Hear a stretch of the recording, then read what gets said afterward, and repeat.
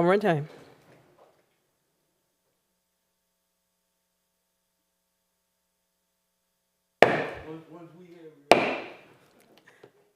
Good morning.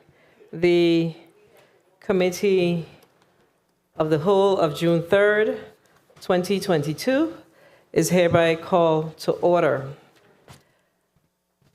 I see that I'm missing some of our colleagues, so I'm going to do something that I usually don't do. I'm going to say good afternoon. It's actually afternoon, right? Good afternoon, everyone. Good afternoon to the listening and the viewing audience here in the U.S. Virgin Islands and abroad. Today's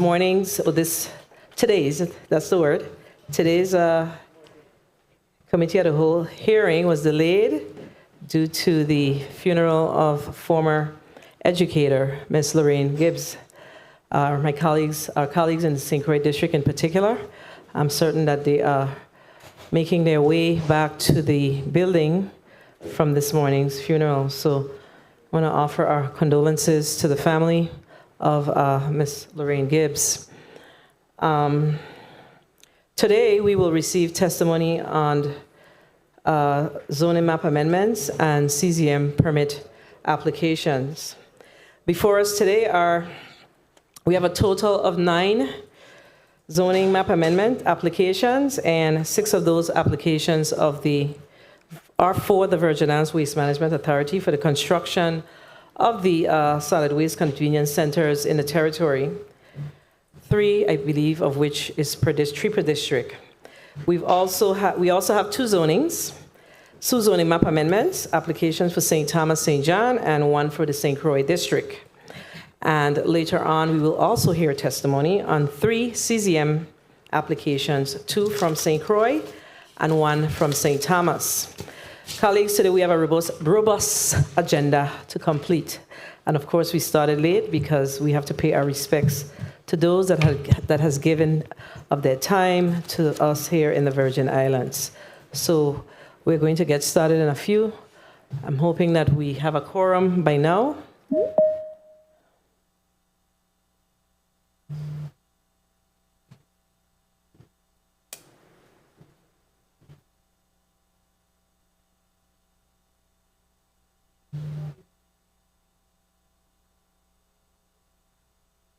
See Senator Francis Heiliger is on the screen. Madam Clerk, may I have the roll call, please? Senator Marvin A. Blyden. Senator Blyden, present. Senator Samuel Carrion. Present. Senator Carrion, present. Senator Dwayne M. DeGraff. Senator DeGraff, present. Senator Novell E. Francis Jr. Here. Senator Francis Jr., present. Senator Alma Francis Heiliger.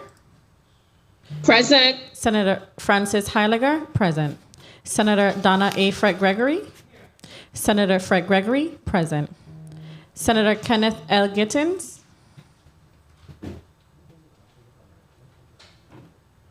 Senator Gittins, absent. Senator Javan E. James Sr. Senator James Sr., present. Senator Franklin D. Johnson.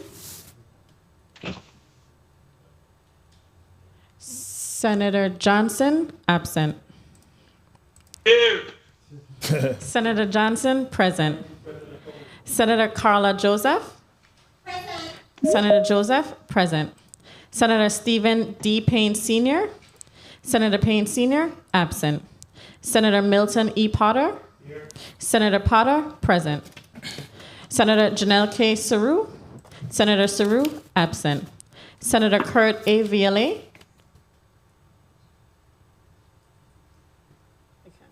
Senator Viale, absent.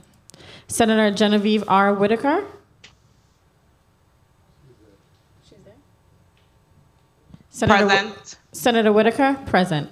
Madam Chairwoman, we have 11 present, 4 absent. Madam Chair. Please mark Senator Kenneth L. Gittins as present. Madam Chairwoman, we have 12 present, 3 absent. Okay, a quorum has been established. Do we have any correspondence to be read into the record? Yes, Madam Chairwoman. June 3rd, 2022, Honorable Donna Frank Gregory, Senate President, 34th Legislature of the Virgin Islands. Dear Madam President, due to circumstances beyond my control, I will not be attending the Committee of the Whole meeting scheduled for today, Friday, June 3rd, 2022, at the Earl B. Otley Legislative Hall on the island of St. Thomas. I am kindly asking to be excused from this meeting. Please forward all documents received at the meeting to me via email at spayne@legvi.org or to my office. Thank you for your understanding. Sincerely, Stephen D. Payne Sr., Senator at Large, 34th Legislature of the Virgin Islands. June 2nd, 2022, the Honorable Donna Fred Gregory, 34th Legislature of the Virgin Islands. Dear President Fred Gregory, this letter serves to inform you that I am out of the territory attending the National Council of State Legislatures Maternal and Child Health Fellows meeting, of which I am a member. Consequently, I will not be in attendance at the Committee of the Whole scheduled for Friday, June 3rd, 2022. Please excuse my absence, and I do hope you have a very productive meeting. Respectfully submitted, Janelle K. Suru.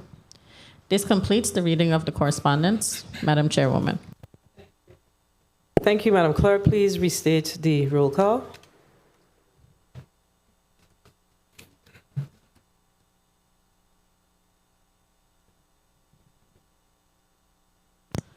Madam Chairwoman, we have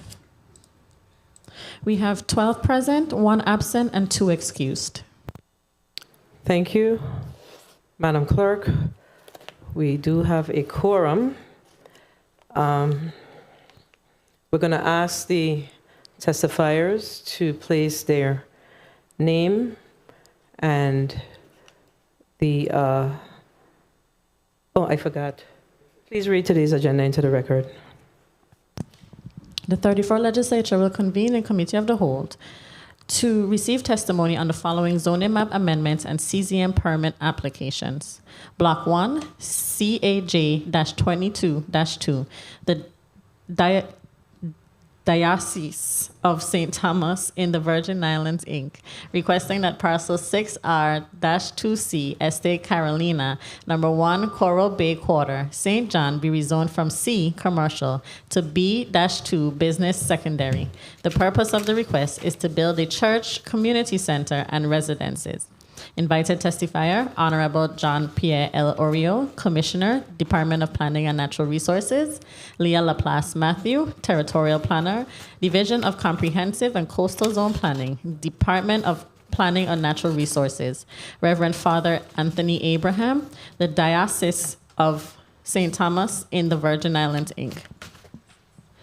SAT-22-5, Nair A. Francis, Sr., and Leonard Bernard Francis Jr., Esquire, requesting that parcel number 56A, Estate Smith Bay, numbers 1, 2, 3, East End Quarter, St. Thomas, be rezoned from R-2, residential low density 1 and 2 family, to B-2, business secondary neighborhood. The purpose of the request is to allow a commercial development comprising of retail and service businesses. Invited testifiers, Honorable John Pierre L. Oriol, Commissioner, Department of Planning and Natural Resources. Leah Laplace Matthew, Territorial Planner, Division of Comprehensive and Coastal Zone Planning, Department of Planning and Natural Resources. Nair A. Francis Sr. and Leonard Bernard Francis Jr., Esquire. ZAC-22-4, Yolanda Andrews and Latoya Williams, requesting that remainder plot number 10-A-1, Estate Montpelier, Queen Quarter, St. Croix, be rezoned from R-1, residential low density, to R-2, residential low density 1 and 2 family. The purpose of the request is for subdivision into 4 lots, quarter acre each. Invited testifiers, Honorable John Pierre L. Oriol, Commissioner, Department of Planning and Natural Resources. Leah Laplace Matthew, Territorial Planner, Division of Comprehensive and Coastal Zone Planning, Department of Planning and Natural Resources. Yolanda Andrews and Latoya Williams. Block 2, ZAJ-22-3, VI Waste Management Authority official zoning map number SJZ-1 from R2 residential low density 1 and 2 family to P public for parcel number 6 remainder estate Susannaburg number 17A Cruz Bay Quarter St. John. ZAT-22-7 VI Waste Management Authority official zoning map number STZ-9 from R3 residential medium density to P public for parcel number 64-31 Estate Smith Bay number 1, 2, and 3 East End Quarter St. Thomas. ZAT-22-8 VI Waste Management Authority official zoning map number STZ-10 from R2 residential low density 1 and 2 family to public parcel C Estate Nazareth number 1 Red Hook Quarter St. Thomas. ZAC-22-5 VI Waste Management Authority official zoning map number SCZ-10 from R-3 residential medium density to P public for parcel number 73C Estate Concordia West End Quarter St. Croix. ZAC-22-6 VI Waste Management Authority official zoning map number SCZ-8 from R-2 residential low density 1 and 2 family to P public for parcel number 1 Estate Cotton Valley East End Quarter B St. Croix. ZAC-22-7 VI Waste Management Authority official zoning map number SCZ-6 from A1 agricultural zone to P public for parcel number 10-M Vicorp Land Estate Friedenborgs King Quarter St. Croix. Invited testifiers, Honorable John Pierre L. Oriol, Commissioner, Department of Planning and Natural Resources, Leah Laplace Matthew, Territorial Planner, Division of Comprehensive and Coastal Zone Planning, Department of Planning and Natural Resources, Roger Merritt, Executive Director, VI Waste Management Authority. Block 3, CZX-14-17, Permit Application, Silver Bay Corporation. Project and activities are located seaward of parcel numbers 36A and 36B, Strand Street, Christiansted, St. Croix. Invited testifiers, Masseray Webster, Chairwoman, St. Croix Committee on the CZM Commission, Antonella Sabantini, President, Silver Bay Corporation. CZX-15-21, L&W, Permit Application, The Nature Conservancy. Project and activities are located seaward of Plot 52, Estate Little Princess, Christiansted, St. Croix. Invited testifiers, Honorable John Pierre L. Oriol, Commissioner, Department of Planning and Natural Resources, Jonathan Rotter, Assistant Secretary, The Nature Conservancy. CZT-417 L&W Permit Application, Tropical Marine Inc. Project and activities are located seaward of parcel numbers 27, 28, 29, and 35, Consolidated Estate Nada, St. Thomas, and on parcel number 27, Estate Nada, St. Thomas. Invited testifiers, Winston Adams, Chairman, St. Thomas Committee on the CZM Commission. Carmen Ruan, President, Tropical Marine Inc. This concludes the reading of today's agenda, Madam Chairwoman. Thank you, Madam Clerk. We're going to ask the testifiers in block number 1 to please put their name and titles on the record. We're going to start with the Department of Planning and Natural Resources, and I'm seeing Assistant Commissioner Keith Richards. Please put your name and title on the record. Good afternoon, Madam President. Please recognize the mic of the testifier. Proceed. Good afternoon, Madam President Donna Fred Gregory. My name is Keith Richards, Assistant Commissioner of the Department of Planning and Natural Resources, and I will be here this afternoon representing Commissioner Oriol. Thank you. And I also see that we have Joelle Polomis, the planning technician. Ms. Polomis, can you please put your name and title on the record? Good afternoon, Senate President Fred Gregory and members of the 34th Legislature. My name is Joel Polimis, Planning Technician with the Division of Comprehensive and Coastal Zone Planning, and I'm here today on behalf of the department to read the report. Thank you. Who is here to represent ZAJ-22-2, the Diocese of St. Thomas in the Virgin Islands Community Church, Community Center, and Residences? Please put your name and title on the record. Please recognize the mic of the testifiers. Afternoon. Go ahead, you may proceed. Good afternoon, Madam Chair, Senate President. I am Deacon Mike Jackson for the Diocese of St. Thomas, and I'm here for the parcel number 6R-2C, Estate Carolina, on the island of St. John. Okay, so you are ZAJ-22-2. First plot. Yes, that's it. Is there another representative here? Is Reverend Father Anthony Abraham here with you? Yes, Father Anthony Abraham, and I had the architect for Barefoot No, is he Design. here? I'm just trying to get the names on the record. Yes, yes. Is he on the Zoom? You're online? Yes. Yes. Okay. We will proceed. That's all I need. Thank you. Reverend Father Anthony, can you please put your name on the record? Father Anthony Abraham, pastor of Our Lady of Mount Carmel Catholic Church. And can you turn your camera on, please? Yes, Madam Speaker. Yes, thank you. Yes. That's important. Thank you so much. Do you have any other Okay. representatives here with you today? Yes, I have. No, you don't have to. If they're on the screen, they can say yes. Yes. That's how we do it. Thank you. Yes. Could you please put This your is name, Erin. if you are representing ZAJ-22-2, please put your name on the record. This is Erin Lieb, ERINLIEB with Barefoot Design Group. I'm the architect working with the Catholic Church on this project. All right. Thank you. Is there any way that you all can get to a stable location? We schedule this meeting and I'm seeing folks sitting in their cars, etc. That's difficult. We scheduled this meeting over 2 weeks ago, so it's important that we have our meetings in a very professional manner.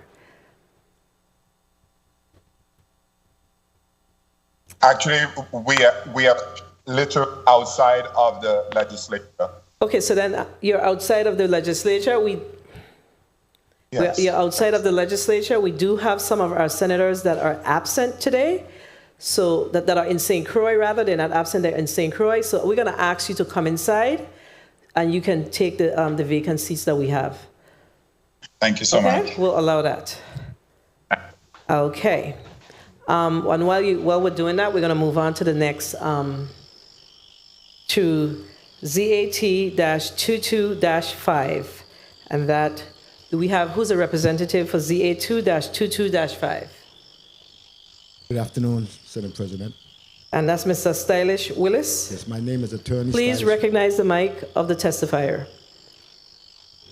Yes, my name is Stylish Willis. I'm here to represent the family of Naye Francis and Leonard Francis Jr. I'm the attorney of record for them. In this matter, I'll be the only one testifying. Thank you so much. Who is the representative for ZAC-22-4? That's Yolanda Andrews and Latoya Williams. We have a representative. Good afternoon, Madam Chair. My name is Toy Williams. I'm code subject property. Put your name on the record again. You're coming through a little choppy on this end.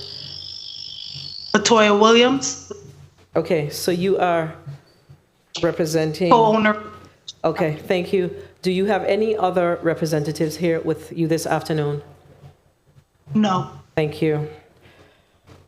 All right. We're going to ask the representative of ZAJ-22-2 to provide your testimony.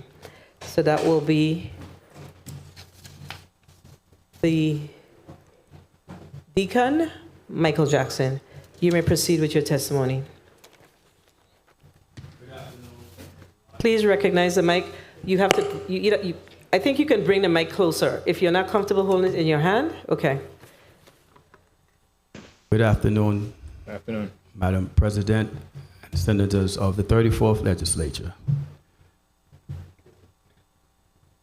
The Diocese of St. Thomas. Hold 1 second before you proceed. I'm getting a note saying that we have other representatives from DPNR on St. Croix. I already spoke to Ms. Polomis. Is there any other representative for DPNR on the Island District of St. Croix? Madam President, that would be for Block 3. Thank you. For the CZM. Thank you. Thank you. You may, my apologies. You may proceed, Deacon Jackson. The Diocese of St. Thomas here in the Virgin Islands, we had a vision for a spiritual growth and strengthening of the Coral Bay St. John community. And the diocese developed a plan to build a church, a community center, a Catholic charities with a kitchen that would serve food for the deprived and housing for nuns. We have prepared a short video, less than 5 minutes. I'm not sure if anyone saw the video that we submitted to the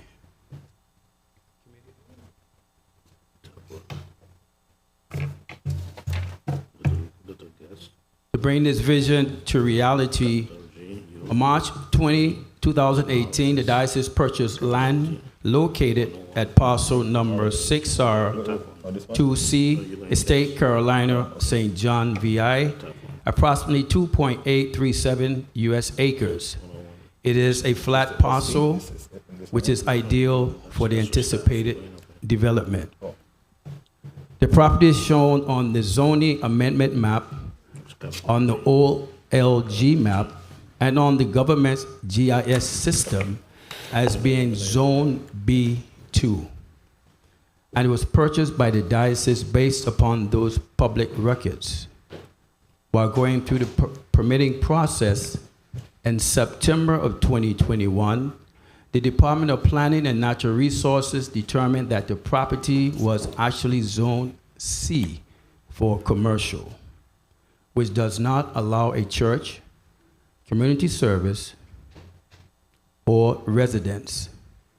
This determination was upheld by the Board of Land Use Appeals at a hearing held on January the 21st, 2022. The diocese requests the zoning map amendment in order to permit the extended use of the property. And we thank you for advance for this consideration. Thank you. Do we have any other testimony from your representatives? No? Thank you. So now we're going to ask DPNR, Miss, who's the representative that will be testifying? Miss Polomis, Assistant Commissioner? I will go ahead and do this one. I'll leave the big one with waste management. You may proceed. Okay. This is the report on petition to amend official zoning map number SJZ-3, application number ZAJ-22-2. Petition of the Diocese of St. Thomas in the Virgin Islands, Inc., requesting that parcel number 6R-2C, Estate Carolina number 1, Coral Bay, Quarter St. John, be rezoned from C commercial to B2 business secondary neighborhood. Project profile, owner applicant.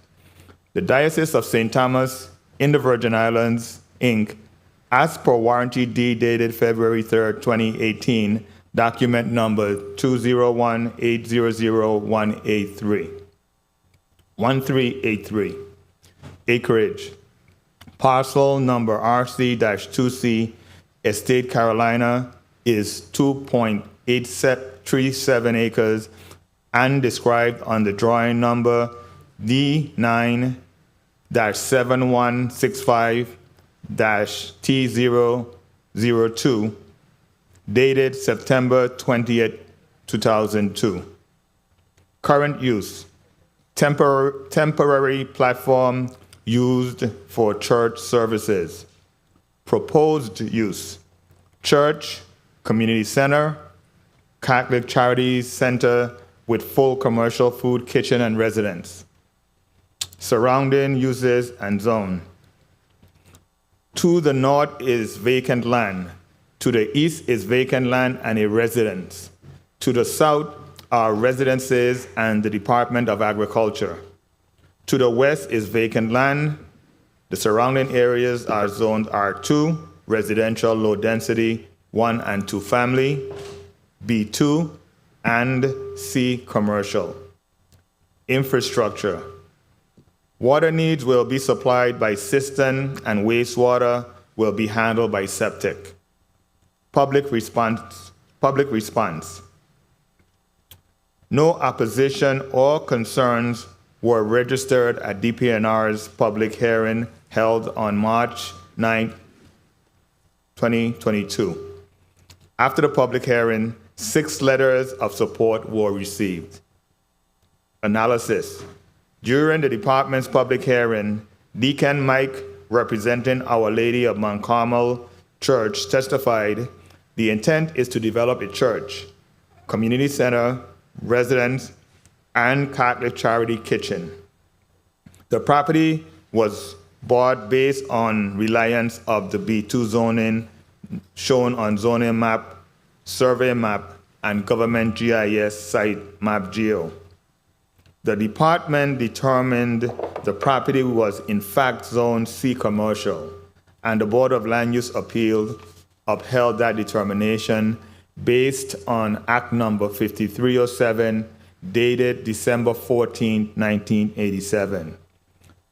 Act number 5307 rezoned the parent parcel number 6R-2 Estate Carolina from R2 to C commercial.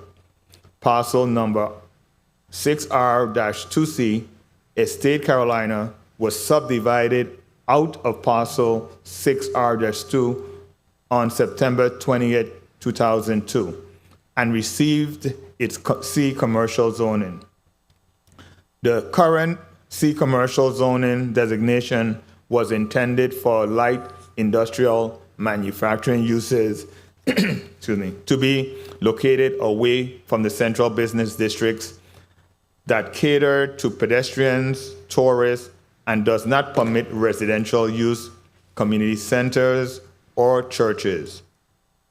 After analyzing 1, the applicant's request, 2, C commercial zoning not having been developed after the rezoning granted by Act 5307, and 3, positive community support and no opposition or concerns, the department recommends approval of the rezoning request. The requested B2 zone is appropriate and would be appropriate and would not be out of character with the surrounding area zoning. Finally, the church has followed the consultation requirements of DPNR's State Historic Preservation Office, SHPO, for both Phase 1 and Phase 2 cultural resource surveys. SHPO had no objection to the proposed development if the recommendations presented by those surveys were followed. Also, DPNR's Division of Fish and Wildlife found threatened and endangered species could be impacted. Flora and fauna surveys were recommended to be conducted to assess any possible impact of development activity. The area is likely The area is likely home to the endangered St. Thomas lit flower, St. Thomas prickly ash, and the proposed endangered Maron bacora. Thus, land clearing should be minimized. Recommendation. The Department of Planning and Natural Resources recommends that parcel number R6R-2C Estate Carolina, number 1 Coral Bay Quarter, St. John, be rezoned from C Commercial to B2 Business Secondary Neighborhood. Signed, Keith Richards, Assistant Commissioner, dated 4/19/22. April 19, 2022. Thank you. Do you have map visuals for this particular request? Polemis, do you have any map? Polemis? I don't, Miss. Could you please bring the maps up on the screen? And of course, I think we expect you to go through submitted them. I don't know. Yes. I think we would have submitted them. So I'm seeing something. We're waiting for media. Oh, there it is. I always have a hard time with the screen this way because I'm right-handed. Okay. So DPNR, could you just very quickly share with us, for the listening and viewing audience and for the sake of the senators here, Ms. Polemis, exactly what we are. Ms. Polemis, did you actually conduct the site visit? Ms. Polemis, do you want to give the presentation on this, please? I think it works better. We can't be discussing whether or not we conducted site visits at this time. Okay, currently what's on the screen is what's presently on the. That is the tent where they sometimes hold the church service presently. And another visual showing the trailers on the property.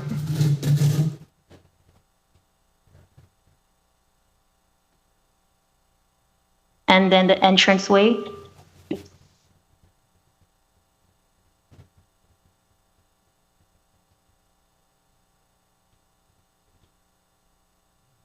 And the conceptual. You can see the church, the community center, and it's on the bottom, but that's part of the residence. The residence for the nuns. Thank you. All right, thank you for your presentation. We're now going to the representative, Mr. Attorney Stylish Willis for ZAT 22-5. You may proceed with your testimony.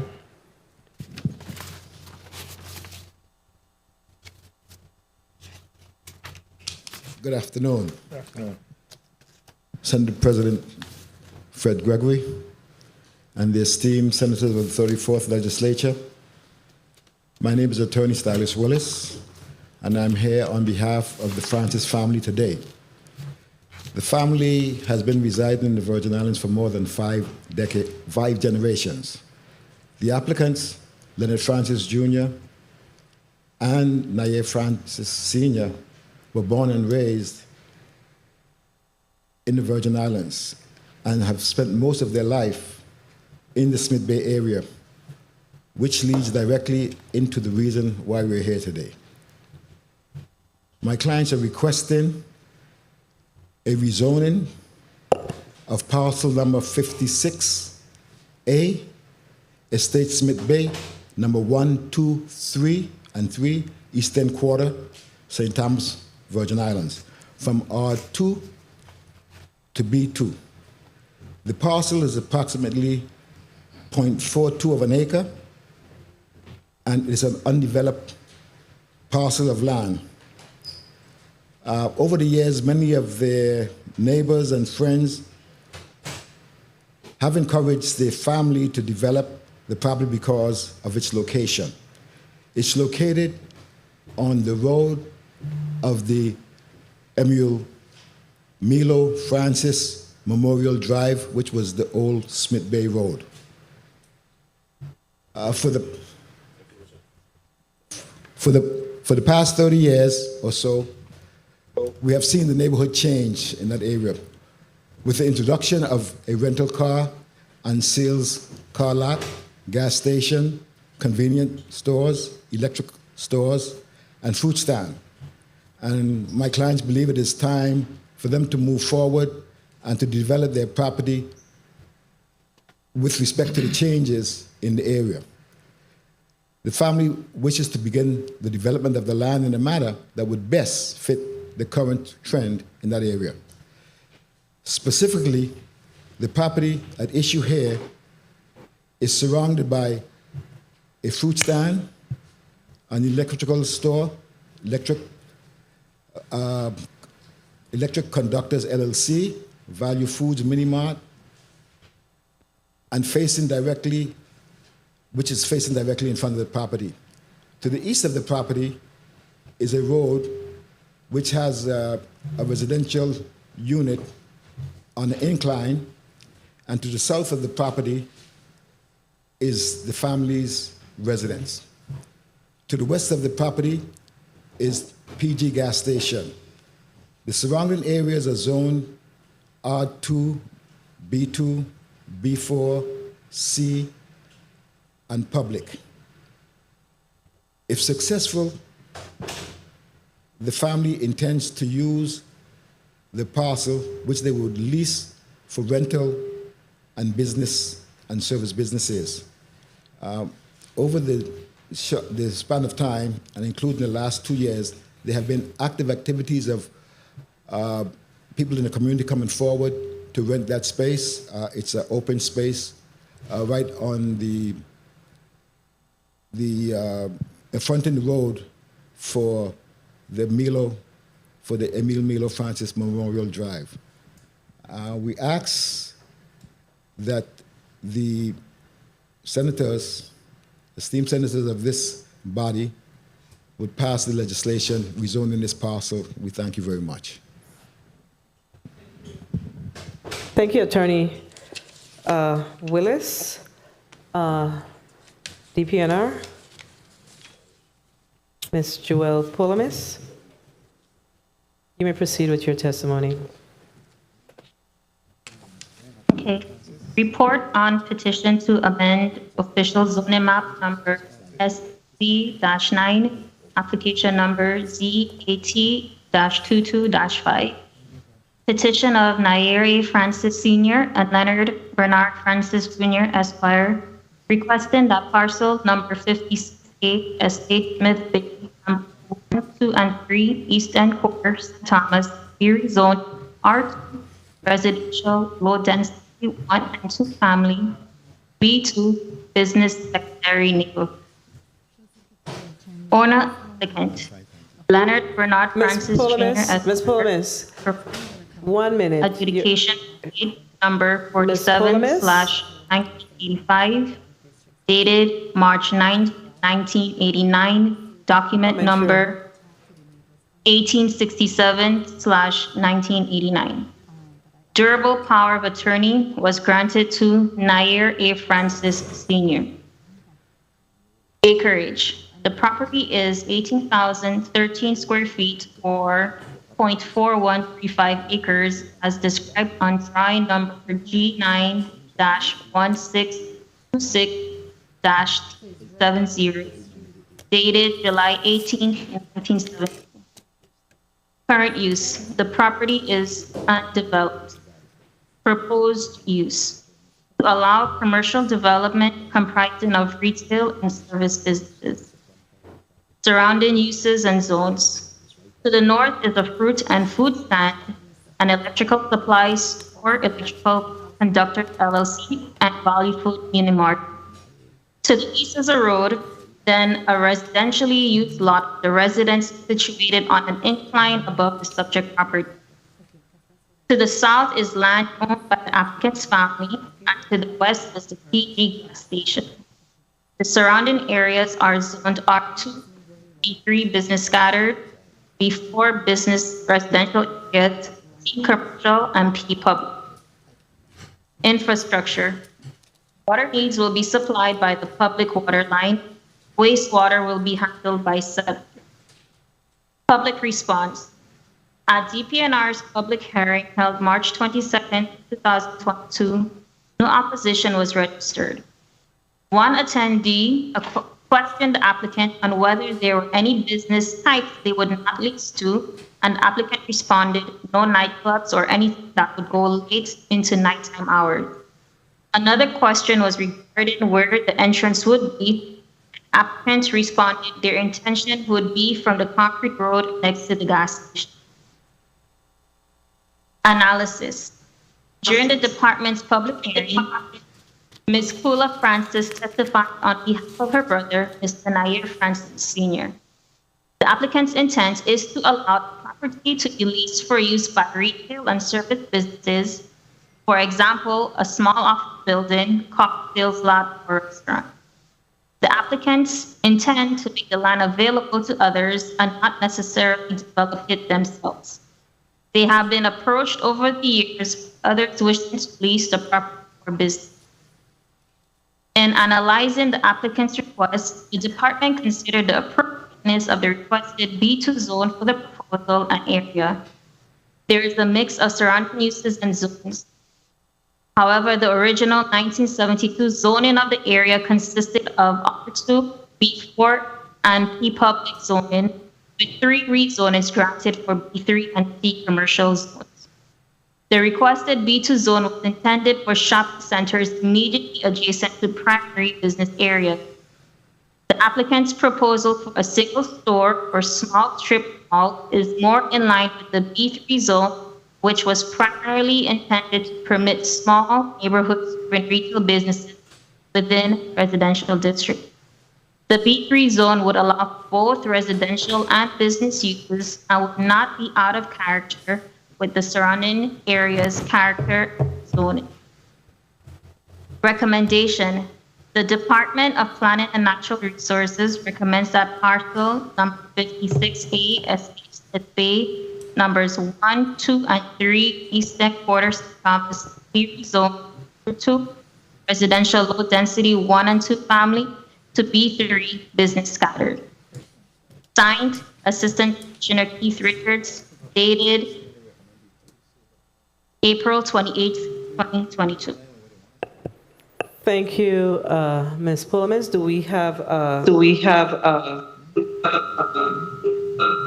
map visuals? I think we're having some difficulties with our network today because we're getting feedback on this end. Can you hear me, Ms. Pulimis? I can hear you fine. Do we have map visuals? If any was submitted, Media, can you it please would have bring been up?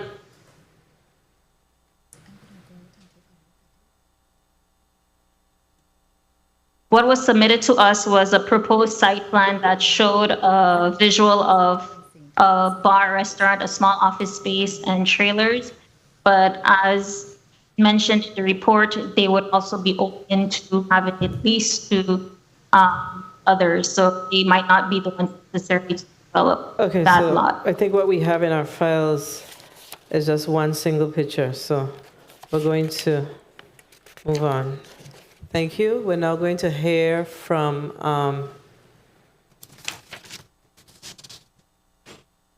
the representative of ZAC-22-4, Ms. Latoya Williams. You may proceed with your testimony, Ms. Williams. Good day, Madam Chair, and all other distinguished senators and guests of this committee of the whole meeting.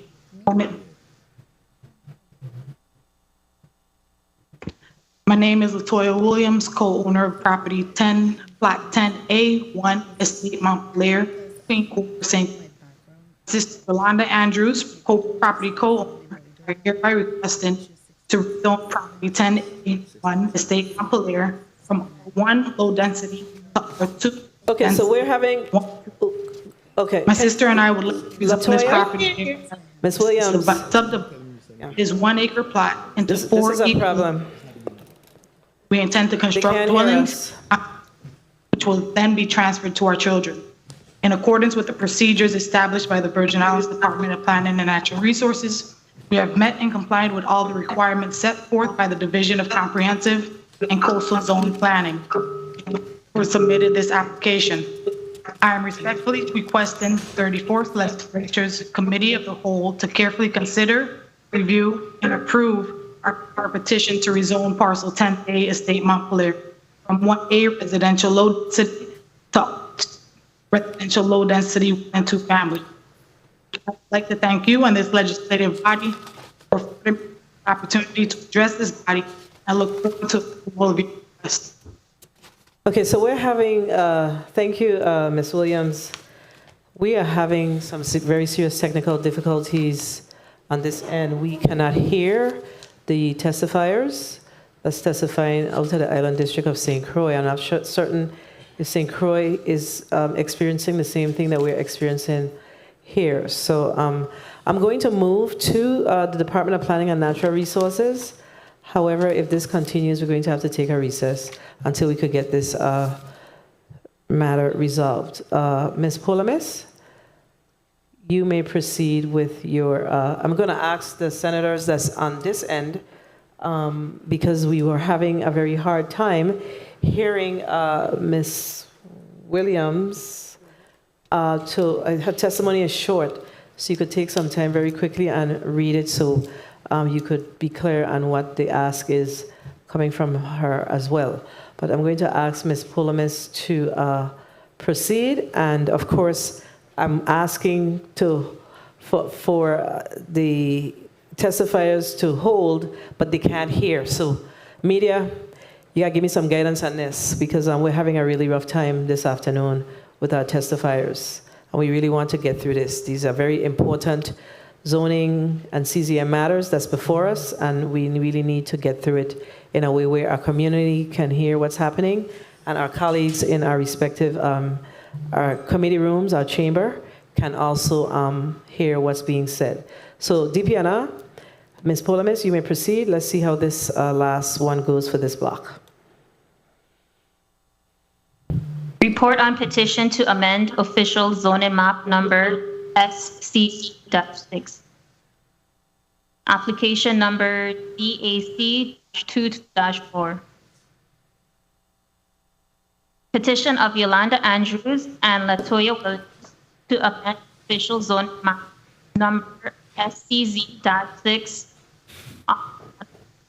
No. Low density 1 and 2 family for remainder plot number 10-A.1 State Montpelier. Owner applicant. The owners of record are Yolanda Andrews and Latoya Williams as deed gift dated September 23rd, 2020. Document number 20. Okay. 20029. We're gonna have to call a recess. Media, please let St. Croix know that we're having a challenge. You need to shut it down. We can't hear on this side. 9-6706-C021, dated December 20. The committee of the whole stands in recess. It almost seems as if we're cutting off Ms. Polamis, but we can't hear her. Okay, so the committee of the whole stands in recess for 5 minutes.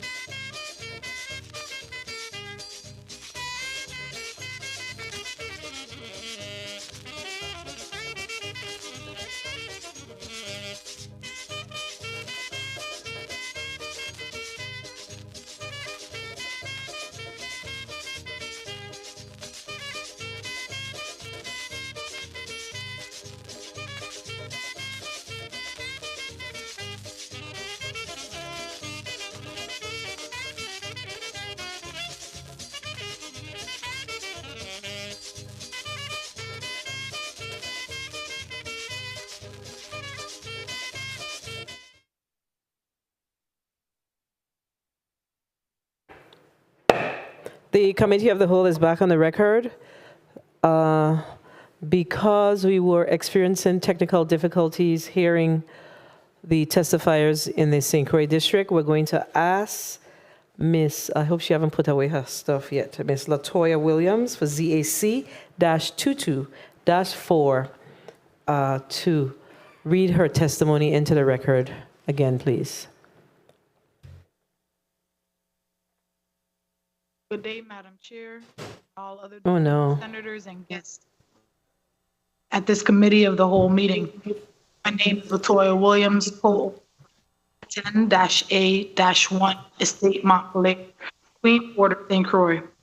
My sister, Jolanda Andrews, property co-owner, and I are hereby requesting to rezone property 10-A-1, Estate Montpelier, St. Croix, from R1 residential low density to R2 residential low density 1 and 2 family.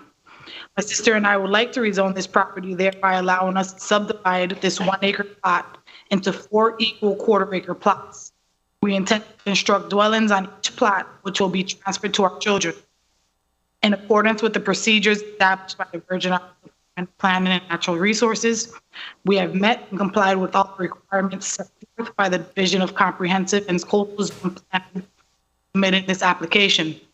I am respectfully requesting the 34th Legislature's Committee of the Whole to carefully consider, review, and approve our petition to rezone parcel 10A1 Estate Montpelier from R1 residential low density to R2 residential low density 1 and 2 family.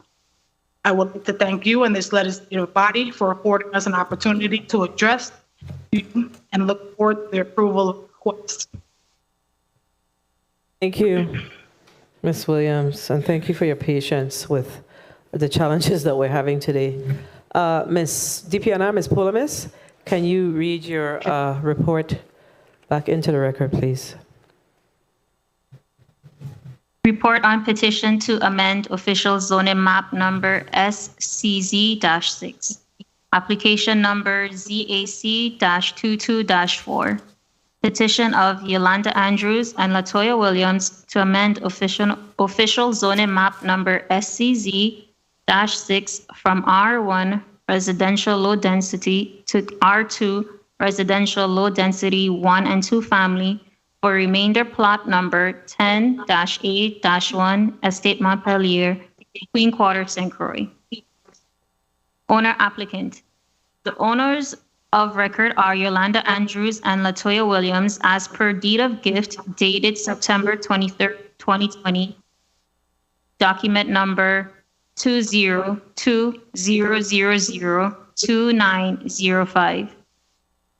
Acreage. The subject property comprises a total of 1.000 acres as described on drawing number D9-6706-C021 dated December 28, 2020. Current use. The property is not in use. It has a completed cistern in the southwestern corner. Proposed use.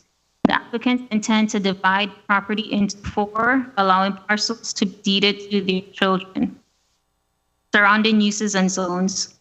Surrounding the property is a mix of vacant land, residences, and churches on R1 and R2 zone properties. Infrastructure. Water needs will be supplied by cistern. Wastewater will be handled by septic system. Public response. There has been no opposition to the proposed rezoning.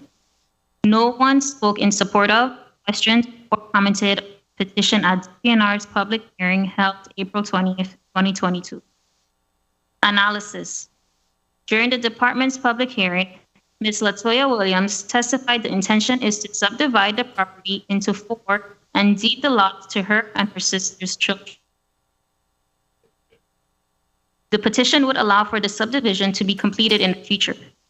The current R1 zoning designation requires a minimum lot area of 0.5 acres. The applicant's petition for rezoning because the 1.0 acre parcel cannot be divided into legally recorded lots measuring less than 0.5 acres each. Based on a conceptual survey drawn for the proposal, the property would be divided into 4 lots measuring a minimum of 10,000 square feet each. Under the R2 zoning designation, there is a required lot area of a minimum of 10,000 square feet. Hence, the subdivided quarters would comply under the R2 minimum required lot area. With respect to the possible impact upon neighboring sites, it is recognized that the R2 zoning would be consistent with the existing character and zoning of neighboring properties. Both the R1 and R2 zones were intended for low-density, single, two-family uses, which the area consists of. The department foresees no adverse impacts, thereby resulting from the granting of the petitioner's request, and thus has no objection to the proposed rezoning. Recommendation: the Department of Planning and Natural Resources recommends that remainder plot number 10-A-1, Estate Montpelier, Queen Quarter, St. Croix, be rezoned from R1 residential low density to R2 residential low density 1 and 2 family. Signed, Assistant Commissioner Keith Richards, dated April 28, 2022. Thank you, Ms. Polomis. Do we have any visuals for ZAC-22-4? Media, can you please bring them up on the screen?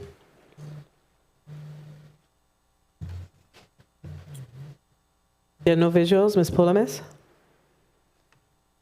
We do have one with the survey map that shows the subdivision into 4 equal 10,000 square feet lots.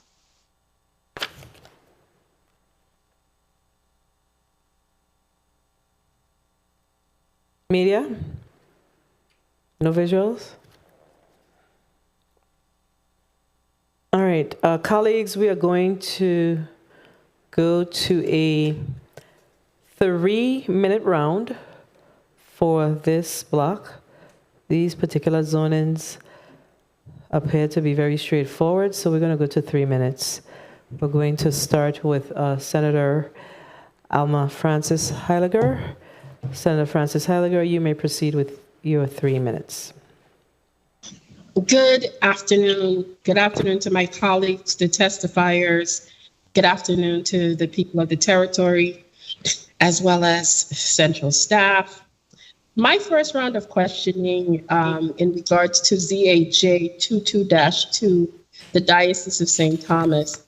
In the report out of DPNR, they spoke to endangered species and potential threatening of endangered species. What does the diocese plan on doing in regards to limiting any kind of issues in that regard, as well as, has DPNR spoken to you guys about a plan of action in regards to that?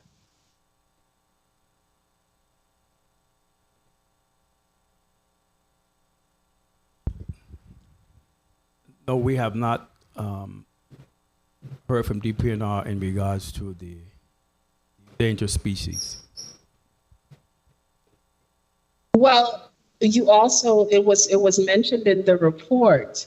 Do you guys have a plan of action, or, you just heard the report and, what are the issues you foresee in that you might have to step in and mitigate? I refer that question to Barefoot Architect, Mrs. Aaron, who can answer that question. Thank you so much. 1 minute, 30 seconds. Good afternoon. This is Erin. That would come up in when we submit for our major CZM permit. That's one of the requirements. Is it an endangered species check? It wasn't flagged in our first submittal. If it becomes flagged and we have to do a analysis, I guess we'll get a biologist on board to do that work. Okay.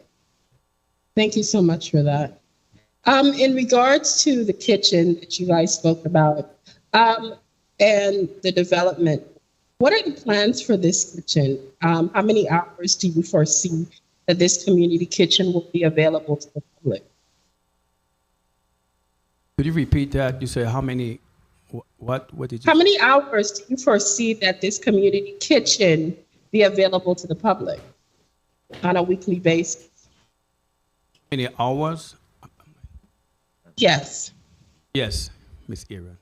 Hello, this is Erin from Barefoot Design Group. So there's two kitchens. There's one in the community center that will be used for like receptions and special events.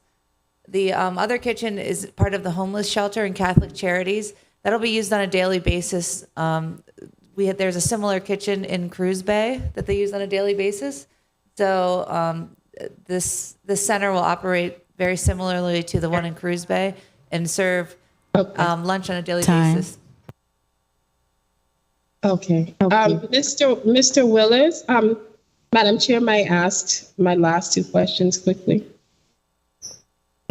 You may wrap up, Senator. Thank you.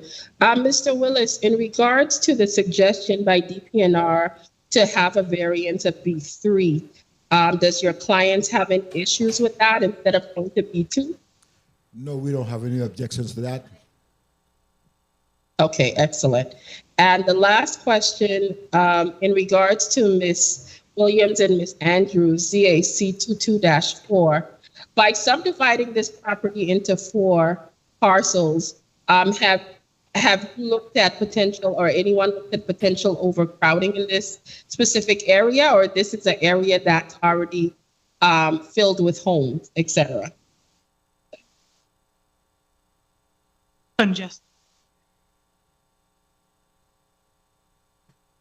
No, we don't have a concern with overcrowding. It's an area that's not congested at all. Okay, excellent.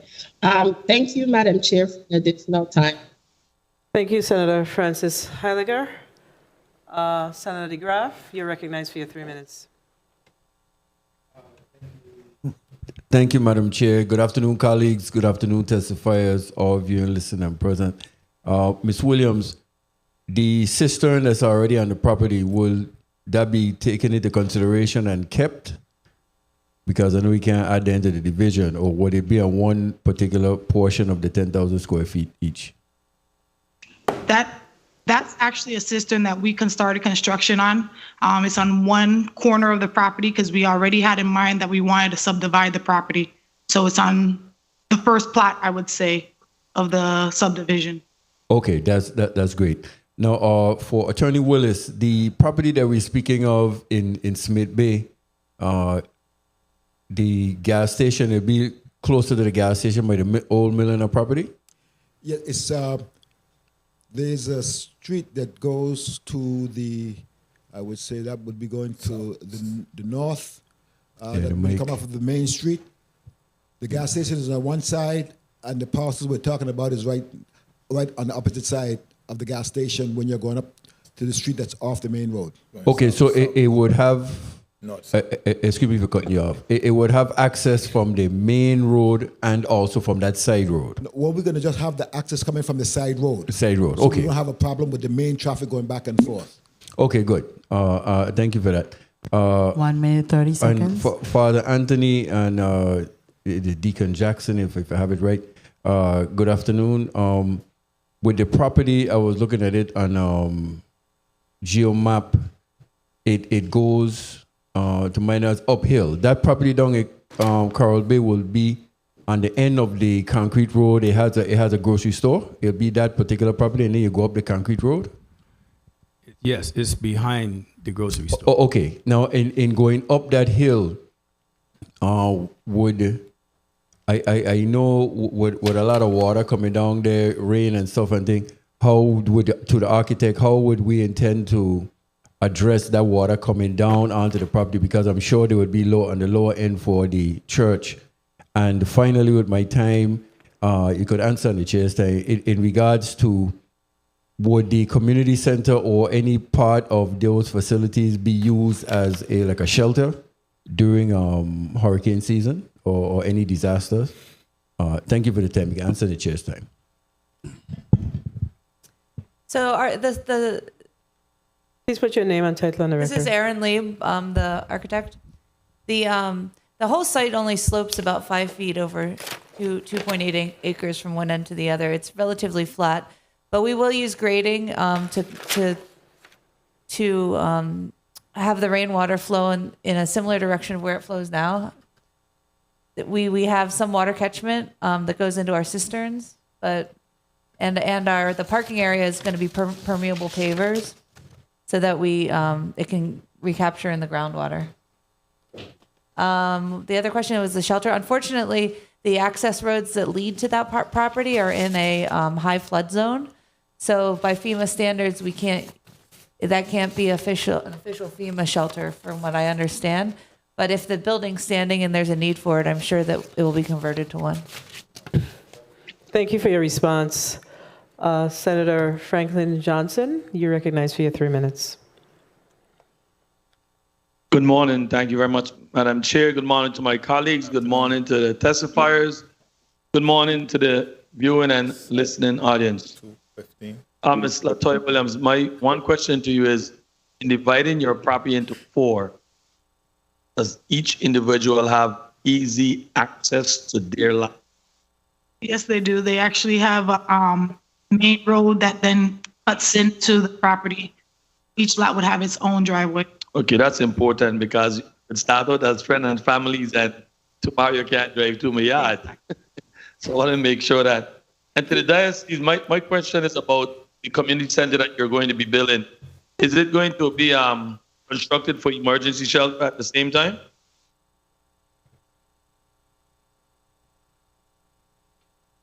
Yes, it will.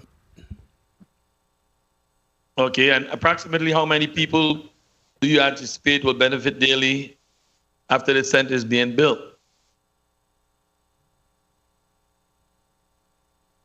This is Erin, the architect. So the homeless shelter has 10 rooms. Some of the rooms will have bunk beds and some are family rooms, like bunk rooms. So they're anticipating it can have a capacity of 18 people sleeping there.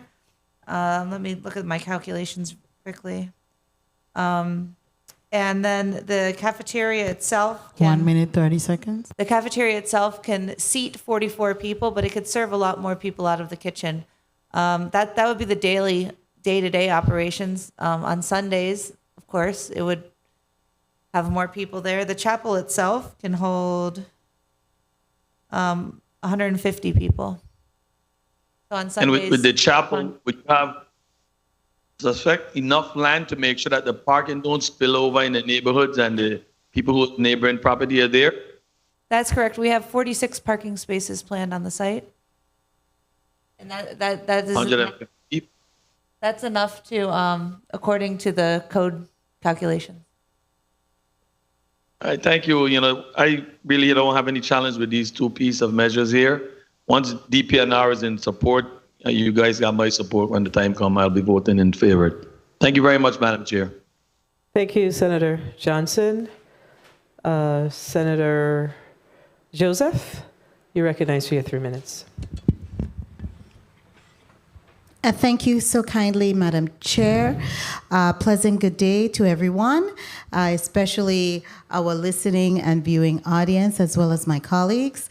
I have no opposition based on what my colleagues have questioned previously and the responses from the testifiers on this matter and these rezoning. But I just need a bit of clarity regarding the diocese.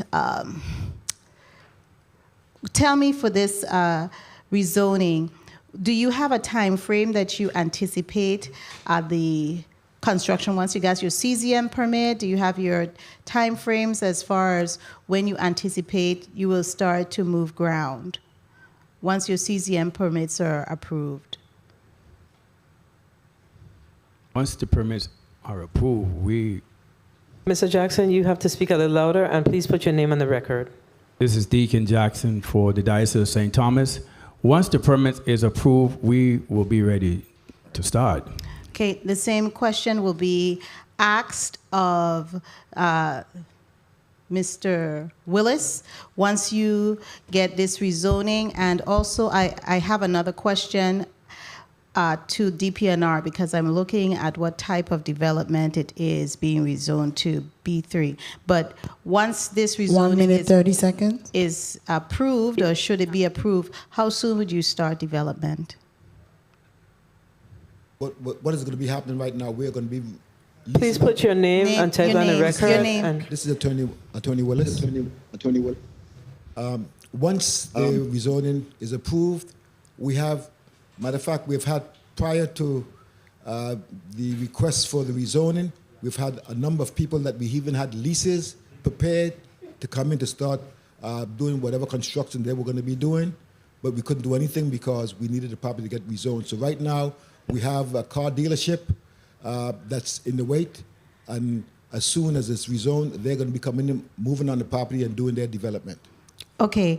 The other question I do have for DPNR, B3 scatter that you're recommended and the petitioner has agreed and felt comfortable with that. Would that also provide for an allowance of a bar and restaurants? Good afternoon. Keith Richards, Assistant Commissioner, DPNR. Yes, it would allow for. Okay, so I don't know if you're aware, but I do have an issue with putting bars and restaurants in residential areas. We are having such a widespread of it. I did not ask the diocese if they were going to do that because you're a church and I don't. Madam Chair, may I wrap up, please? please, Senator, yes. Yes. So that would be my concern. Will you be in opposition for us to put in a restriction that you cannot have a bar or restaurant on this property?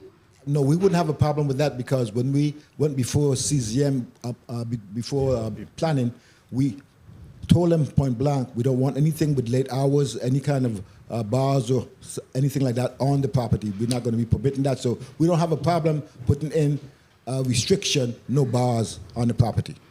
Okay, thank you. My time has been called. I don't have any issues with bars and restaurants, but I do have an issue when they're placed in residential areas. Thank you kindly, Thank Madam you. Chair. Thank you, Senator Joseph.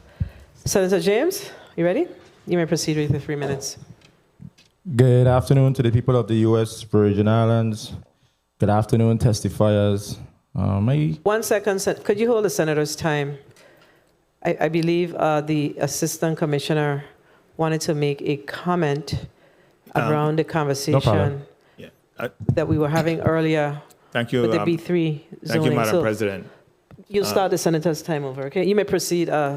Keith Richards, Mr. Assistant Richards. Commissioner, DPNR. I don't want the recommendation or the potential for conflicts with this rezoning that we're suggesting. B3 is a zone used for mixed development, mix of business and residential. It is a zone that is devised to provide for coexistence of residential, business, and other activities. So the area that's being rezoned already has that mix of zones and that mix of uses. I understand the concern about bars and restaurants and the noise and some of the conflicts that can occur surrounding bars and restaurants, but the way these zones are formulated, it acknowledges that there will be mixed uses, and at the building permit stage is when we attempt to mitigate those conflicts, including the noise abatement issues that are required under building permits. So clearly, this is a use that's considered mixed and should be done jointly with residential, business, and even what they call mall development. Thank you, Mr. Richards. But let me just follow up on that a little bit. So we understand that as time goes by, while the present owners are understanding of the fact that, or on board actually with the fact that they're not in favor of bars and restaurants as well, what prevents the future? In the future, what prevents the those that will own it down the road from opening bars and restaurants? Well- I think that's a component issue that we have. While they may have one mindset, those individuals, family members, etc., who these properties are passed on to, they may have a different perspective in the future, and that's what is of concern to us as we see that is permeating throughout our community with bars and restaurants in our neighborhoods, and folks cannot sleep. So I think that's what the senator was trying to drive home. Right. So if we had that concern, we would have recommended a variance which would have identified the specific use that the applicant wanted to use. Now, even though the applicant has said they're not interested in a bar and restaurant, they fully have that right under B3, and DPNR does not oppose that, because the zoning in that area and the surrounding uses expect that there would be B2s, B3s, commercial, mixed uses that are supposed to coexist. So in recent past, when DPNR sees these kind of conflicts coming, we would say to the applicant, hey, you need to consider a variance which specifically addresses the particular use you want. In this case, we don't feel that there needs to be any restriction because this area is that type of area. It's a mixed use, mixed residential, commercial, and those things are supposed to be controlled either at the building code, at the construction level, or the other regulations that are in place to address those issues. Okay, so I'm looking at a proposed site plan in the folder that we have, and that's why it was so important for us to bring these things up on the screen. I am not sure what happened today with this particular one, but there's a proposed site plan. So is there currently a restaurant on that particular property in that area? Because I'm seeing office, restaurant, bar and restaurant. But yeah, so this looks like a drawing. It's a proposed site plan. So we need to be clear on the conversation that we're having. But the other question is, in this particular area that this zoning request is being proposed for, do we have homes in this area? And what is the proximity of those homes? Because we can't really see it from this, what we have in front of us.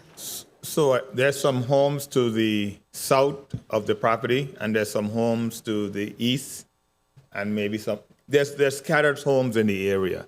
But like the report describes, the area has a mix of fruit stands, electrical stores, supermarkets. It's a mixed use area, and that's how some zoning districts are designed. In certain areas there's no strict separation. The control of the conflicts come in when they come at the building permit level, when you need certain setbacks. You need to minimize the amount of setback from a residential area, and then when it comes to noise, there are noise abatement regulation in place that says you have to be fully enclosed in order to operate a bar or restaurant. And I know we have the government, the Department of Licenses has challenges with this right now, and that has a lot to do with primarily how our downtown central business areas were constructed over the years. But the intent is still to have mixed-use neighborhoods, and this is a mixed-use neighborhood. Okay, I just, let me hear from Mr. Willis, and only because the proposed site plan that I have in front of us, that's in the files that we received from DPNR, does have a proposed bar and restaurant. That's why I asked if the property currently has anything on it. I think it was raw land. It's vacant land, right? So there is a drawing that does propose a bar and restaurant. They probably made a mistake with that because we showed nothing whatsoever with a bar or anything of that sort. We are having a hard time hearing you, Mr. Willis. We can't hear you. Yes. Yes. What I'm saying is that, Stylish Willis, what I'm saying, Madam President, is that it's an undeveloped lot. We never submitted any drawings of any bars or anything whatsoever when we went before them. Somebody probably put something wrong in the file because we didn't submit that. Yeah, we didn't submit. So what I'm going to do is... The other thing, Madam President, is that there are only 2 residential houses in that area. One, the closest one, is the family's property right next to, which is 56A and C, which is adjacent to 56A. And the other house, which would be to the eastern side, to the eastern side, would be 150 feet away from that particular property. So it's only 2 really residential areas that's right within the confines of the property. But as we said, no bars or any nightclubs or anything like that, would be accepted. I know from the owners right now. And this is all family property. This is all family property. The one parcel that's 150, the residential house on the east is 150 feet away. That's a different owner's property. And that's to the? That would be to the east of the lot that we're talking about. Okay. So DPNR.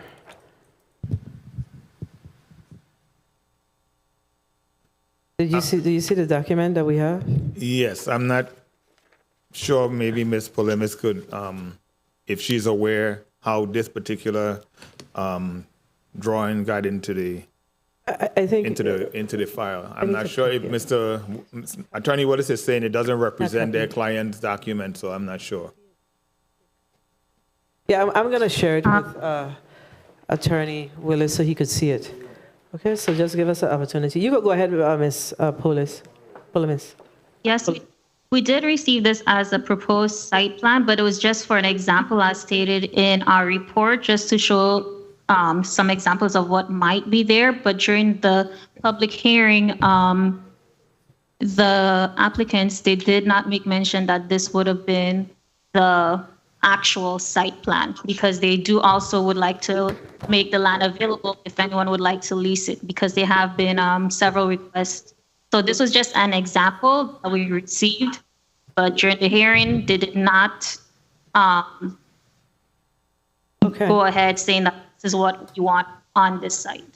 Oh, okay, understood. The only reason why I think this became an issue is because of the previous senator's questions and the response from the applicant indicating that they were not interested, or they were adamantly against bars and restaurants. And then we see a site plan that has a drawing that says bar and restaurant. So, this is how we find ourselves in issues down the road, because when the documentation then is pulled out, when they bring it for the request for their permit, and you say, well, this is a challenge, then you pull up the file, and here's this site plan saying, yeah, this is what went through the legislature. You see how we find ourselves in issues? Assistant Commissioner? And that's why I wanted it to be very clear, because I heard one of the previous senators indicated that they were good with a variance, but this is not a variance. This is a straight rezoning, which allows them to do anything under the B3 category, which this site plan would not have been out of character for this property. So I agree. So and we do not have a problem with it. And that's why we would recommend the B3. In fact, they wanted a B2, and a B2 would have been that would be a more intense development. We recommended a scattered business development, which is B3. And you have not received any objection to this have not. particular zoning? We have not received any And objections. the necessary correspondence went out to the individuals in that particular area, correct? Yes, we are very Thank you. diligent about ensuring that adjacent property owners are notified and that the public has an opportunity to come to our weigh in. public hearing. Okay, thank you. Senator Giovanni James Sr., you're recognized for your 3 minutes. Good afternoon once again, testifiers, and to the people of the U.S. Virgin Islands. When it comes to application number ZAJ22-2, I saw here in the analysis section a reference that DPNR's Division of Fish and Wildlife found threatened and endangered species could be impacted by this project. So I just want somebody here who is a subject matter expert to just explain to us what will be done to make sure that we handle this correctly as we move forward with an important and needed project on St. John. Somebody? Thank you for the question. This is Erin Lee, the architect. As we go forward with the development, the project's going to require a major CZM permit. And during that process, if we find endangered species, we would have to hire a biologist to do an analysis of the property. So that's when it would be addressed down the road. Okay, just want to make sure that we address that. Am I for the project? Yes. But as we move forward, we have to make sure that we protect the environment. And St. John is one of the most beautiful of our islands. I'm not afraid to say. Love city. Over there is nice when it comes to the scenic views. We don't want to mess that up. But when it comes to this 1 minute, project, I'm 30 very seconds. interested in the community center. We know respect to the church, but can you just give a little rundown as far as the community center involvement with the youth? Just give me some details there. Anyone? Father Anthony Abraham, pastor of Our Lady of Mount Carmel Catholic Church. So our hope for the community center is actually for the use of the community. So we are planning after-school program, meetings, and everything that the community can benefit. So this community center will be available for community use. Okay, and thank you for placing that on the record. And when it comes to the ZAC 22-4 and St. Croix, I realize that there is no opposition. I love hearings like this when there are no oppositions from the community. And I'm just happy to know that this body will be able to give this family the ability to pass down land to their children. So I want to say congratulations in advance, even though we're not taking a vote today. But I do support this measure. But as far as the land, we're not trying to get too much into your business. But when you say your children, are we speaking about adults or we're talking about little children? I just want to know if the land is going to be there just dormant for a while or just for future use as the children grow up. If you could just place that on the record. We have some teenagers. Latoya Williams. We have some teenagers and some younger ones that would be getting the land. So when they turn 18, then it will be transferred over to them. Okay, well, I hope in the meantime, y'all teach them how to hold on to these important pieces of property. So when they get older, they don't sell it to the highest bid or the lowest bid out of desperation. And I'm happy and proud of the family. I didn't get to touch on the other application, but I do stand in support of all of these measures when it comes to the full body. Thank you, Madam President, for the time. Thank you, Senator James. We're now going to go to Senator Kenneth L. Gittins. And one of the things that I neglected to do today is to wish our good senator happy birthday. Is he on the floor? Senator Gittins, is he on the floor? I ain't sing one tune for you. Happy birthday to you, Senator. You're recognized for your 3 minutes. Thank you so much, Madam Chair, and good afternoon to all. We had a little chorus going over here a while ago. we'll think about giving you a little tune later on. It's on the religious side. Good afternoon again to everyone, especially DPNR. I know you all don't want to hear the broken record already. Again, with me, with regards to these zonings or rezonings coming here to the legislature. But I want to let you know that there's soon, hopefully, a light at the end of the tunnel that we'll be able to see, and hopefully it's not an oncoming train, as BR 21-0509 is now in its drafting stage.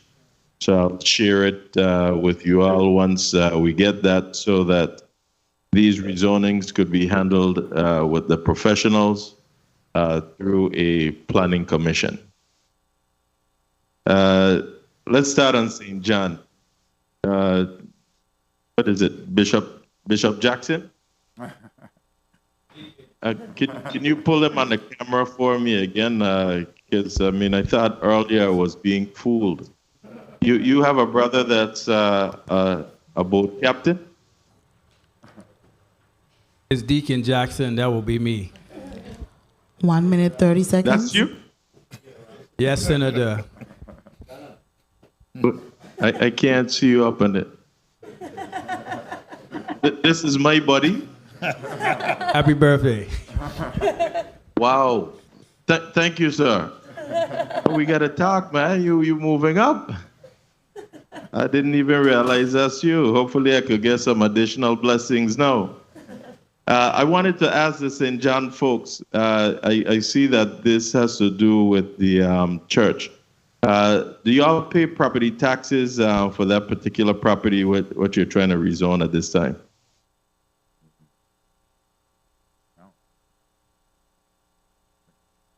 No. Father Anthony Abraham. No, I don't think the church pays taxes. I'm not sure. And so you're not paying any taxes. Are you willing to say on record that there's no plan in the near future to sell or otherwise lease this property to any other party after this rezoning is completed? Yes. We have no intention to lease or to sell. It is going to be owned forever by the diocese. Thank you. And to DPNR, how would this rezoning impact the overall value of this particular property? Time. Good afternoon, Senator Giddens, Keith Richards, Assistant Commissioner, DPNR. It's not cut and dry. This property, as far as the diocese was concerned, they thought they had a commercial property, which would have been somewhat as valuable as the B2. So, it's a market-driven situation in terms of its value, but based on the use that the church intends to utilize it for, that's going to be a use that's not generating a lot of revenue. It's a community center. It's a shelter, church, and so it is what it is. I mean, there's no revenues that's going to be generated from this. Okay, thank you. Madam Chair, I know time was called. Can you permit me to just ask about this one on St. Thomas? Yeah, you may proceed. We need to wrap up this round because we started late. So you may proceed, Senator, very quickly. Thank you. I'll accept this one as a birthday gift. Thank you. This particular property is near the entrance of the Cookie Point area, correct? Good afternoon, Senator. Happy birthday to you. Stylish Willis. Yes, this property is next to the Cookie Point area on the road to Cookie Point, yes. So to DPNR, the residents are already complaining in that area about the noise and the traffic and crime and whatnot in that area. So how do we balance the need for growth with these concerns of the residents in that area? Keith Richards, Assistant Commissioner, DPNR. It's a balancing act. I mean, the area was originally intended for this type of mixed use. I think it's more issues with the regulatory enforcement more than anything else.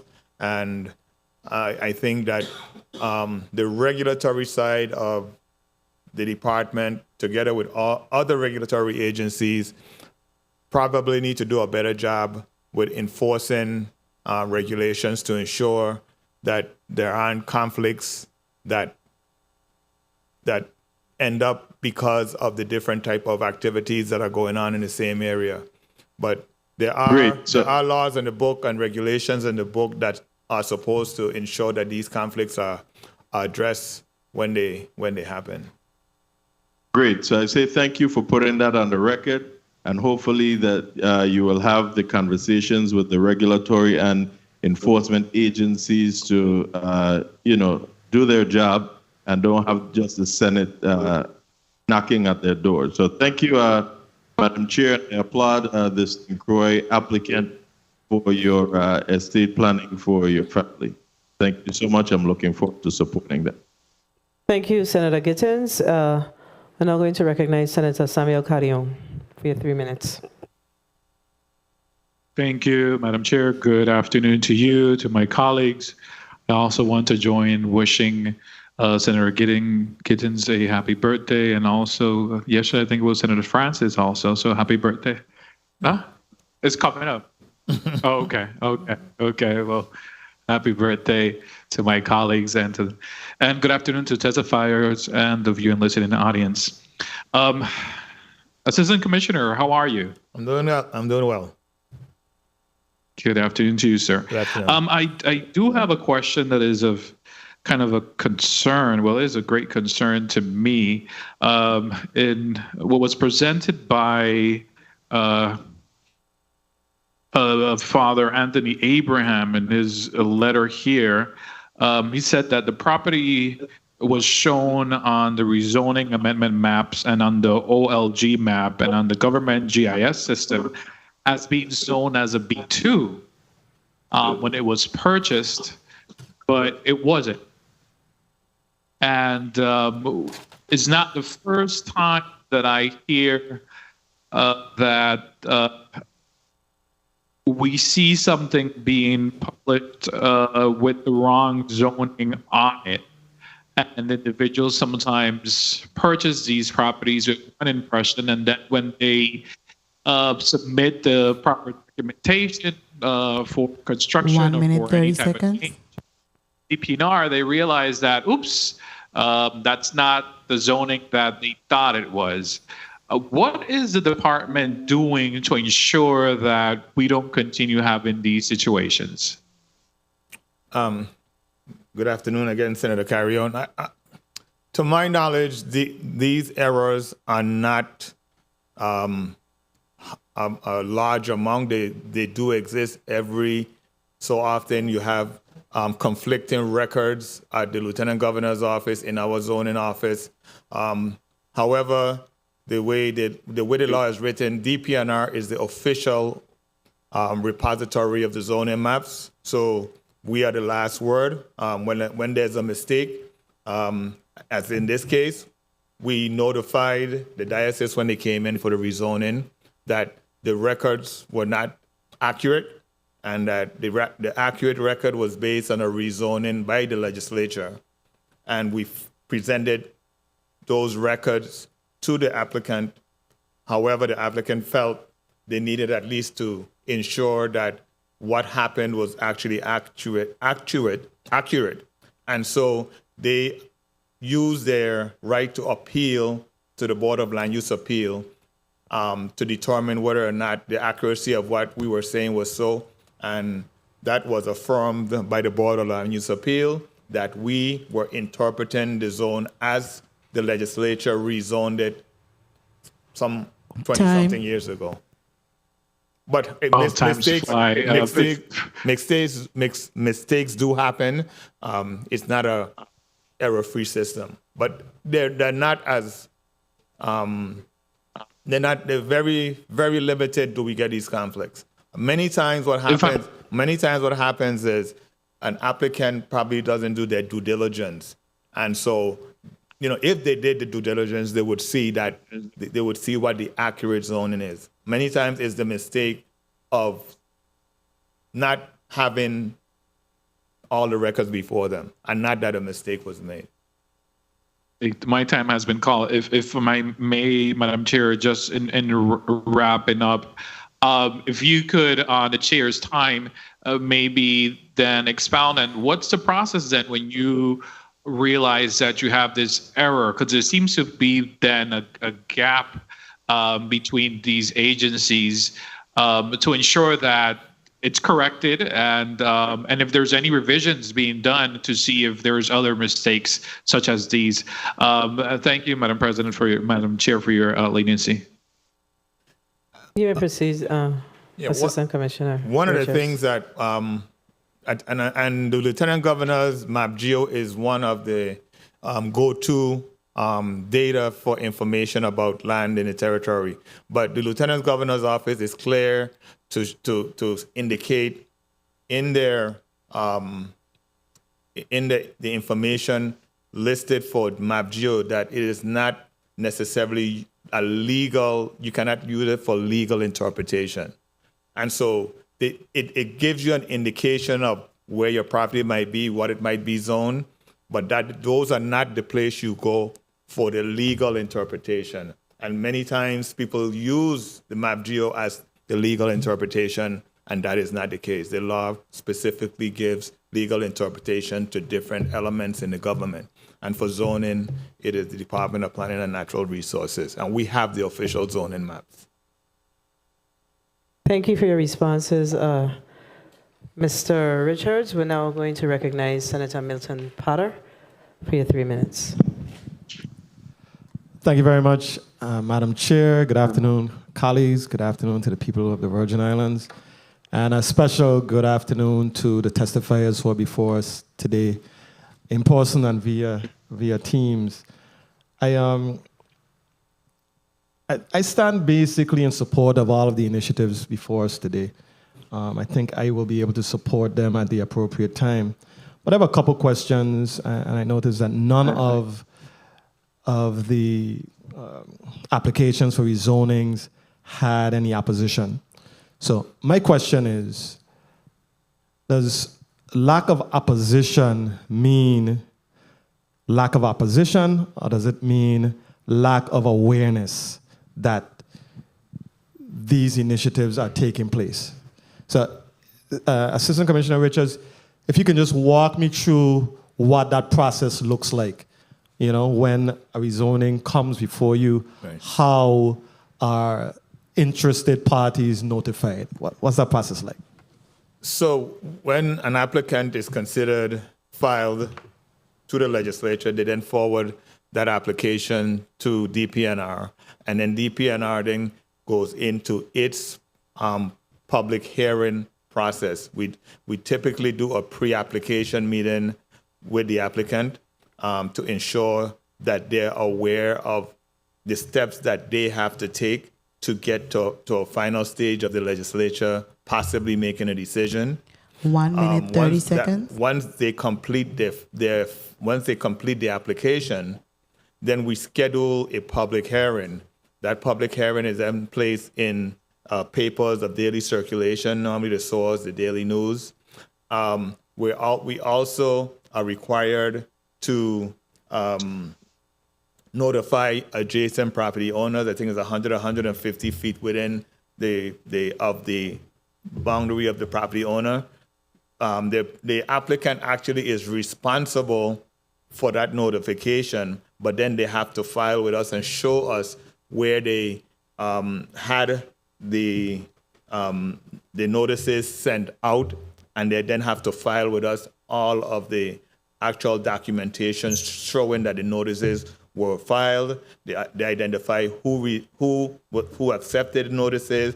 They also identify when a notice was unable to be delivered for many reasons, but the record will show that there was an attempt to locate all adjacent property owners. But the question that you're asking, if there's no opposition, does that mean there is no opposition? And it's a good question, because a lot of times there's no opposition, but sometimes we find that the recommendation for rezoning is flawed. And that's where we come into play. When we see those conflicts or we see an issue, we don't use a public opposition or a support as the only barometer. It's a part of it, but the major barometer that we use is whether or not the rezoning can work in the area, is consistent with development, it has the infrastructure that can handle if that property were rezoned and built out to its capacity. Does it have the infrastructure to support the rezoning, to support the uses or what is eventually developed on the property? So we use other parameters to determine whether we think it's a rezoning that should happen. And many times we would recommend no. And when that happens, we provide the reasons why or the rationale why. If we say yes, we also say why. We provide a rationale why we think it can work. Thank you for that. Madam Chair, if I may, I know my time was called, just one final question. And this is to the diocese. And I saw the rendering, the architectural rendering, and it's a beautiful rendering. I really am impressed with what I'm seeing. My question is timelines for completion. Is this project going to be done in phases?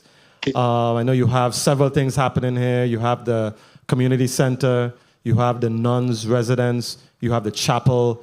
Is this slated to be done in phases? And what's the completion timeline for the project? Father Anthony Abraham, pastor of Our Lady of Mount Carmel Catholic Church. So presently, we have our benefactors ready to jump on board. Our first erection will be the chapel, and then we will, each building will follow after. Yeah. Thank you very much for your generosity, Madam Chair.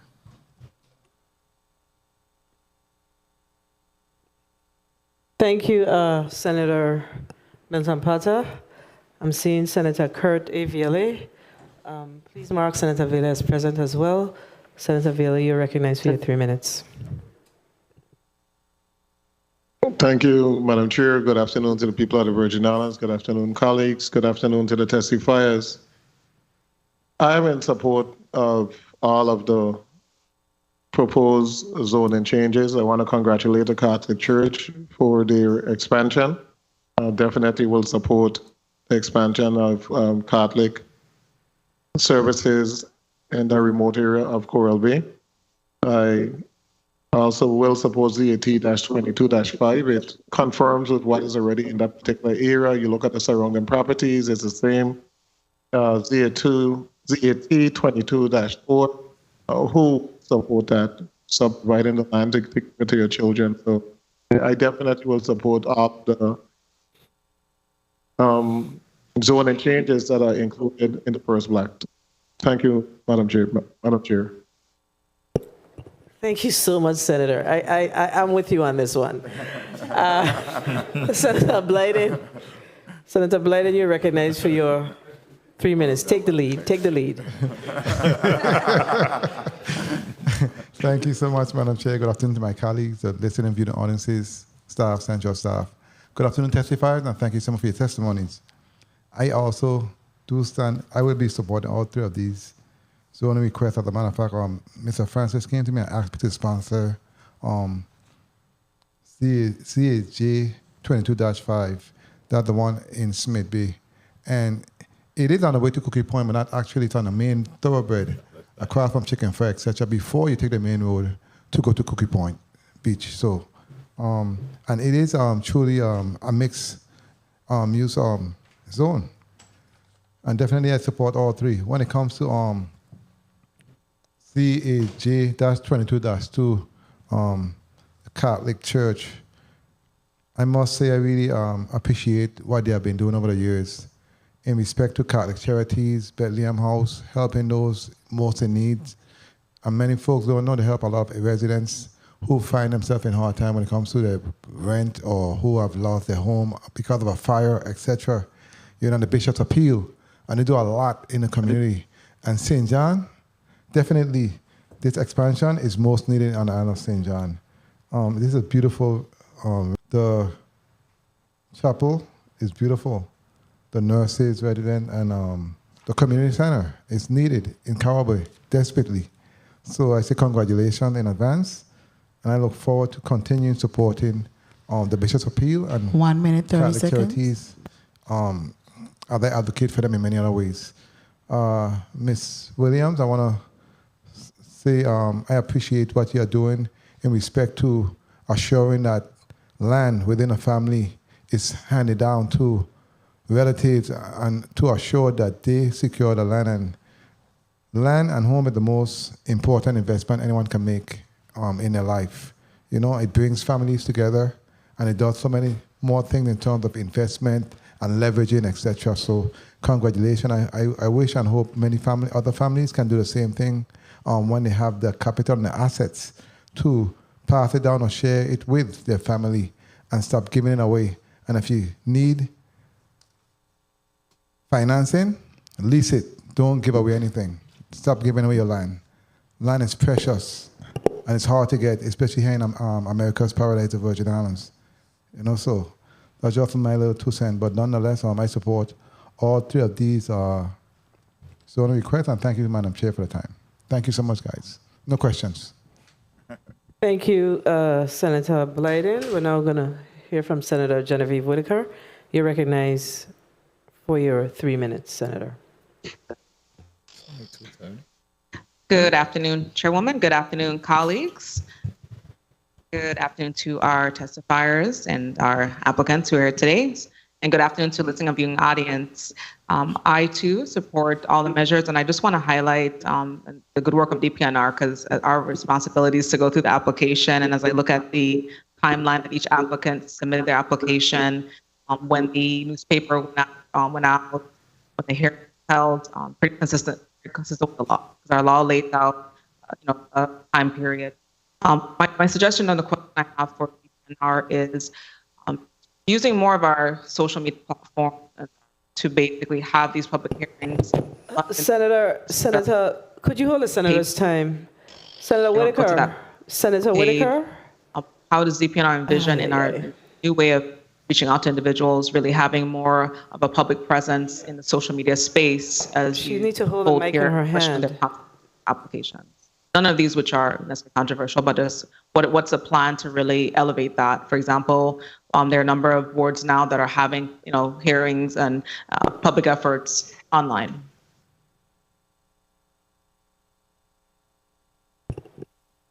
Mr. Richards? I don't know that they really heard your. Please hold the senator's time. Please hold the senator's time. We are not hearing you. We're going to ask that you hold the mic in your hand, because we can't hear on this end. So a lot of what you were saying got lost. So I don't know that the testifier could really answer.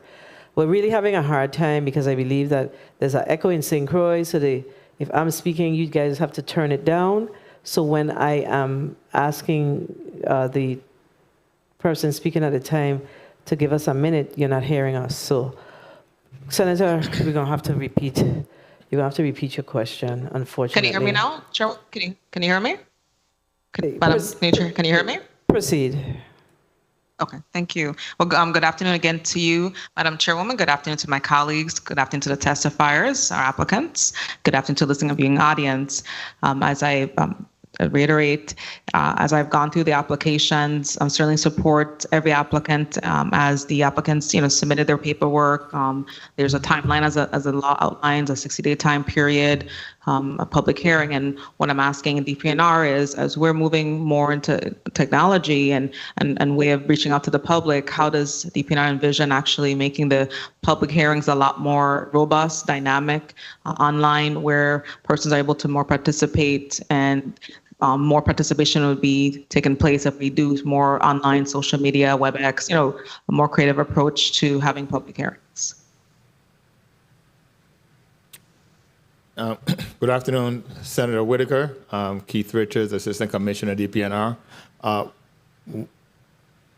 One of the things that the pandemic has done is we have all our hearings virtual now. So we do a wide promotion of our hearings and they're virtual. So what we've been finding is we've been getting more participation because individuals can stay from their home, from wherever they are, and participate in our public hearings. 1 minute, 30 we seconds. envision ourselves doing a lot more hybrids.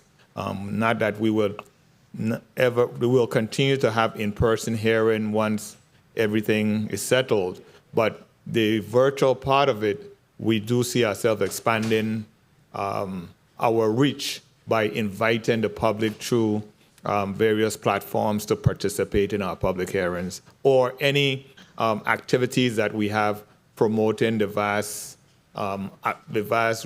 things that we do within DPNR, which runs the gamut: fish and wildlife libraries, historic preservation, fish. Thank you. And just to clarify, so you're using a public platform, you're going live on Facebook, YouTube, is that taking place? As we have examples of the GRS board, PSC. Well, are you going live? Right, we're live on Zoom. All our hearings are on Zoom, and they're promoted where the public can log in to the Zoom meetings. We're not on YouTube. I would suggest Facebook, but I mean that's something that we would definitely be looking to expand into. Time. Definitely, and I'm sure if I may want to.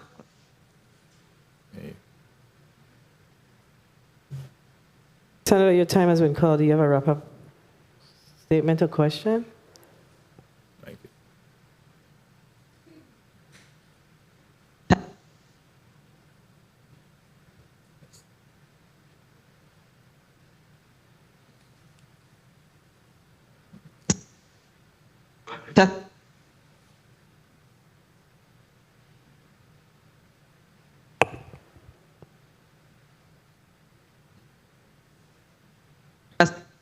Testing. Send us to the diocese. Okay, so we are having an issue. So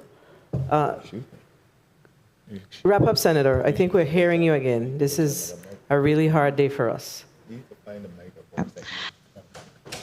Yeah, we can't hear you. The committee of the whole stands in recess for 2 minutes.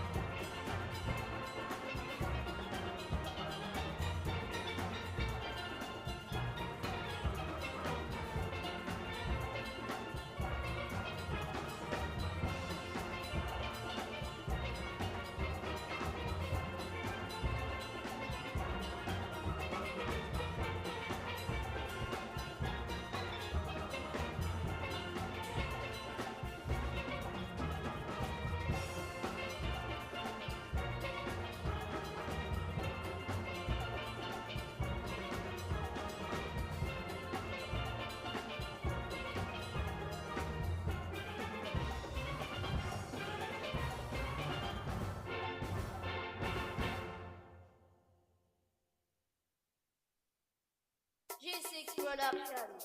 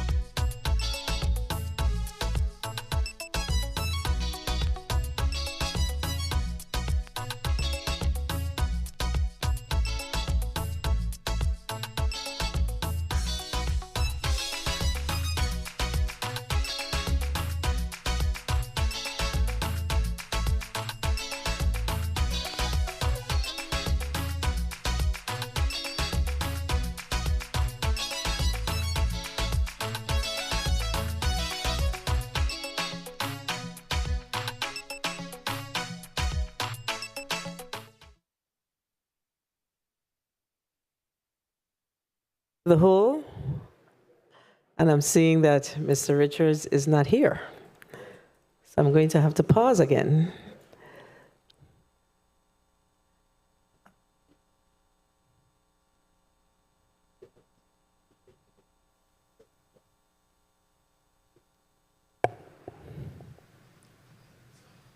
The Committee of the Whole is back on the record.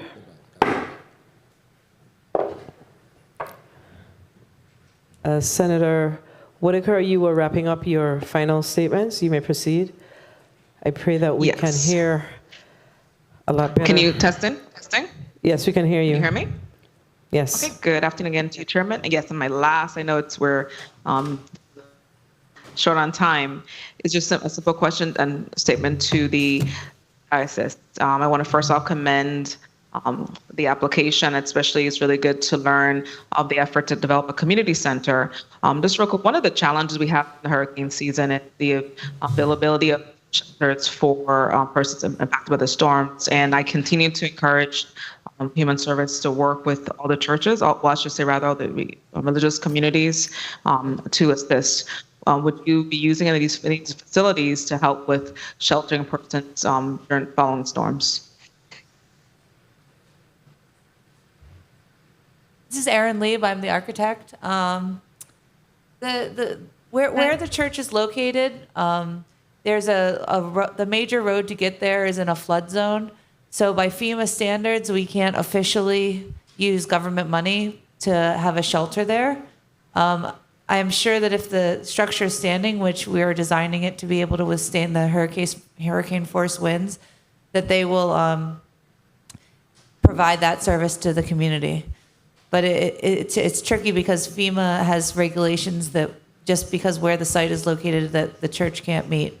But the facilities will be there. There'll be a generator on site. There'll be a working kitchen. There'll be beds. There'll be rooms. So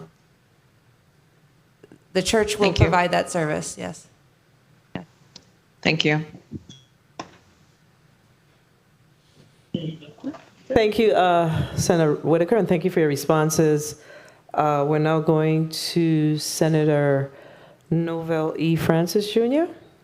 Senator Francis, you're recognized for your 3 minutes. Thank you. Thank you very much, Madam Chair. Good afternoon to you, my colleagues. Good afternoon to the applicants, testifiers, and good afternoon to the people of the Virgin Islands. I too want to wish my colleague and friend, Senator Gittens, a happy birthday. I remember when he graduated from high school. I'm 30 years later, still here going strong. So time is fleeting, and I guess that's a good segue to what we're here today. I really want to commend all the applicants for trusting the process, as well as to commend DPNR, again, for working with the applicants and moving into this process. In Block 1, we're hearing the proposed zone changes for the church, the community center residents, commercial development subdivision into quad lots, non-controversial issue that makes good sense, and have my full support, not just by words, but in action as well as vote. So again, we're having a difficult time today with our communication, and I apologize for that. That's not the norm, but even technology do have bad days. So again, please forgive us for what you're experiencing today. But again, I want to say that I commend all of the applicants, and you do have my full support in moving these measures forward. Thank you very much, Madam President, Madam Chair. Thank you, Senator Francis. I too echo the sentiments of my colleagues as it relates to these 3 zonings that's before us. In particular, I would like to ask the church, I think you made mention to investors or individuals who are willing to support this, the building out of this, of the church and community center. So do you have the secured funding in place? Yes. So presently we have a benefactor who basically is... Please recognize the mic of the testifiers. Father Anthony Abraham, Our Lady of Mount Carmel Catholic Yes. Church pastor. Yes, we do have our benefactor who is at standby waiting. Okay, and this particular project is slated to cost how much? And we always ask these questions because, of course, we know that when we have major projects like these, it means that we will see an increase in our gross receipts and our income taxes. So we always like to have some idea as to what, over time, what this project will cost based on your drawings, that your rendering that we saw today. I think it's 2.4 million. So you're looking at some $2.4 million for this project. Yeah, that's a nice boost for the island of St. John. So I am most definitely inclined to support this, not only for the financial benefit, but also for the services that the Catholic Church provides to the people of the Virgin Islands and the Catholic charities. That's good work. We need it here in the territory. So if we are expanding it more so in the St. John, on the island of St. John, it's very much needed. So thank you for that. And then quickly, the Francis request, that's Attorney Willis. Do you have a, is it that you are, this zoning request is just to allow for commercial development, or there is some true idea as to what development you're looking at this time? Yes, we know the development that we're looking at this time. And let me first quickly clarify this drawing, because now that I'm seeing the drawing, what happened with this drawing is that there was an application first filed in 2021. The document does look old. Yeah, huh? 2000 what year? The document looks a little older. Yeah, 2021. In January of 2021. Okay, 2021. 2021, at that time, the folks who we were going to be leasing the property to was a car dealership. And then asked them to submit a drawing, what they wanted to do, and this is their drawing, that's not the family drawing. So now that we're seeing it and everything else, I'm recognizing that, yes, it was something that was filed on behalf of the rezoning, but that was in 2021 by the people who were trying to lease the property at that time. But whoever comes on it now, they're not going to be no bar or restaurant.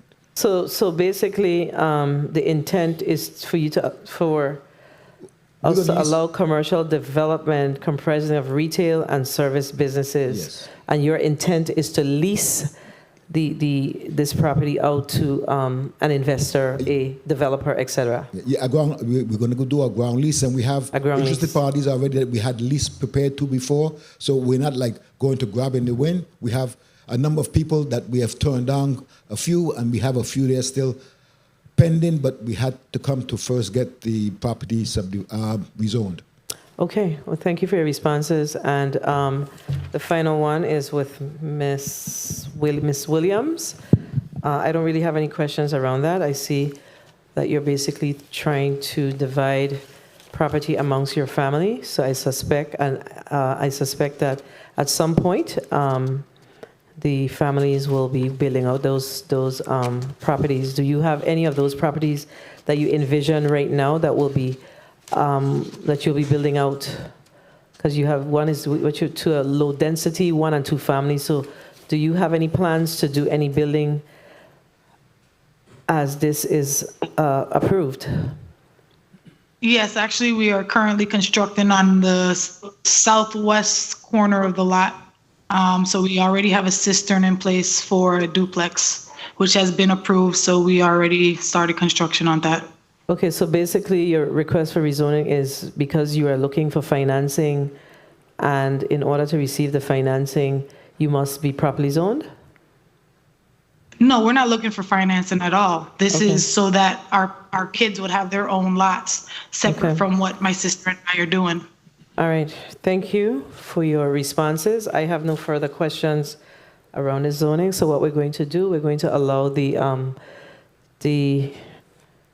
applicants to wrap up, and then we're going to ask DPNR to close. So we're going to start with Mr. Deacon Jackson.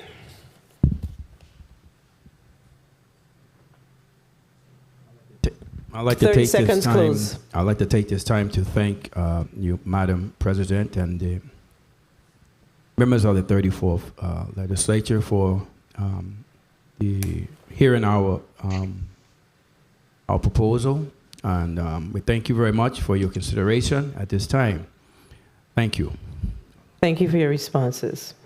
And Ms. Attorney Stylish Willis, 30 seconds close. Thank you, Madam President. Members of the 34th Legislature, we thank you for the time that you've spent listening to our request, and we hope that we can move forward from this point. Thank you very much. Thank you. Ms. Latoya Williams, 30 seconds close. Once again, thank you for the opportunity to present my application to you guys. It's a great learning lesson and something that I will be doing in the near future for some other property as well. Thank you. And thank you for your foresight and insight. We're going to now hear from DPNR, Assistant Commissioner Richards. You may close. Okay. I want to thank, on behalf of Commissioner Oriole and the Department of Planning and Natural Resources, we want to thank the Madam President and the members of the 34th Legislature for the opportunity to put our position on the record for the zoning applications. And it seems like we're going to be with you for a little further this afternoon. So I want to thank you for this opportunity. All right, thank you. So what we're going to do is we're going to move to Block 2, and we're going to ask the clerk, we're going to ask the testifiers to, you are dismissed. Usually we would take a recess, but we're really trying to move the day along. So we're going to go ahead and ask the Madam Clerk to read today's the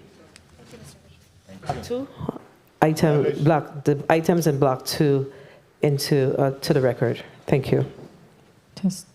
Block 2, ZAJ-22-3, VI Waste Management Authority, official zoning map number SJZ-1 from R-2 residential low density 1 and 2 family to P public for parcel number 6, remainder estate Susannaburg, number 17A, Cruz Bay Quarter, St. John.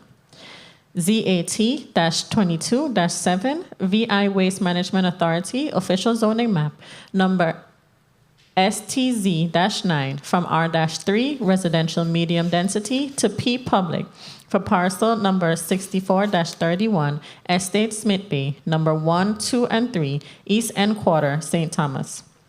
ZAT-22-8, VI Waste Management Authority, official zoning map, number STZ-10 from R-2, residential low density 1 and 2 family to P public for parcel C, Estate Nazareth, number 1, Red Hook Quarter, St. Thomas.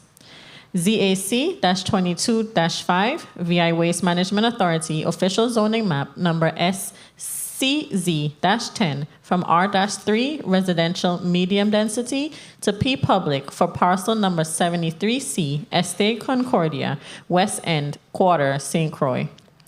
ZAC-22-6, VI Waste Management Authority, official zoning map, number SCZ-8 from R-2, residential low density 1 and 2 family to P public for parcel number 1, Estate Cotton Valley, East End Quarter, B, St. Croix. ZAC-22-7, VI Waste Management Authority, official zoning map number SCZ-6 from A1, agricultural zone to P public for parcel number 10-M, Vicorp Land, Estate Friedenborgs, King Quarter, St. Croix.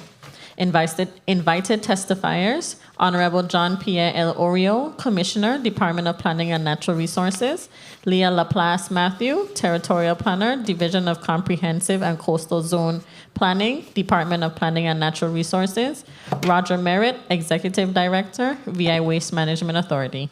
This concludes the reading of block number 2, Madam Chair. Thank you, Madam Clerk. Now we have 6 applications for waste management, and we're going to do this a little different. So we're going to allow the Virgin Islands Waste Management Authority to, who represents the Virgin Islands Waste Management Authority?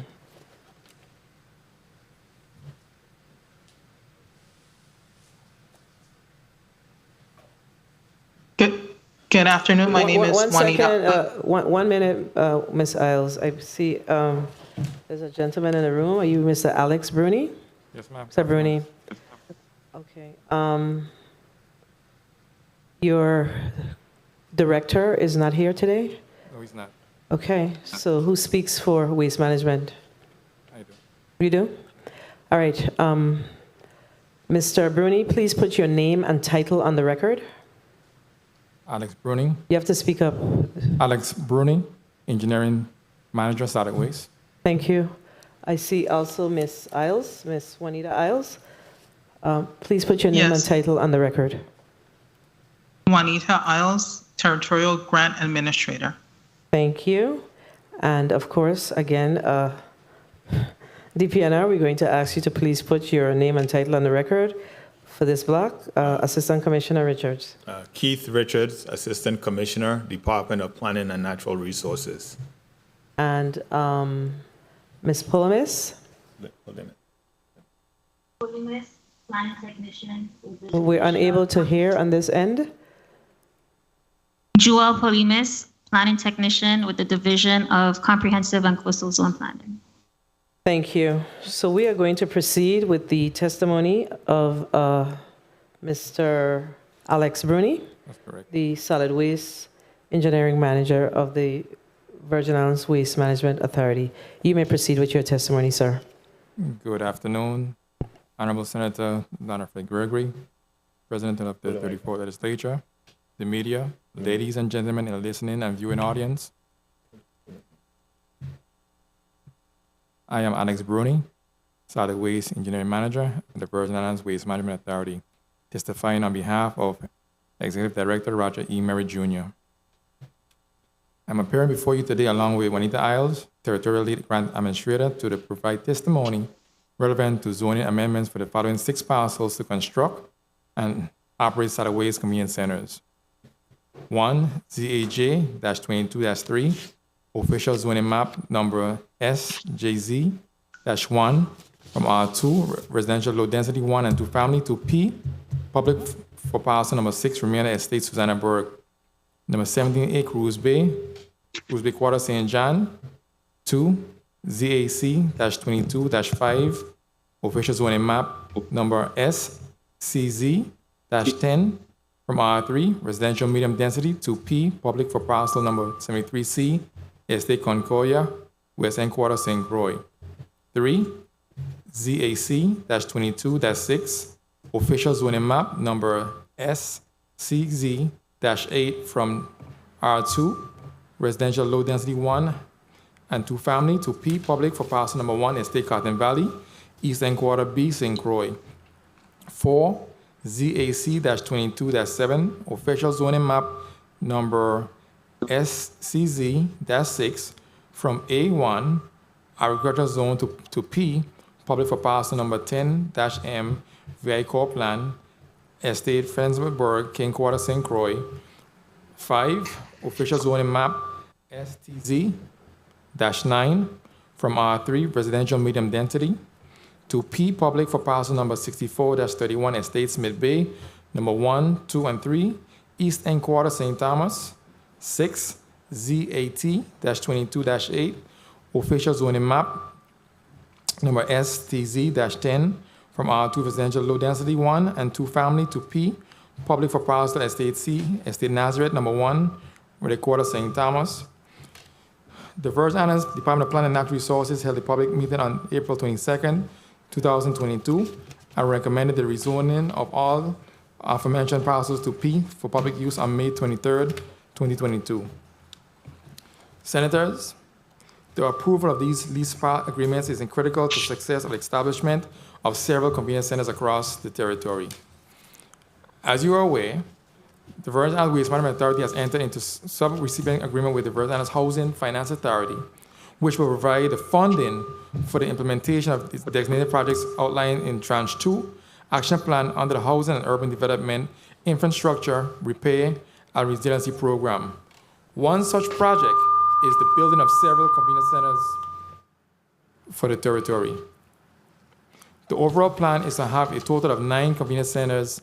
The 5 listed below are those that rely on current approval of the GVI lease agreements. Estate Concordia, St. Croix, Mamiju Convenience Center, St. Croix, Cannon Valley Convenience Center, St. Croix, Red Oak Convenience Center, St. Thomas, and the Susannaburg Transfer Station upgrade in St. John. The above-mentioned leases include the following agreement. St. Croix, 1 lease for 3 properties with 25-year renewals for $100 per month, $1,200 per year. St. John, St. Thomas, 1 lease for 2 properties with 25-year renewals at $100 per month, $1,200 per year, totaling $6,000 per year for all 5 properties. The grant fund includes the payment of the lease during the time of the construction. Also, of these lease agreements, the total estimated cost for the 5 convenience centers is approximately $10.5 million. This estimate includes the design, construction, and community outreach and education. Currently, these convenience centers are in the grant application final phases. We estimate the total timeline from now until completion will be roughly between 18 and 24 months. The first 9 to 12 months will include the finalization of lease agreements, review, and final approval of the grant application with VI Housing Finance Authority, and environmental study on the properties. Design, build RFPs, and scopes of work are 90% completed. Once approved by Virgin Islands Housing Finance Authority, we can begin the solicitation process and subsequently award the contracts. We anticipate it will then take the next 9 to 12 months to build the facilities. Construction will be staged so as not to adversely impact convenient access to existing bin sites. In summary, as part of the Integrated Solid Waste Management Plan, these convenience centers are critical. They will be designed with measures to ensure waste is collected in an organized manner to prevent all hazards to the public health, public safety, and the environment. The site will be fenced to prevent dumping, will be staffed by knowledgeable and helpful attendants to ensure orderly disposal. Multiple collection areas at the centers would allow for segregation of specific types of waste in an effort to support source separation methodologies and recycling program. Senators, I respectfully ask for your full support and expeditious approval of these zoning amendments, which will allow the authority to finalize the CDBG-DR grant application to secure the funding to build much-needed convenience centers. This concludes my testimony, and my team and I will remain available to address any questions relative to this update. Thank you. Thank you. Ms. Polomis or Assistant Commissioner Richards?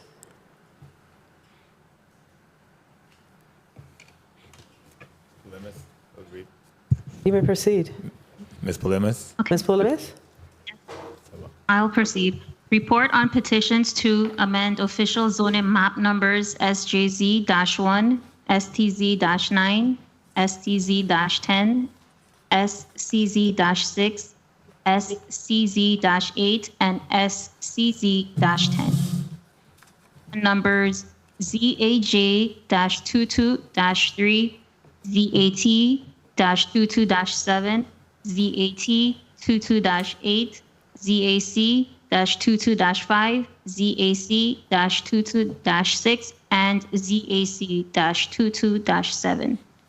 Petition of Virgin Islands Waste Management Authority to amend the official zoning map number SJZ-1 from R2, residential low density 1 and 2 family, to P public for parcel number 6, remainder estate Susannaburg, number 17A, Cruise Bay Quarter, St. John. Official zoning map number STZ-9 from R3, residential medium density, to P public for parcel number 64-31, estate Smith Bay, numbers 1, 2, and 3, East End Quarter, St. Thomas. Official zoning map number STZ-10 from R2, residential low density 1 and 2 family, to P public for parcel C, estate Nazareth, number 1, Red Hook Quarter, St. Thomas.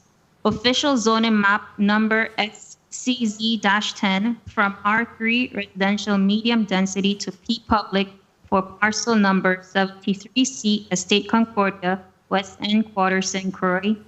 Official zoning map number SCZ-8 from R2, residential low density 1 and 2 family, to P Public for parcel number 1, Estate Cotton Valley, East End Quarter B, St. Croix. Official zoning map number SCZ- from A1, agricultural zone, to P Public for parcel number 10M, Vicorp land, State Friedensborg, King Quarter, St. Croix. Owner applicant. For parcel number 6, remainder Estate Susanna Burke, St. John. Parcel C, Estate Nazareth, St. Thomas. Parcel number 73C, Estate Concordia, St. Croix. Parcel number 1, Estate Cotton Valley, St. Croix. And parcel number 10M, Vicorp land, Estate Friedensborg, St. Croix. The owner of record is the government of the Virgin Islands as per deed dated January 14, 1971. Document number 113/1961. Bargain and sale deed dated December 17, 1968. Document number, pardon. Document number 4685/1969. Warranty deed dated November 29, 1967. Document number 3791/1967. Title and encumbrance certificate dated October 15, 2021. And warranty deed dated March 10, 1983. Document number 814/1983. For parcel number 64-31, Estate Smith Bay, St. Thomas, the owner of record is the Virgin Islands Waste Management Authority as per deed of gift dated December 20th, 2016, document number 2017001422. Acreage. Parcel number 6, remainder Estate Susanna Burke, is 7.68 acres as described on line number D9-7873-T006 dated September 10th, 2006. Parcel number 64-31, Estate Smith Bay, is 0.468 acres as described on drawing number A9-826-T016 dated April 18, 2016. Parcel C, Estate Nazareth, is 9.91 acres as described on drawing number D9-1329-T77 dated March 31st, 1977. Parcel number 73C, Estate Concordia, is 1.4848 acres as described on drawing number 2217 dated September 30th, 1966 and revised May 31st, 1991. Parcel number 1, Estate Cotton Valley, is 3.52 acres as described in drawing number 114 dated April 15, 1946. Parcel number 10M, Vicorp land, Estate Friedensborg, is 1.9532 acres as described on drawing number A9-155-C022 dated March 29, 2022. Current use. Parcel number 64-31, Estate Smith Bay, is not in use. The other properties are the existing Susanna Burke Transfer Station, Red Hook Bin Site, Concordia Bin Site, Cotton Valley Bin Site, and Montbijou Bin Site. Proposed use. VI Waste Management intends to develop the site into convenience centers like the Peters Rest Convenience Center on St. Croix and the Mandal Convenience Center on St. Thomas for consumer-oriented solid waste drop-off. Surrounding uses and zones. Surrounding parcel number 6, remainder Estate Susanna Burke, St. John, is Centerline Road west to the north, Gift Hill Road to the east, undeveloped land and residences a half-mile away to the south, and undeveloped land to the west. Surrounding properties are zoned R1, residential low density, R2, C, commercial, and P, public. Surrounding parcel number 64-3 Estate Smith Bay St. Thomas is the Margaritaville property to the north and west, a residence to the east, and Emil Francis Memorial Drive to the south. Surrounding properties are zoned R2, R3, B2 Business Secondary Neighborhood, and C. Surrounding parcel C, Estate Nazareth St. Thomas, is the Ivana Eudora Ken High School to the north, Nicholas Friday Memorial Drive to the east and south, and undeveloped land to the west. The nearest residence is 100 feet away to the south. Surrounding properties are zoned R1, R2, and W1 waterfront pleasure. Surrounding parcel number 73C, Estate Concordia St. Croix, is the Department of Public Works West End site to the north, undeveloped land and residences to the east and west, and Alexander Henderson Drive to the west. Surrounding properties are zoned R3. Surrounding parcel number 1, Estate Cotton Valley St. Croix, is the East End Road to the north, Coral Reef Trail Road to the east, Cotton Valley Fire Station to the south, and undeveloped land and residences to the west. Surrounding properties are zoned R2. Surrounding parcel number 10M Vicor Land, Estate Friedensburg St. Croix, is farmland to the north, south, and west, and Canaan Road Highway 73 to the east. Further north is the John H. Woodson Junior High School. Surrounding properties are zoned A1. Infrastructure. Water needs will be supplied and wastewater handled in the following manner. Cistern will supply water and a small package treatment plant will handle wastewater at parcel number 6, remainder, Estate Susanna Burke St. John. Public water line and backup cistern will supply water and a small package treatment plant will handle wastewater at parcel number 64-31, Estate Smith Bay St. Thomas. Public water line and backup cistern will supply water and public sewer line will handle wastewater at parcel C, Estate Nazareth St. Thomas. Public water line and backup cistern will supply water and public sewer line will handle wastewater at parcel number 73C, Estate Concordia, St. Croix.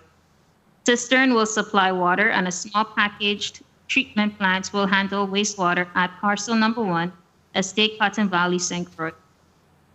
Cistern will supply water and public sewer line will handle wastewater at parcel number 10M Vicor Land, Estate Friedensburg, St. Croix. Public response. At DPNR's public hearing held April 22nd, 2022, 23 individuals attended. 1 individual registered their support for the Susanna Burke application and 1 registered support for the Cotton Valley application. 12 phone calls, emails, or letters were also received prior to and after the public hearing. 5 stated opposition to the Smith Bay application and 2 stated opposition to the Nazareth application. 3 supported the Nazareth application, 2 supported the Cotton Valley application. 1 expressed concerns, and an opposition petition to the Smith Bay application was submitted bearing the signatures of 122 community members. The following is a summary of the questions asked and responses. General questions asked. 1. Why is zone change needed? Due to federal funding, sites must have zoning compliance, ensuring use is permitted by law. Number 2, how is development of these convenience centers being funded? Through the Community Development Block Grant, Disaster Recovery Grants, all federal funding. 3, what funding will then run convenience centers and pay for staffing? Recently introduced tipping fees paid by businesses. VI Waste Management is also looking into various revenue-generating ventures to continue funding and upkeep of the facilities. 4, what is green waste, e-waste? Green waste is organic material, bush, trees, grass, food, biosolids, etc. E-waste is electronics, old computers, phones, printers, speakers, etc. 5, what are the added costs to VI Waste Management for improvement of bin sites? The foreseen added costs would be personnel because the bin sites will be converted from unmanned to manned sites. 6, what about odor or chemical exposure? Based on the two existing sites, Mandal Convenience Center in St. Thomas and Peters Rest Convenience Center on St. Croix, convenience centers are clean and have no issues with rodents, odors, etc. The high standards will be maintained at those two and the other locations. 7. What happens to existing sites during development and construction phase? Design will consider operations maintenance during development, redevelopment. 8. What extermination measures will be implemented? Based on operations at the two existing convenience centers, there are no rodent issues. Food waste will be disposed of in compactors, which are closed compactors, so rodents and other animals cannot get in. 9. Currently, items such as tires, appliances, and green waste are not accepted at bin sites. Will this change? St. Croix Cotton Valley site should include collection of appliances, tires, green waste, etc. VI Waste Management is currently going through process of determining what waste types will be accepted at bin sites, so there may be a change. 10. How will improved process convenience centers prevent prohibitive dumping at or around sites? By working within the confines of the law and hopefully with the legislature and DPNR, VI Waste Management is making strides in addressing the disposal of used tires. 11. What is current enforcement and picking up of green waste, tires, etc.? Green waste, tires, etc. are to be taken to the landfills, and VI Waste Management enforcement officers are working hard and diligently. VI Waste Management is in process of increasing enforcement staffing. 12. Will a full recycling program be implemented?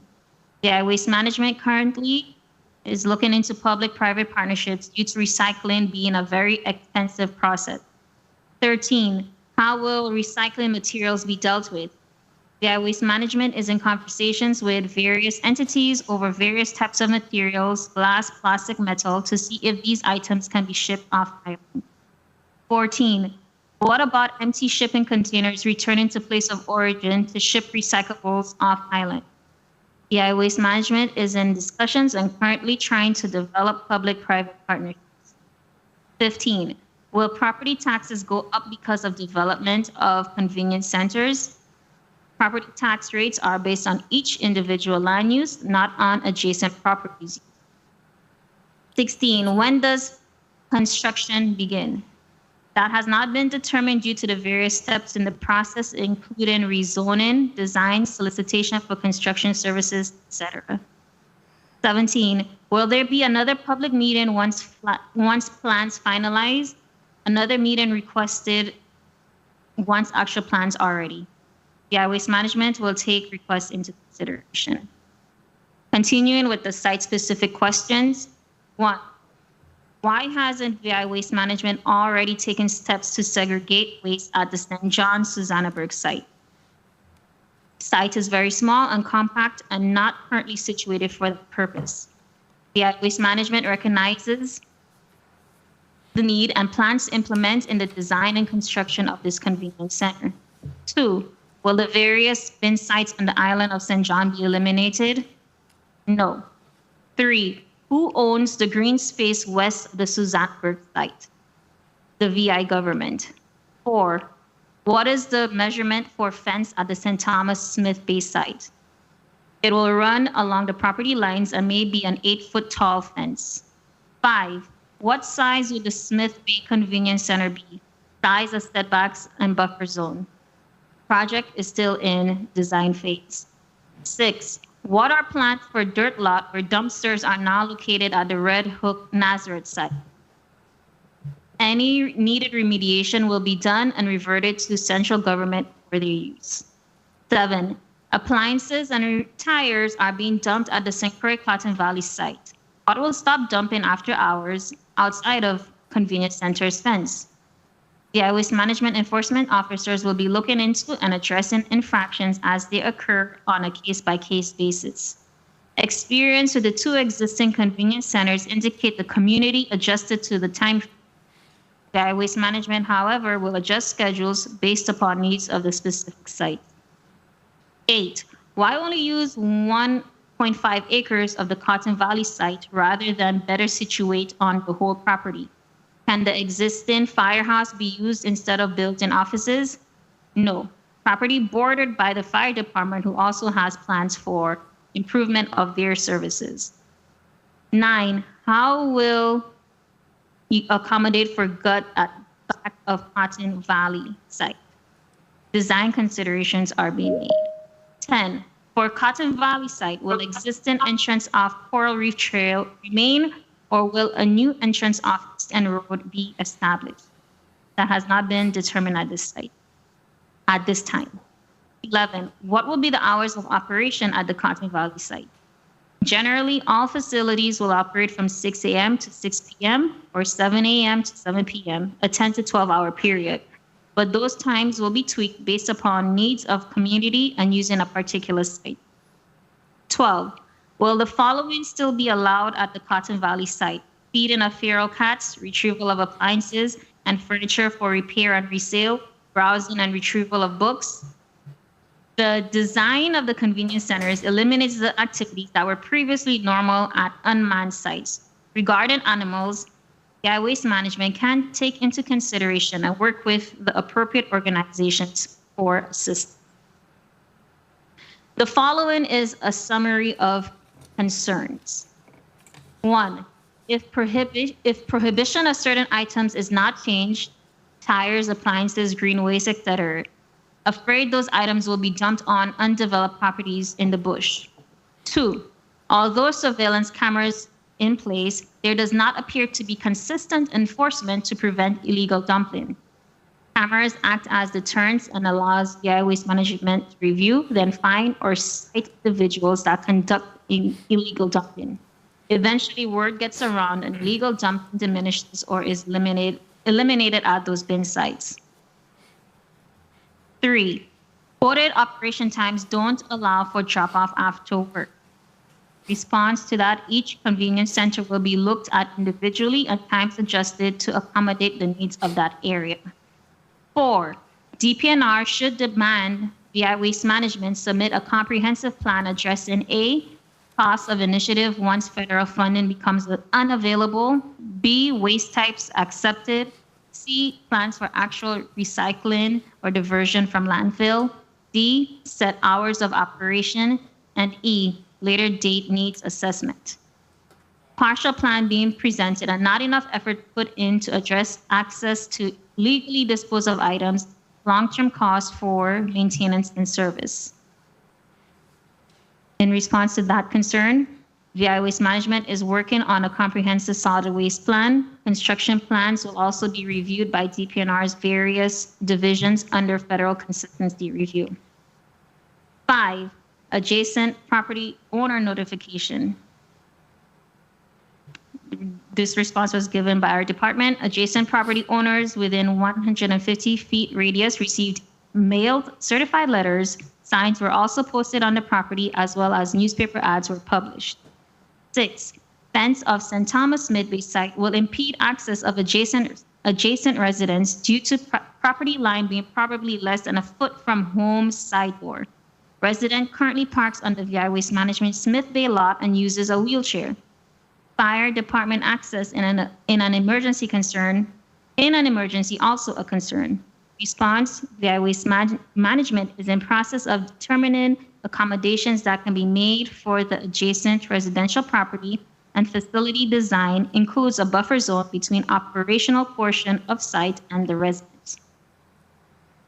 7, waste seepage into soil will impact neighboring gardens of Smith Bay site and farm adjacent to Mount Bijou Sanctuary site, and rodents will impact Smith Bay neighbors. 8, health hazards and orders that will affect Smith Bay residents. 9, the traffic and safety of pedestrians at the Smith. Response, site located along a main traverse road that currently experiences traffic. 10, Red Hook Nazareth area already plagued with motorists using street to speed race will further increase traffic and safety issues.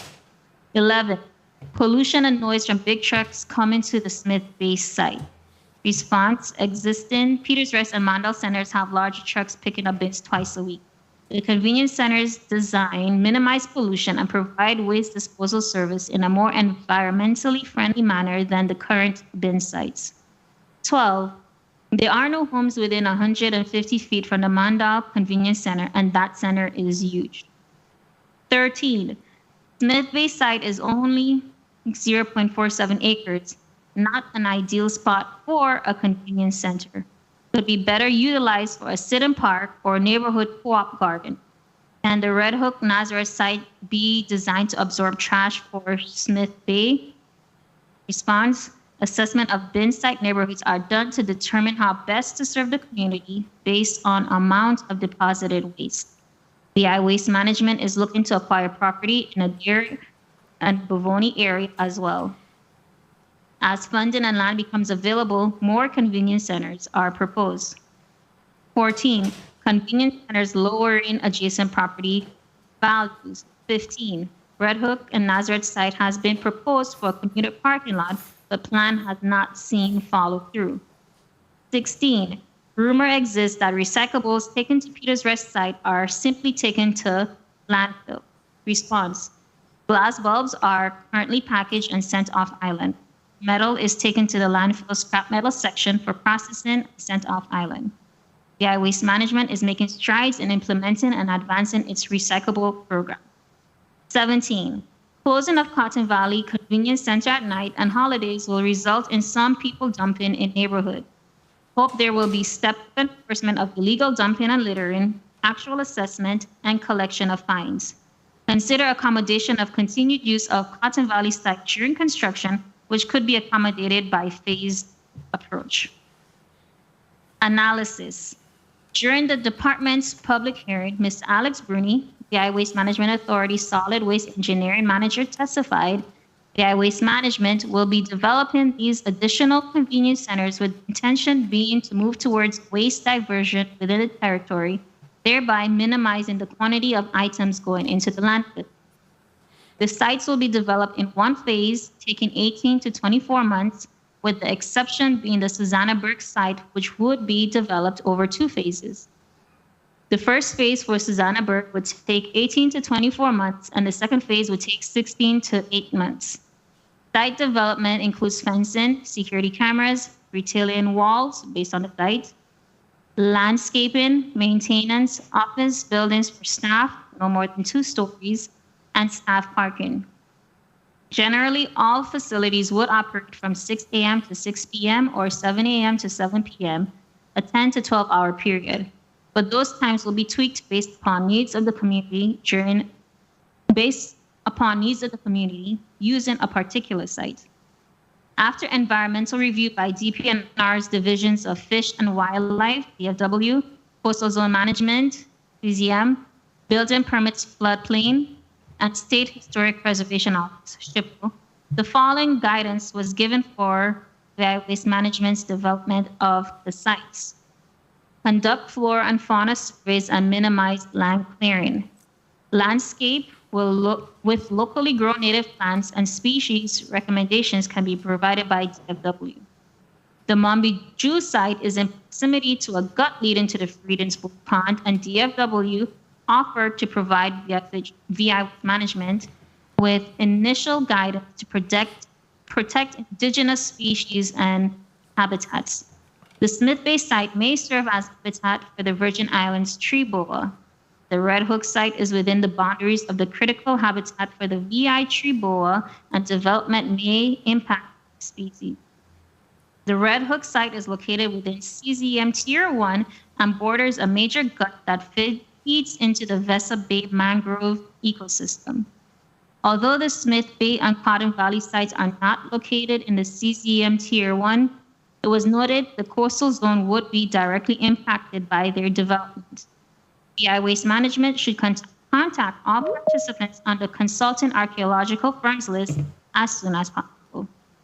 Excavation for fencing, water lines, etc. will have to be monitored if they cannot be tested ahead of time for possible historical resources. These 6 petitions have been made for rezoning government-owned properties to P Public for 2 reasons.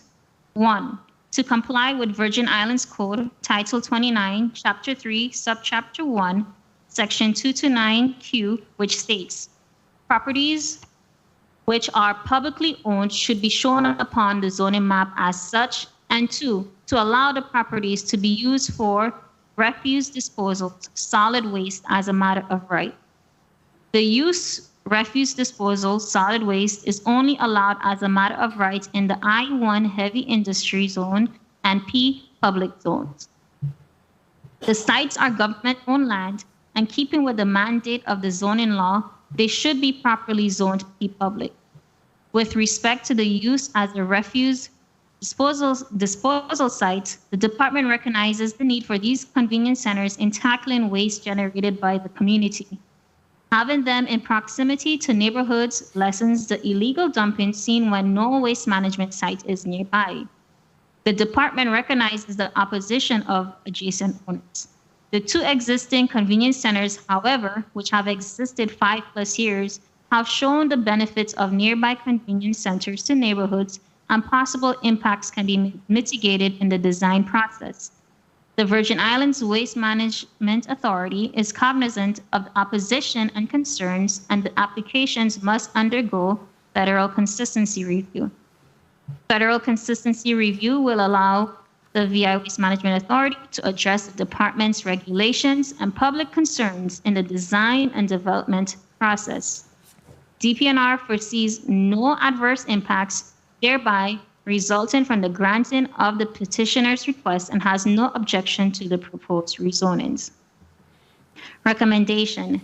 The Department of Planning and Natural Resources recommends that parcel number 6, Remainder Estate Susannaburg, number 17A, Cruise Bay Quarter, St. John, be rezoned from R2, residential low density, 1 and 2 family, to P public.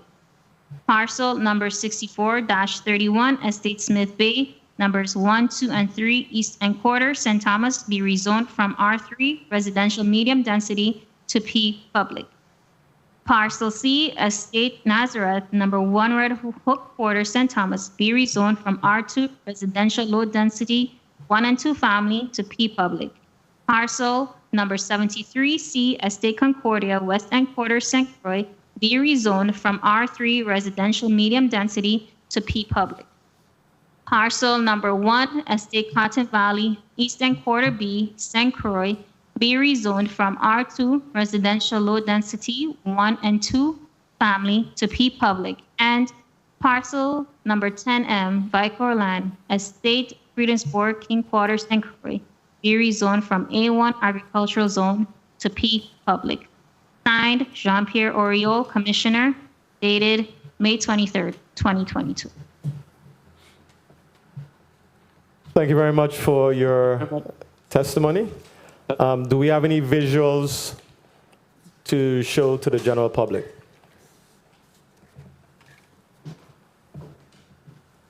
Should have had one submitted of a general proposed site plan.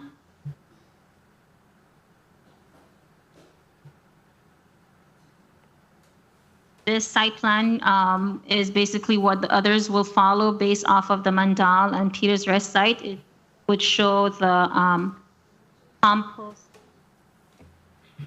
the compactors, the bins, and the office space and parking accommodations for the workers. Okay, so I guess we're not equipped to see it on the monitors right now. So what you're looking at right now is Okay, what the Susannaburg station is looking like. Okay. This is the Concordia location. This is Cotton Valley in St. Croix. This is the Vicor Land property in St. Croix.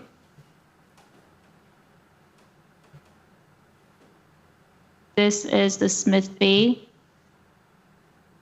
property. And that is the Nazareth, the Nazareth site.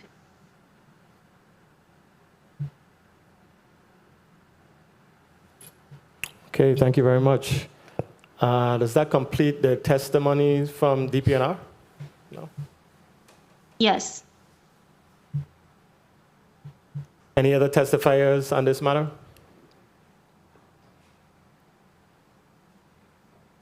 No? Well, we will proceed with 2-minute rounds. Senator Francis Heiliger, you may proceed with your 2 minutes.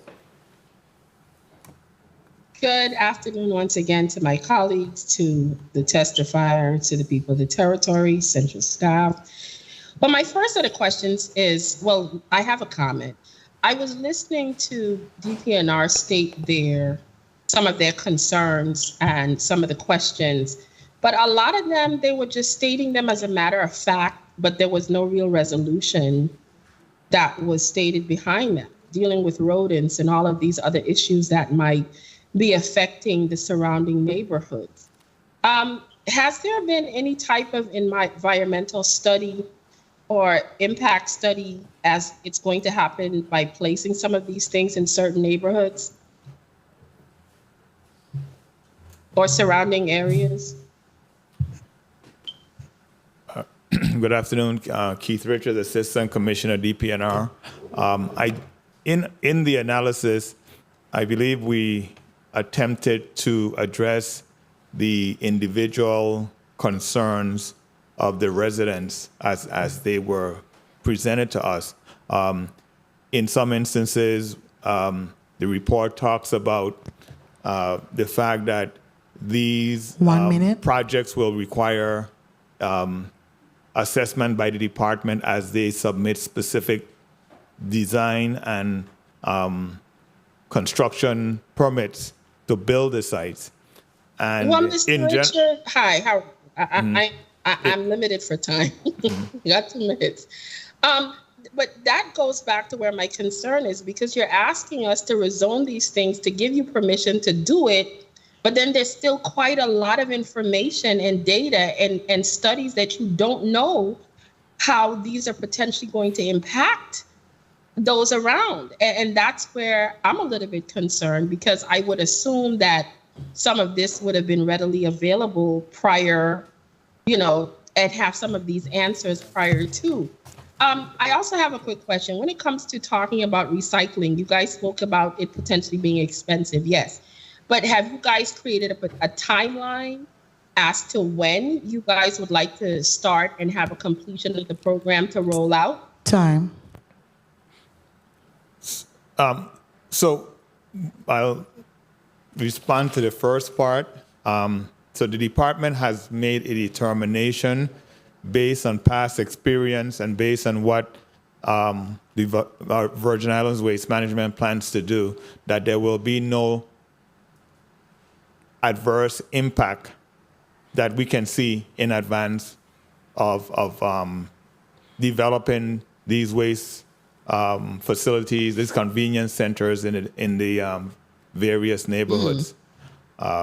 Okay. Again, however, we do have the regulatory process and step-by-step process that Waste Management will have to go through to get approval on these projects.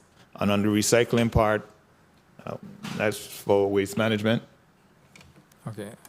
Good afternoon, Alex Bruni, Engineering Manager for Solid Waste. Good afternoon. First and foremost, if you look at the current bin sites that we have throughout the territory, by constructing these manned convenience centers, we'll be improving the conditions and the environment around these facilities. So it's going to be a drastic improvement for us territory-wide.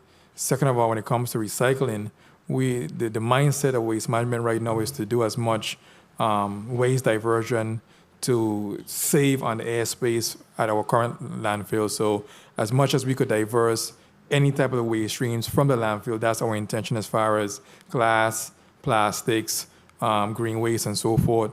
That's our intention, and that's the mode that we're heading in right now. Okay, well, I see my time has been called, but the one thing I'm going to end with is it's always your intention. And that's where I get very concerned, because a lot of times it's we hope to do this, we intend to do this, and then when the public expects something, it's literally non-existent or dragged on for years. So I'm hoping that this is something you guys are serious about getting accomplished, but thank you for the additional time. Thank you, Senator Francis Heiliger. We're now going to hear from Senator Dwayne DeGraff for his 2 minutes. And senators, please try to be succinct in your questions. So 2 minutes. Okay, good. Please. Thank you. Thank you, Madam Chair. 2 minutes is fine. I have two issues. One, the 9.91 acres in Estate Nazareth. Nazareth is supposed to be doing some other developments where they're building sporting facility, cricket fields, and different things. Does this 9.91 acres for the Nazareth project encroach on that? One, and parcel number 10M VI core land of Estate Friedenberg, 1.9532 acres. VI core land has been designated strictly for agriculture. I can't support anything that's going to be used in VI core land which is slated for agriculture. One And the minute. one for St. Croix, do we have any other options outside of that VI core land? And those are my two questions. If you could go ahead and thank you for the time. Okay. The VI core land, aka the Montbijou bin site, is currently used as a bin site, unmanned bin site. This project is going to enhance the environment tremendously. It's going to be manned. It's going to be in still on source separation. So instead of just coming in and dropping your garbage and combine, you can have the ability to dispose of green waste, e-waste, household waste in an organized and environmentally friendly manner. What we're doing right now is it's long overdue, and I'm hoping that based upon our testimony today, you change your mind and give us your full support. Time. Okay, you're saying it's an upgrade. Yes. And then so then the other one in Nazareth, you could just. The other one in Nazareth is an upgrade as well, and it will not encroach on the plans that they have for the sporting facilities. Okay, thank you. Thank you, Senator DeGraff. So very quickly, I need to piggyback on what Senator DeGraff asked very quickly so we could be clear. So was there a conversation, a meeting of the minds with Waste Management Authority, Housing, Parks and Recreation with regards to the particular convenience center that's being proposed in the Estate Nazareth area? And the reason why I ask is because the 34th legislature, we moved legislation to, we set aside some funds for, and I think that work should be in process right now at Housing, Parks and Recreation to establish the site plan. So has there been that discussion? Because we need to be clear on what's happening, because a lot of times what we do is we have all these different things moving and nobody's talking to the next person. No, there was not a conversation with Housing, Parks and Recreation. However, we had a meeting with Property and Procurement up to about last week. And the area that they have designated for the sporting facility is north of this area. So where specifically is this area? This is just west of the current bin site, but it's more bordering the roadway. So is it where the lady in that area where there's a smoothie? It's behind it. It's actually in the parking area that I think that they had for the drop off when they had So how construction. will that impact the smoothie? It's going to be, they'll have a buffer zone in between the smoothie establishment and our facility. And that's that's like almost 10 acres? No, it's not that big. I don't think Yeah, it's but that's 9 what we acres. have here. So that's, when I saw that, I was like 10 acres. No. 10 acres definitely have to encroach on the sporting complex. We could get that Assistant corrected. Commissioner? Yeah, we would have to verify the amount of land, but that is being negotiated with Property and Procurement, who is the who manages government land in that area. But we need to verify that. So you see the problem that we have, right? I'm happy that my colleague asked. I'm going to move on from it. But this is an issue. This is an issue. If we are looking to do a sports facility in that area, then why are we rezoning 9.91 acres? This is where confusion will come in. But, Madam President, that area that they're looking to develop a sports facility, it's west and north of this property. And I believe the plans for that sport facility does not extend into the area where they're planning the convenience center. Okay, but so we but believe, again, the right? issue of the 10 acres does sound like the convenience center should not need 10 acres, so that's something that needs to be revisited. Please, so we're not sure, and we need to become sure so we can make the right decision. This one is going to be a little problem for us, I could already see. There's a point of inquiry from Senator DeGraff. You're recognized for your point of inquiry, Senator. Thank you, Madam Chair. Assistant Commissioner, where I read the information was from DPNR's document that was just read into the thing prior. So that's why my information is coming from your document. Correct. In terms of the size of it, 10 acres is what we're talking about in Nazareth. No, yeah. Correct. And that is the information that DPNR received from BIWMA. Okay, so we're gonna it's just a move on. matter of Okay, clarification. thank you. Thank you, Madam Thank you. Chair. We're going Thank to you. move on. We also see that in Estate Susannaburg, 7.68 acres. That's 8 acres. Same concept.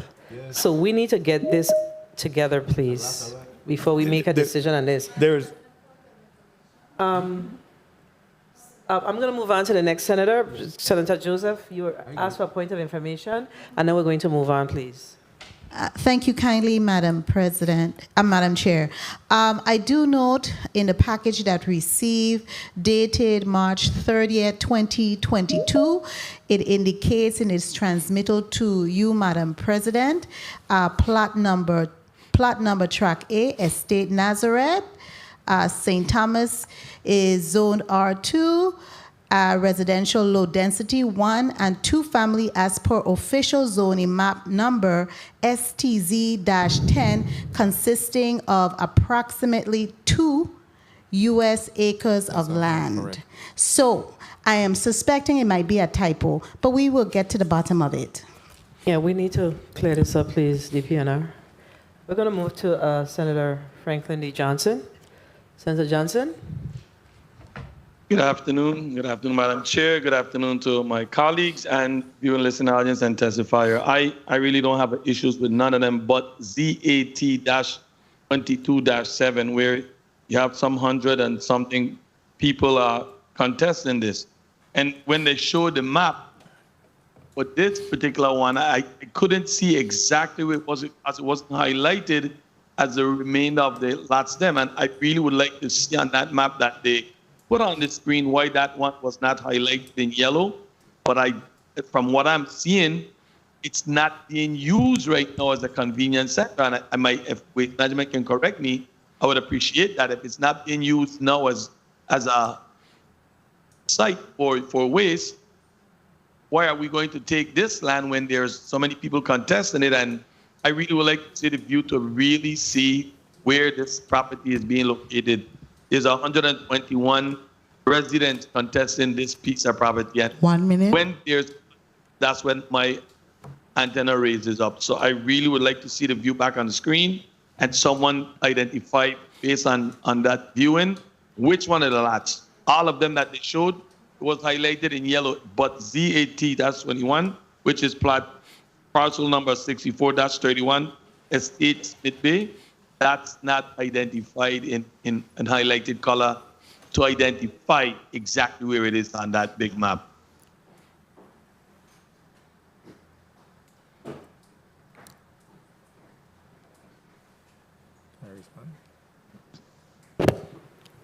Senator, you have a question? I would like to see it back on the screen so someone can identify which property is it actually based on the map that they showed earlier on the screen. That map. If you look on the... which property is that property that... 1 second. Time. 1 second. Your time has been called, Senator. However, if you look in your on the drive, all of that information is on the drive, Senator. So we can't pull the map back up. It's on the drive. Yeah, and your time has been called. If do you need some more time? I don't need any more time. I Yeah. don't support this particular parcel. I'm satisfied with the rest of them, but this particular one, based on the petition that we're having with residents not feeling comfortable with it, and my deep waste management, this is a site that is already being used for waste, and if it's I'll not, allow why are them we to going to a new answer. site? I'll allow them to answer because your concerns are legitimate. Okay, that's, Please respond to the senator. that site is property that's owned by Waste Management. It was donated from the hotel to Waste Management for the purpose of constructing a convenience center. Because of the terrain in the Smith Bay area, it's very difficult for us to conduct house services in that area. By constructing a convenience center here, we are more placed in a position to service the residents of the Smith Bay community. Okay, thank you. So, DPNR, to the senator's concern, and it's our concern actually. So there are at least 100 people who are protesting against this particular zoning request. Has there been any conversation with those individuals so they could have an understanding of exactly what's being proposed and how it impacts the community, how it benefits the community? Has there been that discussion, a town hall meeting, some type of discussion? Is that not appropriate for your department? So most of those questions and concerns were raised either in our public hearing or subsequent to the hearing when we receive petition letters. And this is one of the venues where we would address it. If necessary, it would be incumbent on Waste Management to conduct its public hearings and other town hall meetings to explain to the residents their plan. But as Mr. Bruni said, the land was donated for that purpose. And one of the things about Smith Bay is over the years, bin sites have been moved along all areas of Smith Bay. And it's to a point where there are no bin sites in Smith Bay. And that has created a huge problem for the Smith Bay community, because what I believe Waste Management experiences is folks using empty lots to dump trash because there are no bins, and they end up they have to go to Red Hook, or they have Which hat you wearing? If I may, Senator. So it's important. This is important. I have to go to the next senator, but I really believe that the question is a legitimate question, a legitimate concern. And, while these bin sites are to benefit the community, it is also important that there is a sit down with the individuals in the community to have the discussion, to discuss how this benefits the community overall. We just can't move forward with things like this and people don't understand. That's why there's anxiety and create unnecessary confusion. So has there been those types of discussions internally within the community with the individuals who are impacted? Not as yet. However, when you look at the dense population of the Smith Bay community, you're talking about thousands of individuals living in an area. It's okay. And for only 122 opponents, it's the matter to us as far as numbers. So they matter. So everyone matters. Yeah, let Mr. Merrick know that the individuals in our community matter. And if we are going to move this along, there must be a discussion with the individuals in the community. This is a serious thing. It's a serious change. And they may not understand it. So if you sit and have the conversation, then I'm certain that they will understand. So this is what's happening. This is how this benefits our community, because it is a benefit. But we can't look at things that way. This is a small community, and we have to have those conversations and those communications. So I'm going to move on to the next senator, Senator Javon James. You're recognized for your 2 minutes. Thank you, Madam Chair. I don't really have much to say. I do stand in support of all these measures when it comes before us in session. These projects are long overdue, but I have to echo the sentiments of my colleagues. That's 122 human beings. And let's just keep that in mind. The same human beings that we serve in this public. So I understand your little math, but 122 human beings, that's a lot. As far as the Mombiju bin site, the convenience center, I understand the concern of my colleague from the district of St. Thomas, but if you see that area, it is in a hot mess right now. And with the convenience center, I know the people within that community and the neighbors will appreciate what we're about to do. Trust me, you don't want to go there.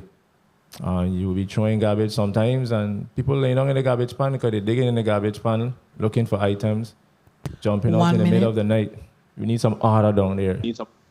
But my concern is, I know with the enforcement officers, it may be a little off topic, but as far as with the COVID task force and what have you, that is dismantled, and now the guys are out there working, right? Correct. And you know we're up for budget hearings, so you're factoring long term, once we start to implement these things, more enforcement officers? That's correct. That's correct, okay. I just want to make sure, because it's a huge task when it comes to putting these convenience centers in place. And I know you have some people like to say, hey, there are some disadvantages being under the U.S. flag, but God bless America, when it comes to these dollars, we're able to use it to enhance our infrastructure. And I hope that the people of the Virgin Islands appreciate it, because we definitely need to see a cleaner Virgin Islands. I really have no opposition with any of these, but once again, those 122 human beings, please find a way to do a town hall. And if they don't show up, cool, you have done your part. But at least hold a town hall, and whoever show up. Okay? Understood. Thank you. Senator Joseph, Carla Joseph, you're recognized for your 2 minutes. Thank you so much, Madam Chair. I want to begin first with congratulating and commending the Waste Management Authority for making a strong move to reduce, because I think your goal is to reduce the number of waste going into our landfill, which is already under a federal consent decree, and to start recycling processes at these convenience centers, because I really applaud that. It's a long time overdue. My question is going to be focused specifically to Smith Bay. I noted, as my colleagues have, we have over 100 signatures who are against that convenience center in Smith Bay. And I note in the report from DPNR 6, number 6 on page 7, there was an issue regarding a resident and persons having access to the site adjacent to it. So tell me how you guys at Waste Management Authority plan to address that, as well as look at addressing issues regarding the aquifer. Is that going to be impacted? There's a natural aquifer, and for those, let me just talk. This is a well, fresh water. In the east end of St. Thomas, we had a well, Tutu, and it was contaminated. It's now a Superfund site, and a Superfund means it's contaminated. It's not going to ever become a good drinking well until maybe 60 to almost 100 years from now, okay? So tell me how you're looking at addressing those, because those are critical issues that we're dealing with and the chair's time when my time expires. Thank you kindly. Time. Okay. Colleagues, this on the chair's time thinking of work, I need to get together, because this is not going to work. Okay. You may proceed. First and foremost, I think one of the reasons why there's so much opposition to the Smith Bay site is because of how the bin sites in the past have looked in Smith Bay. And it's just a matter of getting folks to understand that it's going to be a manned convenience center. There are going to be surveillance cameras at the site. We're going to prevent illegal dumping. So the whole concept of what was in the past is going to be different from what we plan to present at the Smith Bay location. As far as the parking, or the encroachment rather, because there is encroachment from that property owner onto our site, we plan to put a buffer zone of green area between our site and that parcel, so that there's no activity can be seen or heard or reduced rather from that property owner. In regards to the aquifer, all household waste will be placed in compactors. The compactors are sealed, so there'll be no leachate being spilled on the ground, so there'll be no contamination. Again, if you looked at the history of what we have done within the past couple of years with the Mandalan site and the Peters Rest site, they're clean, they're well managed, they're controlled, and we plan to do the same thing to these proposed sites as well. I'm satisfied. Thank you for your response on the chair's time. Senator Kenneth L. Gittins? Senator Gittins? He's not here. Okay, thank you. Senator Samuel Carrion, you're recognized for your 2 minutes. Thank you, Madam Chair. Good afternoon once again. I am also concerned with what was presented by the previous colleagues with regards to the members of the community presenting their protests. I believe that need to be heard. With regards to St. Croix District now, I am aware that the Homeowners Association in Concordia have made numerous attempts to reach out to the ED for Waste Management Authority. I have copies of the letters they've sent in, present some of their concerns in regards to the bin site, and no one has reached to any of the members of the Concordia Homeowners Association up to this day. There hasn't been any conversation. No one has walked or knocked their doors or replied to the letter that was sent. 1 minute. Any status on that? I am unaware of such requests, but I can say that before any one of these convenience centers are fully designed, we will be holding town hall meetings with each area to get their ideas, their influence, and their thoughts as far as what they would like to see within the convenience centers within their locations. So they can also reach out to me at 340-715-9100, and I could schedule a meeting with them and resolve any one of the issues when it comes to this particular bin site. And then with regards to the process you guys use to advertise and market the public hearing, are you only newspaper for that? I mean, do you go into the community and really interact and invite the communities to come to these hearings? Well, to be honest with you, COVID has changed the dynamics of everything.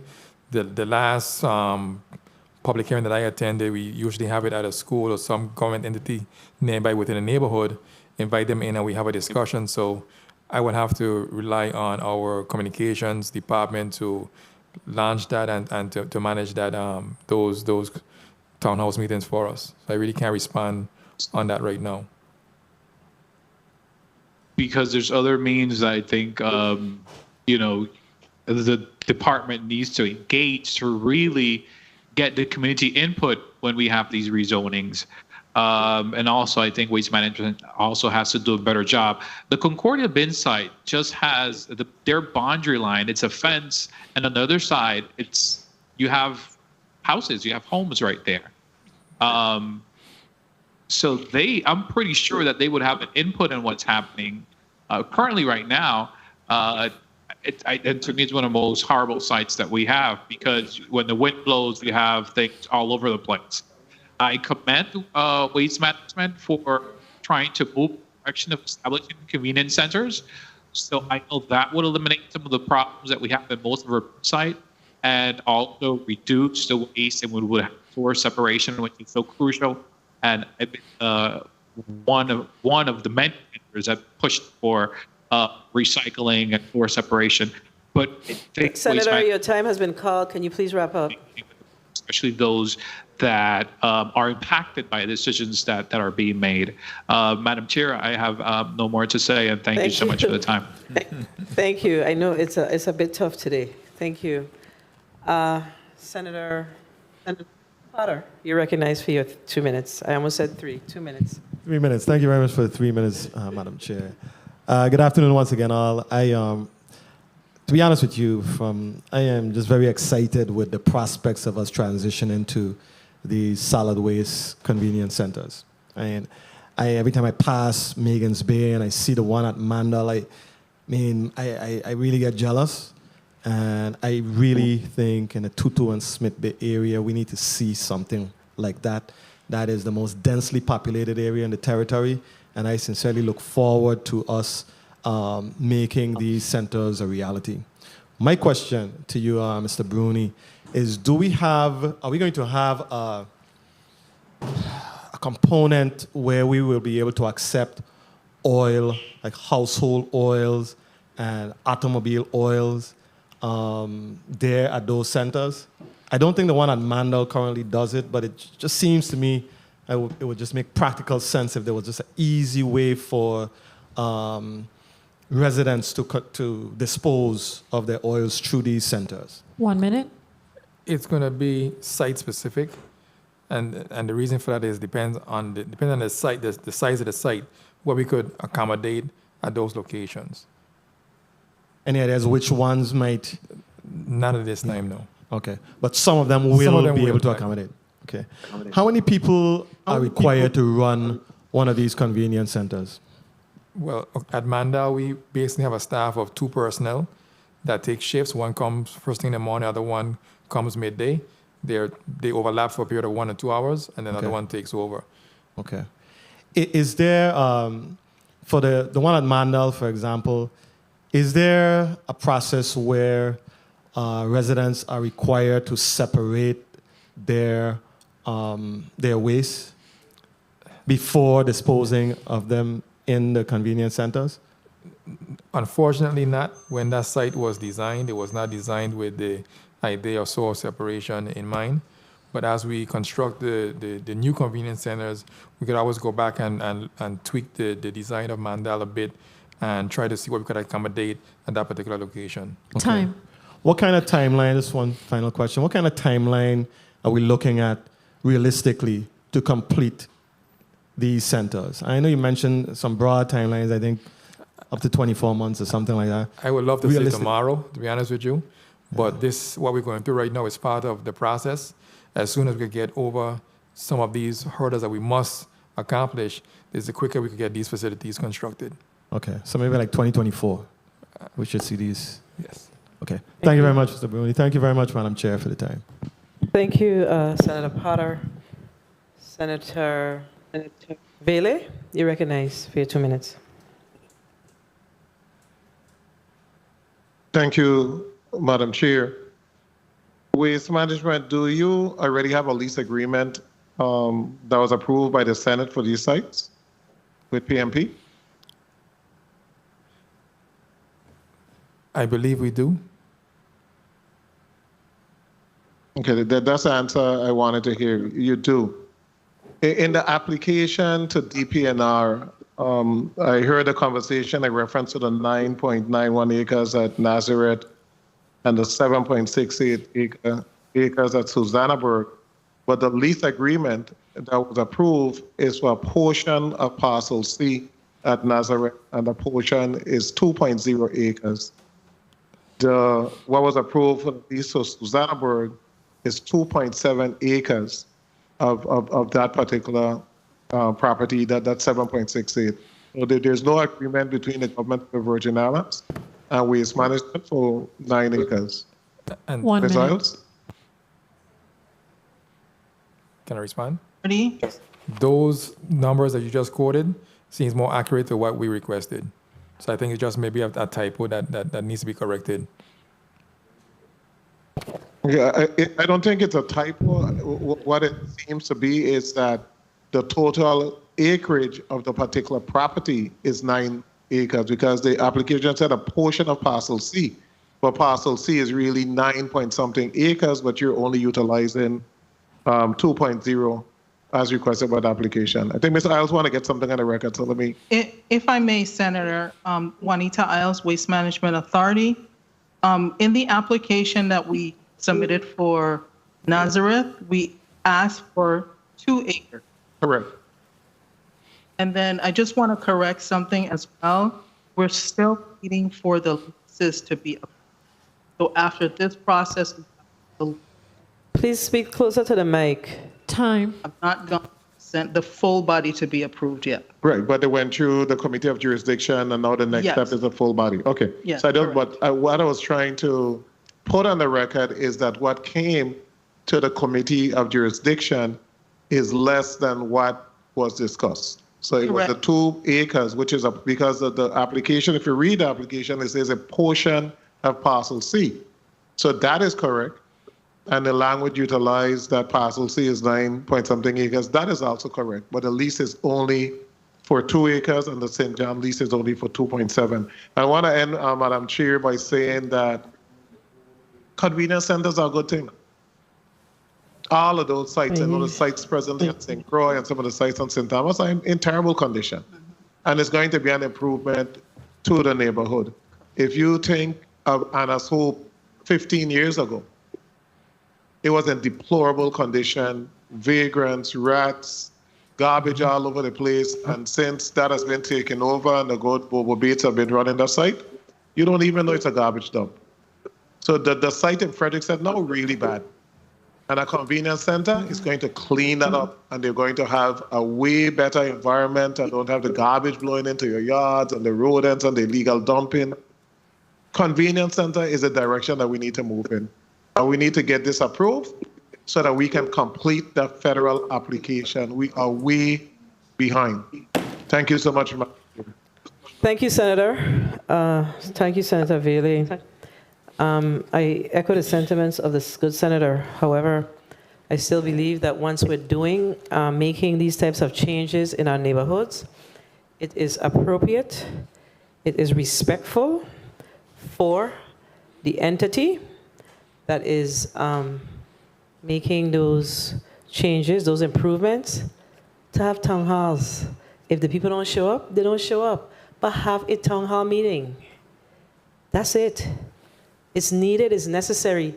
But what is the issue with having a town hall meeting? We gotta find the time. Take night and make day. That's important for us to ensure that we don't create any unnecessary anxiety in our community. Senator Whitaker? Senator Blayden. Senator Whitaker, are you there? Senator Francis Jr. Okay. Senator Novelli Francis? All right. Not here. Okay. Well, we're going to wrap up this round. I've made enough comments on this. I do have my concerns around, yes, we need a convenience centers. And yes, it has taken us quite some time to get to where we are with moving this forward. But I believe it is equally important, as I said earlier, that we have conversations with those within our communities, the impacted communities, the positive impacted communities, so they could understand what's happening in their community. I saw that there were some questions here. Is it number 17 in the waste management report? Will there be another public meeting once plans are finalized? These are questions that people ask. This is the answer we give them. Another meeting requested once actual plans are ready. That's what it's saying. Waste management would take requests into consideration. Really? That's a problem. That is disrespectful. Tell Merrick I say, it is disrespectful. We say, they need to have the conversation with the people in the community. They need to know. We understand it's good stuff. And once we're sitting in the seat, we understand it's good stuff. But the people that are impacted need to understand what's happening in their communities. Next question. When does construction begin? That has not been determined due to various steps in the process, including rezoning, yes. Design, are we in the design process, or we have to wait for the rezoning to design?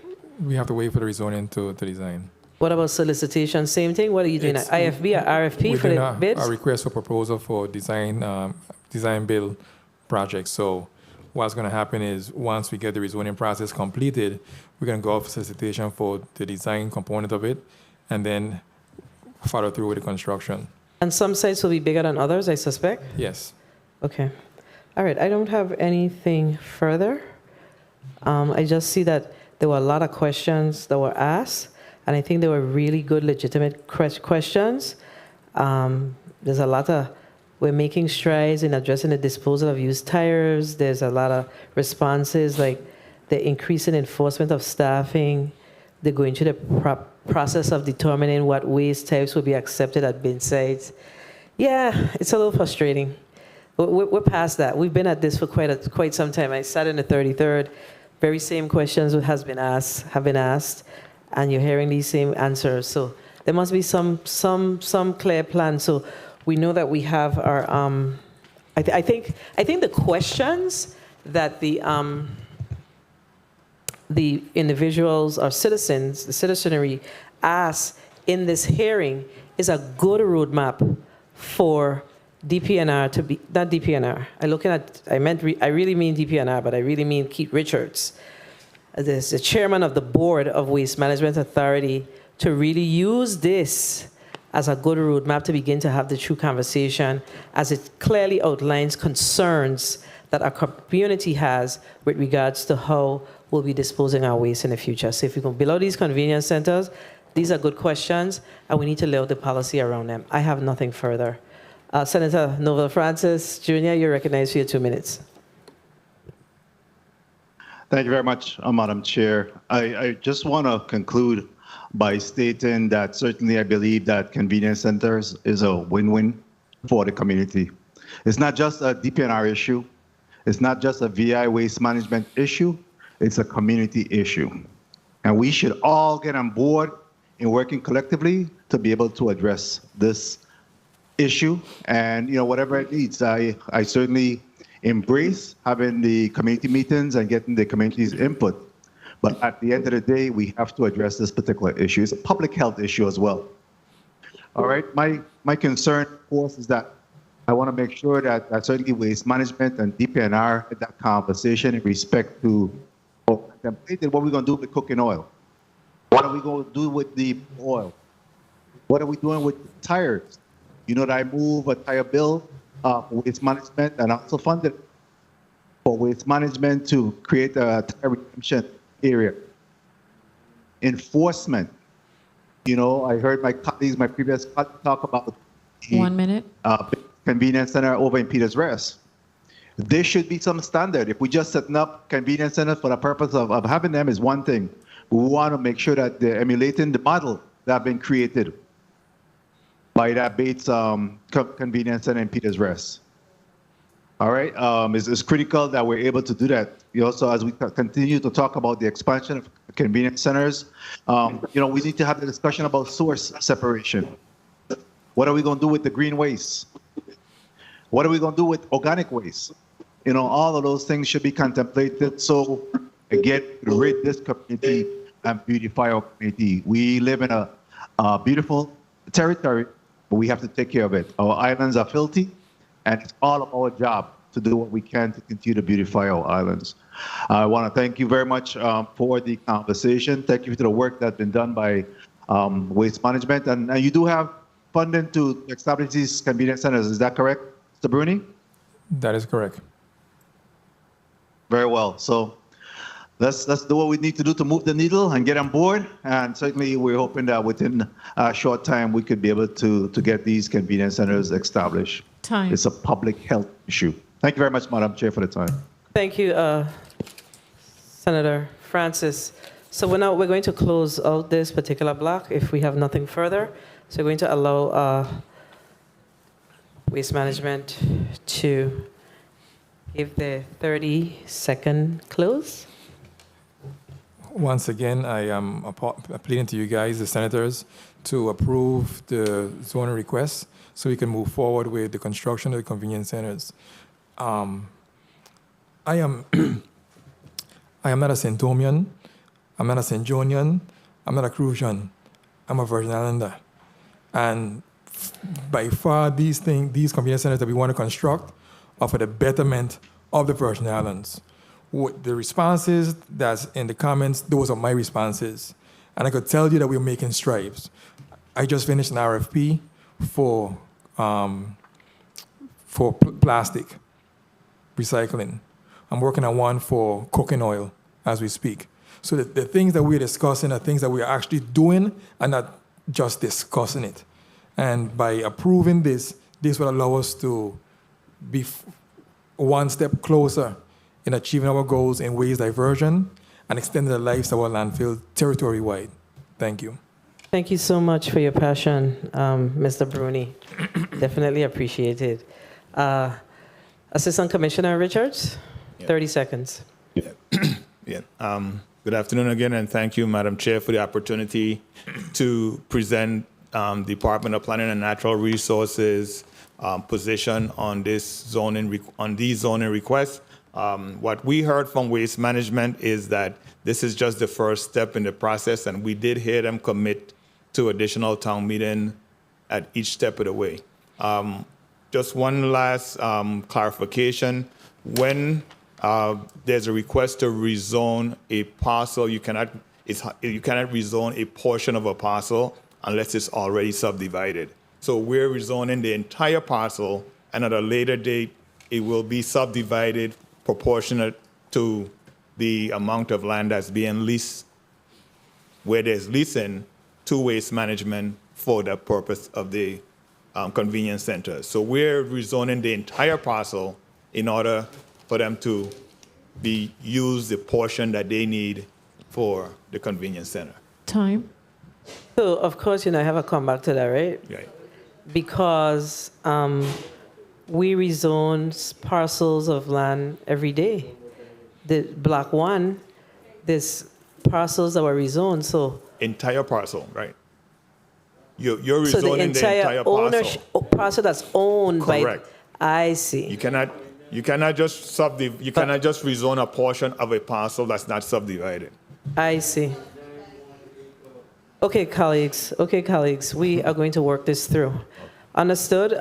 We will work with DPNR and Waste Management so we could figure out how to get some of this stuff done. But we do have concerns, but progress is also important. So we have to weigh how we move forward with these matters that's before us. So thank you for Mr. Bruni, because DPNR still has to spend some more time with us. I believe that CZM is here. So thank you for your time. Ms. Isles, thank you for your time this afternoon as well. And the committee stands in recess for 2 minutes. We're going to jump right in this just to allow us to change the testifiers, but we're going to jump right into the next block so we can wrap up this evening. Thank you. The committee stands in recess for 2 minutes.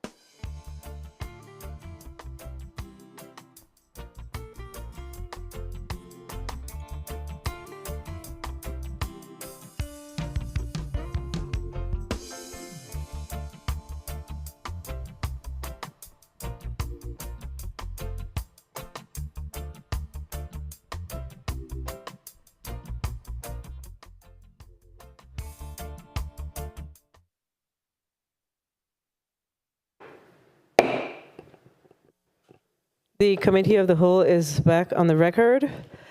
We are now moving into block number 3.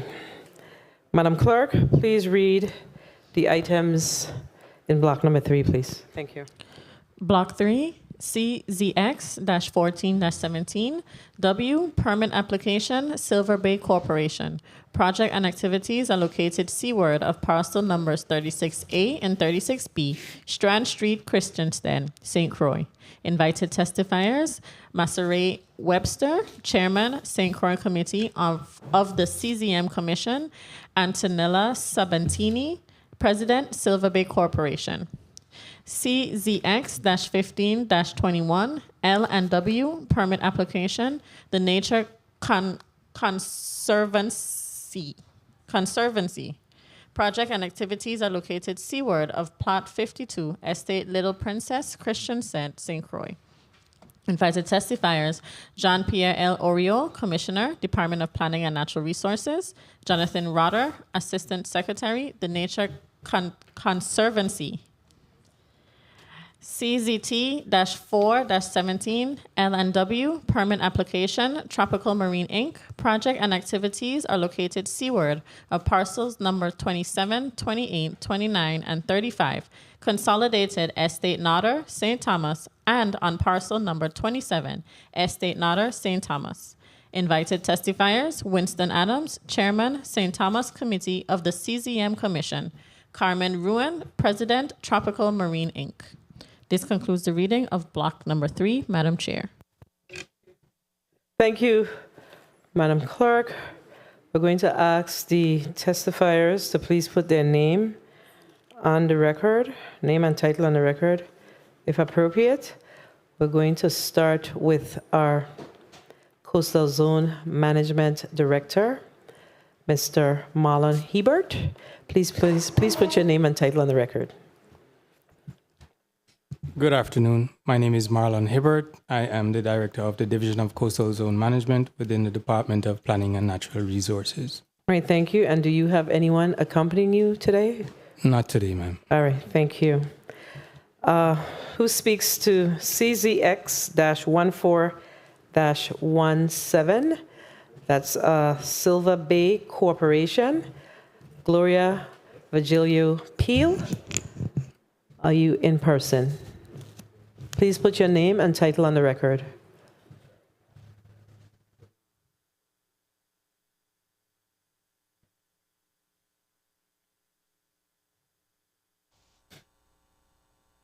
Gloria, you are on mute. We can't hear you. Amy Dempsey, Bioimpact, and I'm also here to be able to provide testimony on CZX 14-7. So, Ms. Dempsey, you are representing Ms. Virgilio Peel? No, I am here to assist. Okay, so I didn't hear from Ms. Peel. Good afternoon, Madam Chair. This is Gloria Peel. Thank you. Who speaks to CZX-15-21, Tropical Marine, Ms. Carmen Ruin? Are you here? No, ma'am. Please put your name on the record. Madam Chair? And title. The 15-21 is the Nature Conservancy. CZX-15-21 is a Nature Conservancy. You are correct. This is out of order on my paper. So that is Jonathan Rother and Amy Dempsey. Please put your name on the record, Mr. Jonathan Rother. Yes, my name is Jonathan Rotter of the Nature Conservancy. I'm an assistant secretary with the company. Thank you. And Amy Dempsey is also representing the Nature Conservancy, correct? That is correct, yes. Yes, ma'am. Okay. So we're now going to go back to Tropical Marine. That's CZX-15-21. That's Mrs. Carmen Ruin. And again, I see Miss Amy Dempsey representing Tropical Marine as well. Ms. Ruin, Carmen Ruin, can you please put your name and title on the record? Carmen Ruin, President of Tropical Marine. All right, thank you. So now we're going to go right into the testimony, and we're going to begin. Do we have anyone else on the line representing any of these coastal zone management requests? Okay. Thank you. So we're going to go right into the testimony. So we're going to start with Silver Bay Corporation, CZX-14-17.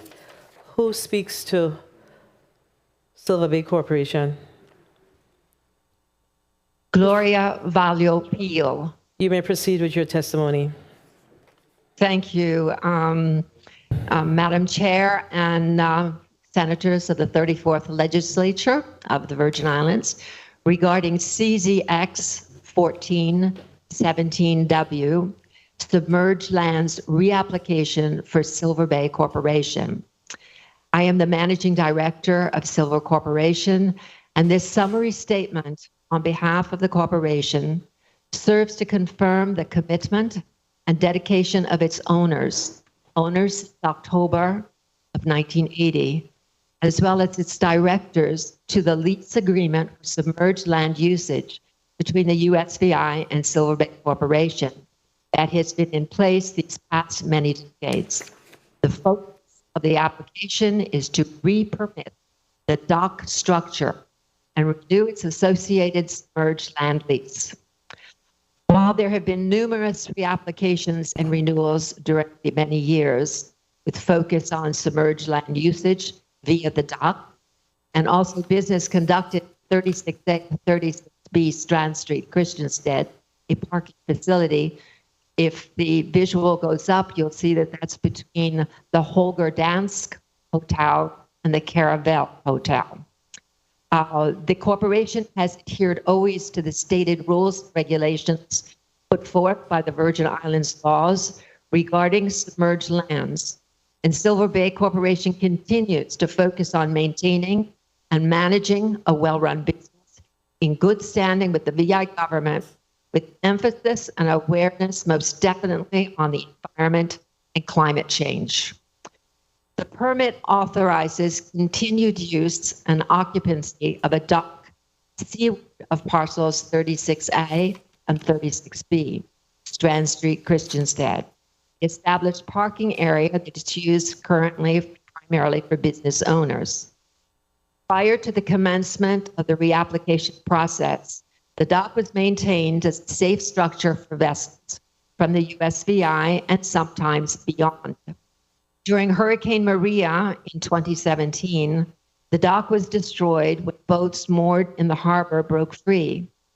It has been the intent and continues to be the intent of the owners and directors of Silver Bay to commence the rebuilding of the wood dock once approval is received for the reapplication of submerged land. Historically, the premises has been maintained in a safe condition in accordance with the descriptions, plans, and drawings approved by the commissioner or by the committee and all applicable laws of the USVI. Additionally, all required payments to the USVI have been made when due and continue to be up to date. The good business practice of adhering to the laws of the USVI and to continue as a business in good standing has been in place since 1980. With a changing planet that brings with remarkable changes to the shoreline, Silver Bay will continue with good practices that will minimize negative impact on the environment. Also, the dock has had and will continue in the future to have no impact on shoreline processes due to its piled nature, and the existing boardwalk, as stated by Amy Dempsey of BioImpact, a VI corporation that is most definitely qualified to conduct and prepare both terrestrial and marine environmental assessment reports required by the Department of Planning and Natural Resources, the Division of CZM, and the U.S. Army Corps of Engineers, with whom we at Silver Bay have collaborated, states very clearly, I quote, "The Silver Bay dock, previously permitted, and the continued existence of the structure will not result in any impacts that do not currently exist. Going forward, Silver Bay remains dedicated to the environment and is pleased the VI government and all its various departments continue to be involved in water analysis and other testing, making sure that the somewhat fragile sea and plant life is protected and given an opportunity to continue to grow. It is apparent that we all need to be one step ahead of climate change, so areas providing habitats for sea and plant life are safeguarded. These various agencies and not-for-profit environmental projects, whether dealing with coral bleaching or floating labs to create new coral or microbial analysis of seawater, are appreciated, needed, and supported by so many in the USVI community, including those of Silver Bay Corporation. On behalf of the corporation, I'd like to thank the USVI senators for the work they're doing in protecting so many aspects of the Virgin Islands through their legislation, as well as the monitoring of rules and regulations that become law going forward. Silver Bay Corporation, and particularly the Sabatini family owners, continue to be dedicated to conducting business in good standing with the VI government, and also are supportive of all efforts of environmental protection. I would be remiss if I did not mention the constant guidance and advice from CZN. While this has been a long process, we live in a world that has been turned upside down and inside out in the Virgin Islands in more ways than one, with 2 Category 5 hurricanes, and then the arrival of a pandemic, changes in government, and all those challenges that make us stronger. So I would like to thank those of you who have brought us to this point today, and we look forward to your comments, questions, and any further advice that you would give. Thank you. Thank you for your testimony. I see that there is also testimony from Ms. Dempsey. You may proceed with your testimony, Ms. Dempsey. Yes, ma'am. Amy Dempsey, Bioimpact. Good evening, everybody. It's slipped to that time. I just wanted to add, since Gloria did a very good description of what's going on with the dock, is that this dock, what this was originally, was just the re-permitting of the dock CZX-2-83W. And we have been going through a long process to get to the point that we are now. And as Gloria was said, this dock was built off an area that's a highly impacted shoreline. All of Stead Harbor has been pretty highly impacted. And part of this property is part of historic fill along the shoreline. And this dock is more than, it's more than 35 years old. This is a very, it's an older dock, but it was destroyed by the hurricanes. And the rebuilding of this dock in its same footprint, in the same condition, and with the conditions that were placed on the permit by CZM, will make sure that it will not create any additional impacts that have not already occurred. The conditions on the permit are no liveaboards, which is one of the special conditions, no fueling, special conditions G, no pump out of bilges, no discharge of used lubricants, no chemicals, no waste, and no sewage discharges allowed. And if these conditions continue to be supported like they have been by Silver Bay Corporation, there should be no impact by the rebuilding of the stock, because they're at present the only organisms that are in the footprint of the stock right now are the invasive seagrass species. So if anybody has any questions or any other things they'd like to know about the environmental situation of the dock, I'd be happy to answer those. And thank you for allowing me to provide this testimony for Silver Bay Corporation, and I'll answer any questions you have to the best of my ability. Thank you. Colleagues, I see that Ms. Dempsey had a full testimony. So please take the time out to read it if you deem necessary. But I saw there was a full testimony. Ms. Dempsey, we usually read the entire testimony into the record. But I understand that the applicant provided the information. So Understood. Yes, ma'am. We're now going to hear from Mr. Hebert on the Silver Bay Corporation CZM permitting request. Thank you, Madam Chair. Good day, Senate President, Honorable Donna Fred Gregory, other honorable members of the 34th Legislature of the U.S. Virgin Islands, legislative staff, and members of the viewing and listening public.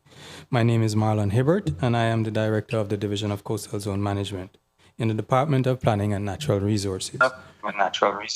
Today, we are presenting testimony on the following CZM permit. Major Coastal Zone Permit, CZX. If I may, Madam Chair. There's an echo on this side. Yes. 1 second. You may proceed, Mr. Hebert. If I may, Madam Chair, I'd also like to express apologies on behalf of the Commissioner Jean-Pierre Oriol, Chairperson Mrs. Masseray Sproul-Webster of the St. Croix CZM Committee, and Mr. Winston Adams of the St. Thomas CZM Committee as well. Okay, so while you're giving your testimony, let me just ask: do you have any visuals to bring up on the screen? I did provide a visual for this particular one. Yes. Yes. Would you like us to bring up the visual while you are, or can you cue us up as you provide your testimony, or would you like to do the visuals after? The question and answer section might be best to bring up the visuals. No, because we don't know what the senators are going to ask. Sure. So we have to bring up the visuals. We can do it after and you can explain it. Sure.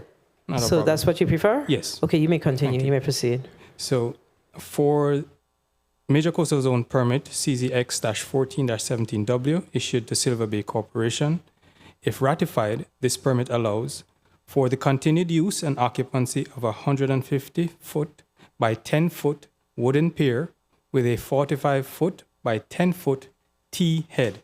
There is also a 10-foot by 2.5-foot step, as well as a small ramp off the southwestern corner of the dock, which is 10 foot long and 1 foot wide. Seaward of parcels number 36A and 36B Strand Street, Christiansted, St. Croix, U.S. Virgin Islands.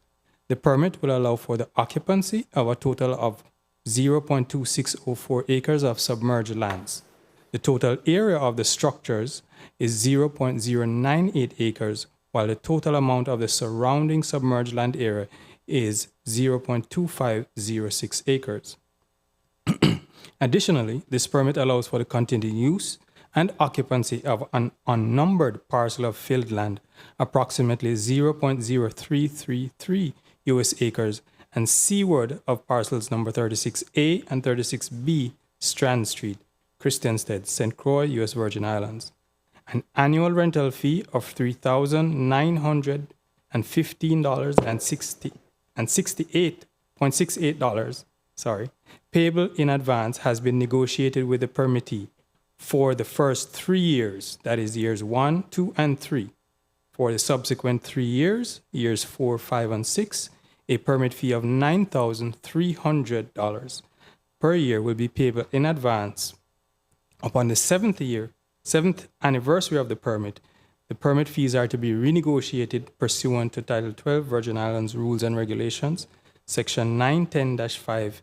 The term of the permit is for 20 years.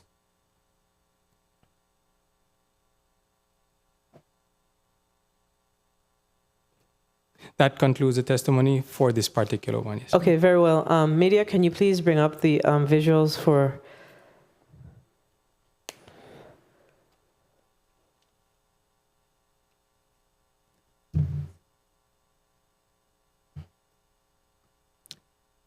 Give you the number? Struggling with these papers today.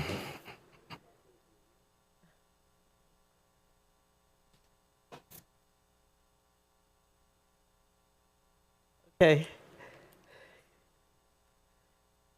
It's it's on your right, my left. Yes, that's a problem. That's all right. Oh, I can look at see it, that as well. Yes, you can. Thank you. So you can you may proceed. Yes, ma'am. So as Ms. Peel mentioned, to the on the graphic, to the top of the graphic is the Holga Dance hotel facility, and the parcels under consideration are to the bottom of that, where you see the parking lot, and then the dock is seaward of the actual boardwalk. That entire parcel in red is actually divided in two, so one's 36A and one is 36B. Both parcels actually end. There are a couple of cars very close to a strip of mangroves right just before the dock, where you see that little ramp to go to the parking area. In fact, the parcels end before that, and so the submerged parcel, the submerged filled land, is actually the front portion of that parcel.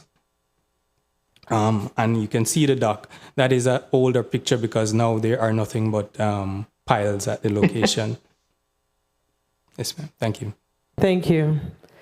So now we're going to proceed with Tropical Marine. Who speaks to Tropical Marine? No, I was saying on the agenda it was the Nature Conservancy. I'm having the same issue because the information that's in front of me is out of order.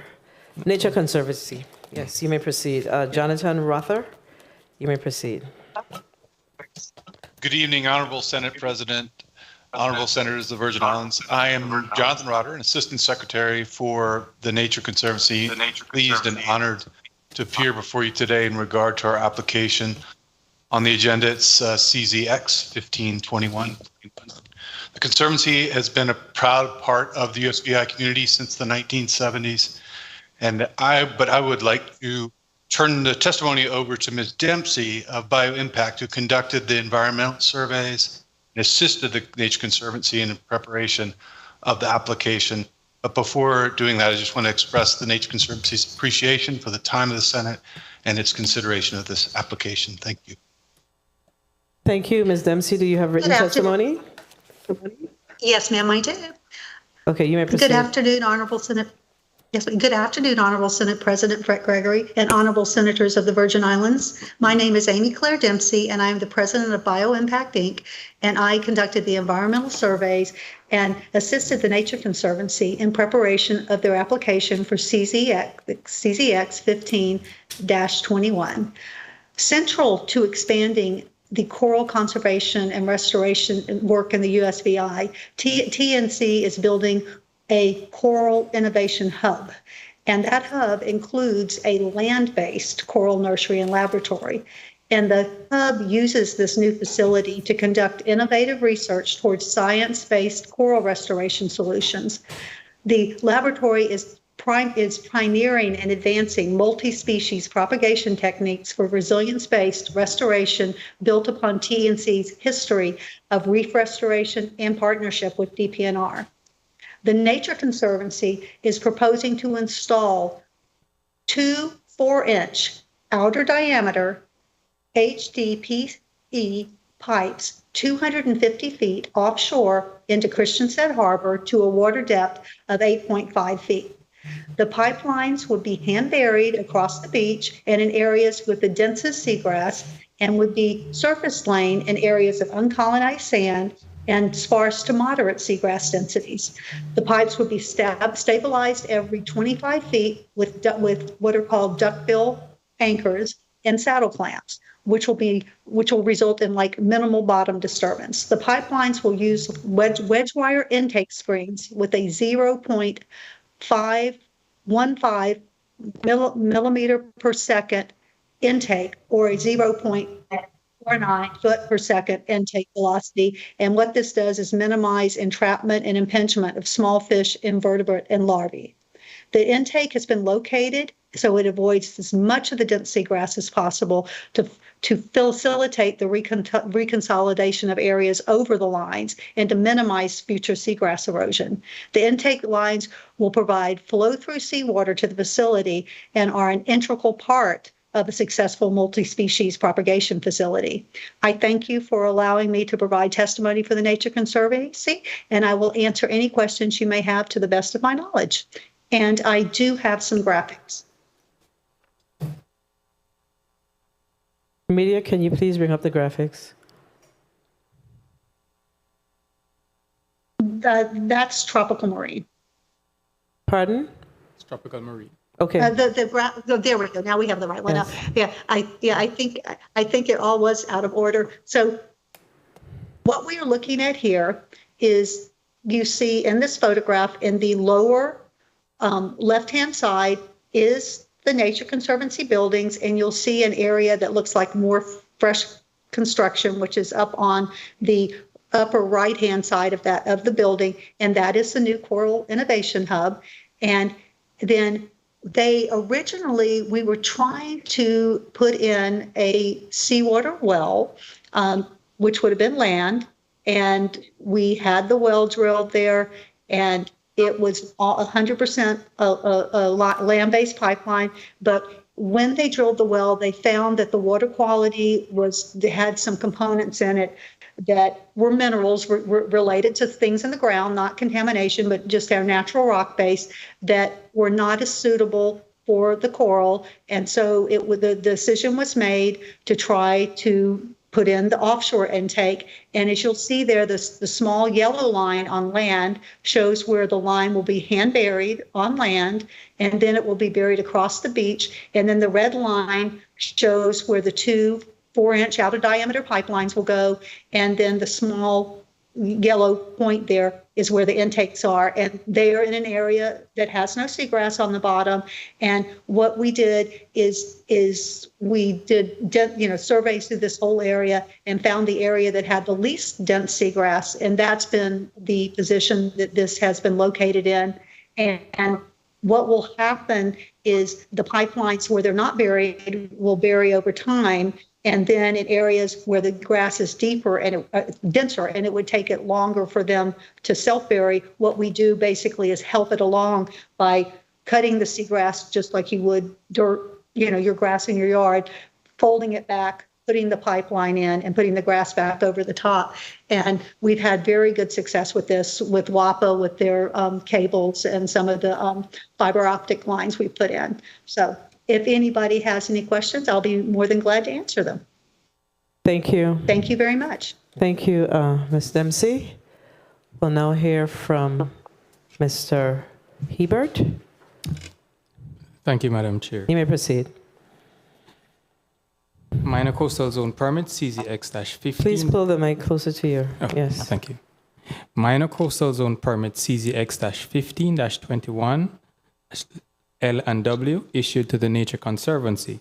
If ratified, this permit allows for the installation of 2 520-foot long, outer diameter, high-density polyethylene pipes in approximately 8 feet of water.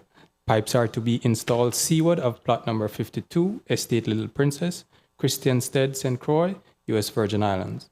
An annual rental fee of $1,040 payable in advance has been negotiated with the permittee for the occupancy of the submerged lands covered under this permit, pursuant to the provisions of Title 12, Virgin Islands Rules and Regulations, Section 910-5E.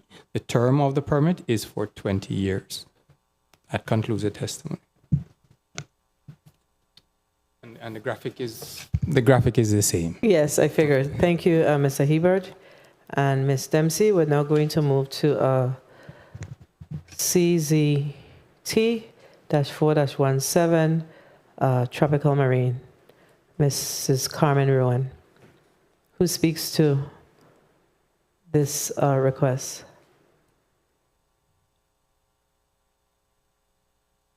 Ms. Dempsey or Ms. Ruin?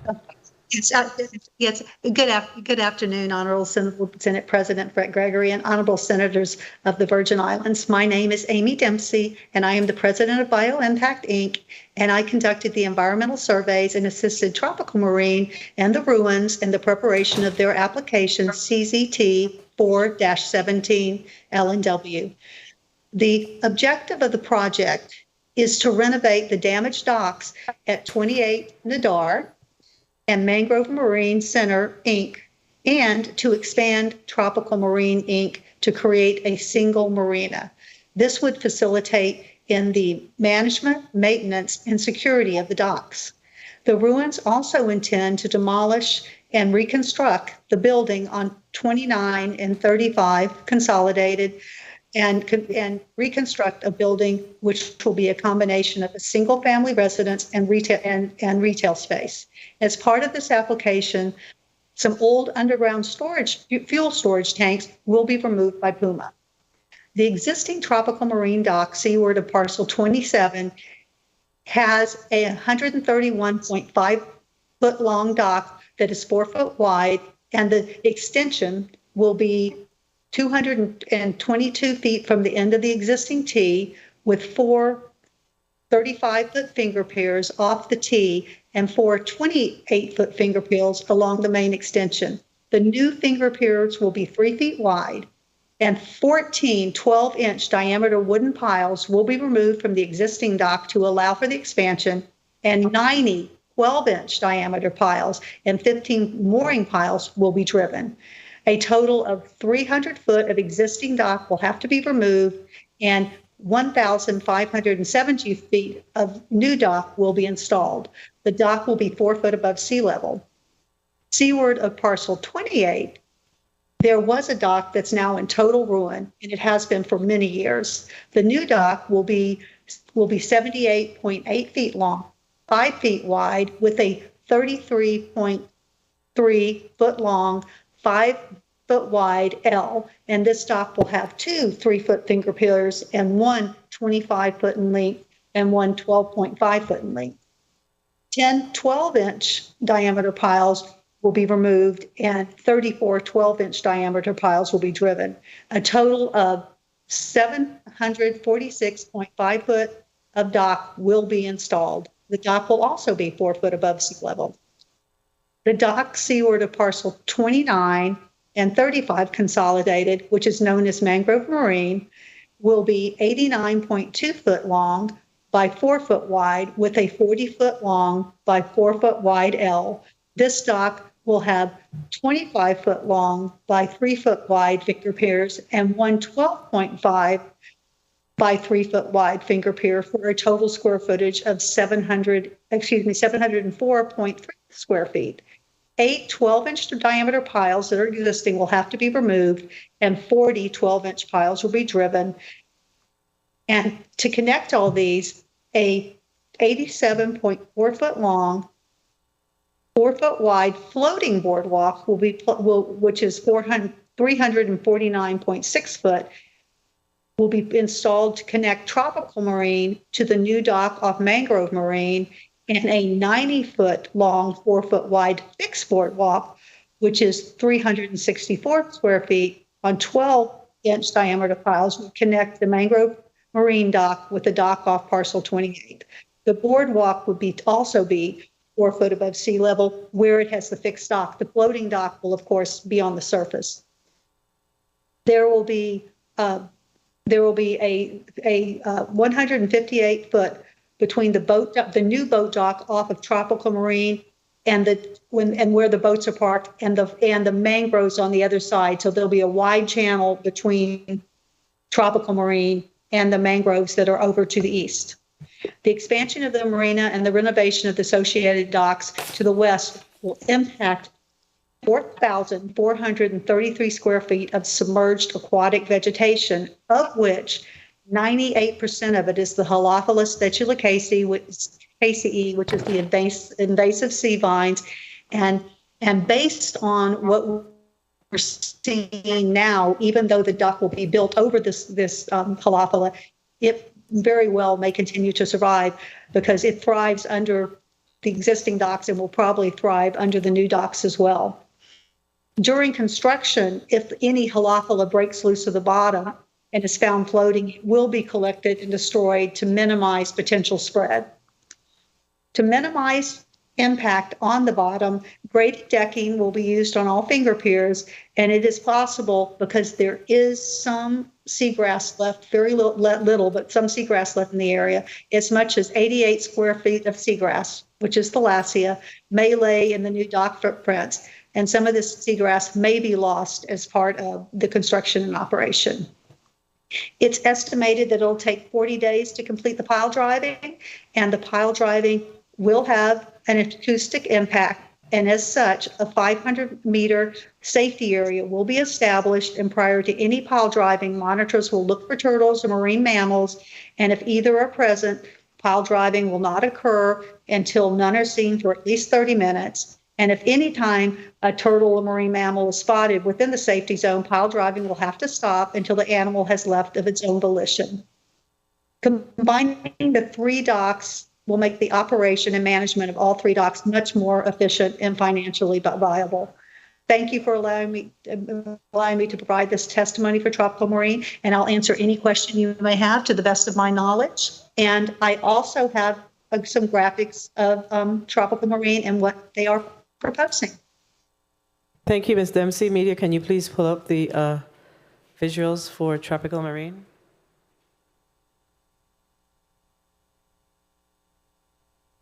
What we have here is the existing marinas. You can see the existing dock that is there, which is Tropical Marine, and you can see the proposed extension that goes to the south off of the existing dock. And you can see that it has the one small finger pier that is to the left, and then a T that comes through, and then finally a large T at the end, and 4 finger piers extending from that. And there is 158 feet between the end of this dock and the adjacent mangroves, which leaves a very large channel between this dock, so it will not impede access first to their other docks or to any docks that are farther into Mangrove Lagoon. At the upper end of the picture, you can see the boardwalk, the floating boardwalk, which will extend off of the existing dock at Tropical Marine, and it runs across a piece of leased land that the ruins have, which is used for boat storage. And one of the reasons that this is a floating dock rather than a fixed dock is because that is leased land. That way, at any time, if the lease were lost or it was not renewed, that could be removed, and it would not be a great impact to remove it. It could simply be unhooked and removed. And then as you come along to the side here, you see first the dock that is off what used to be Mangrove Marine, and it is a L-shaped dock with 2 finger piers. And this dock, you can see in the photograph, you can kind of see the remnants of the older dock, which used to face the other direction as far as the L. The reason we have had to flip this dock is because over time, so much sedimentation has filled in that corner. And so this time we'll have to reorient the dock the other way to allow sufficient depth for boats. Unfortunately, this dock also was destroyed.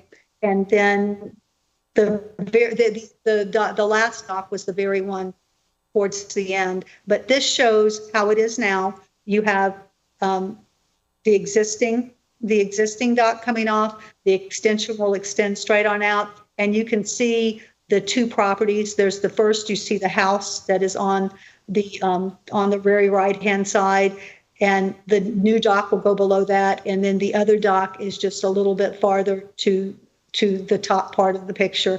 And the house you see is the house there at the corner is the one that will be demolished and rebuilt as a resident and a retail center. And if you have any questions, we'll be there. Oh, here we go. You can see this well. You can see the dock off of Mangrove Marine, and it was destroyed by Hurricane Irma and Maria. And then there, you can't see them well in this picture, but there also are some remnant pilings above the sailboat that's parked into the mangroves that are what are left of the dock off of parcel 28. And if anybody has any questions, Ms. Ruin and I are both available to answer them for you. Right. This is a great picture of what the pilings look like now. Thank you, Ms. Dempsey. Mr. Hebert, you may proceed with your testimony. Thank you, Madam Chair. Major Coastal Zone Permit, CZT-4-17, land and water issued to Tropical Marine If ratified, this permit allows for the addition of new docks onto an existing concrete dock. We're experiencing some feedback. Go ahead. For the addition of new docks onto an existing concrete dock, seaward of parcel 27, Estate Nader. The renovation and addition of additional docks, seaward of parcels 28, 29, and 35 consolidated Estate We Nader. need to see the testifier on the screen, please. Thank you. Thank you. The dock seaward of parcel 27 is 131.5 feet long and 4 foot wide. This dock will have a 122 feet by 4 feet wide T at the head. There will be 4 35-foot finger piers off the T and 5 28-feet finger piers along the main extension. Each finger pier will be 3 feet wide. The dock will be installed on 90 12-inch Pearson pilings and will have 15 mooring piles. The dock seaward of parcel 28 would be 78.8 feet long and 5 feet wide with a 33.3 foot by 5 foot wide L. This dock will have 2 3-foot wide finger piers, 1 25 foot in length and 1 12.5 feet in length. The dock seaward of parcel 2935 consolidated will be 89.2 feet by 4 feet with a 40 foot by 4 feet wide L. This dock will have 2 25 by 3 feet wide finger piers and 1 12.5 feet wide by 3 foot wide finger pier. This activity will occur seaward of parcel 29, 35 consolidated, parcels 27 and 28 Estate Nader, St. Thomas, U.S. Virgin Islands. This permit will also allow the occupancy of 22,177 square feet of submerged lands. This permit also allows for the demolition and reconstruction of a 4-bedroom single-family dwelling on parcel 29, 35 consolidated Estate Nader, and the removal and remediation of 2 underground storage tanks on parcel 27 Estate Nader. An annual rental fee of $12,500 per year payable in advance for years 1 and 2 has been negotiated with the permittee. In year 3, the annual rental will be $15,000. In year 4, the annual rental will be $20,000. In year 5, the annual rental will be $22,500. Upon the 6th anniversary of this permit, the permit fees are to be renegotiated pursuant to Title 12, Virgin Islands Rules and Regulations, Section 910-5E. The term of the permit is for 20 years. This concludes our testimony, and we are available to answer questions as best as we can. Thank you, Madam Chair. And the graphics were the same as well. I figured, thank you. So colleagues, we're going to go to a 3-minute round for block number 3, and we'll begin with Senator Alma Francis Heidegger. You may proceed with your 3 minutes, Senator. Thank you so much. Good afternoon again to my colleagues, testifiers, people of the territory. I first want to address my first set of questions in regards to Silver Bay. What is the economic impact for renewing this permit and rebuilding this dock in the territory? I'm sorry, could you repeat the question? I didn't hear it very well. Oh, I was asking in regards to the potential economic impact for rebuilding this dock, specifically in St. Croix.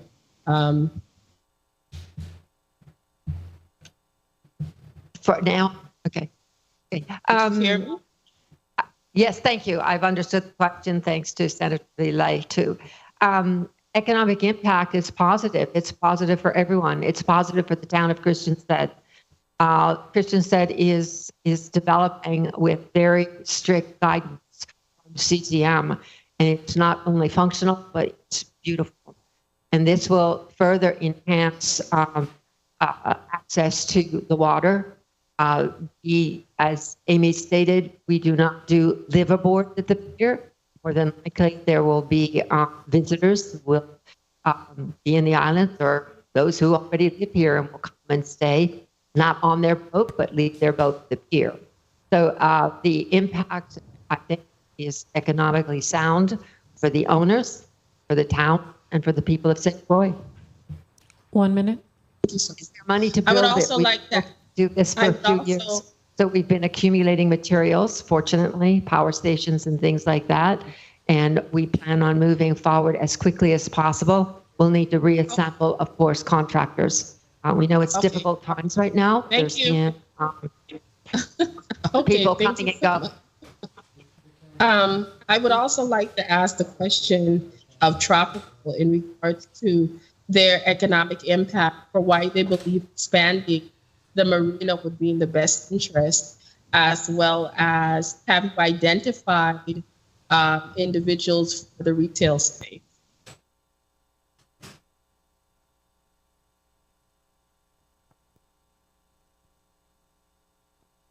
You're on mute.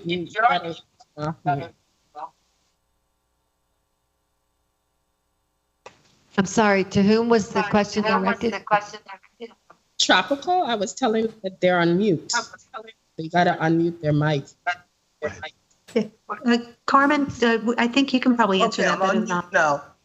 And the question was, please?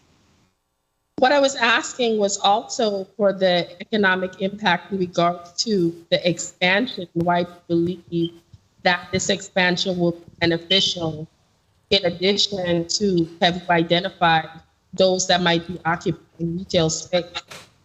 Time. Well, I have lots of customers that is waiting and hoping that they can have space at the marina. The marine industry is improving greatly, and I am hoping that I would get a favorable answer in my expansion. Thank you for your responses. Senator, your time has been called. Thank you very much. Senator DeGraff, you're recognized for your 3 minutes.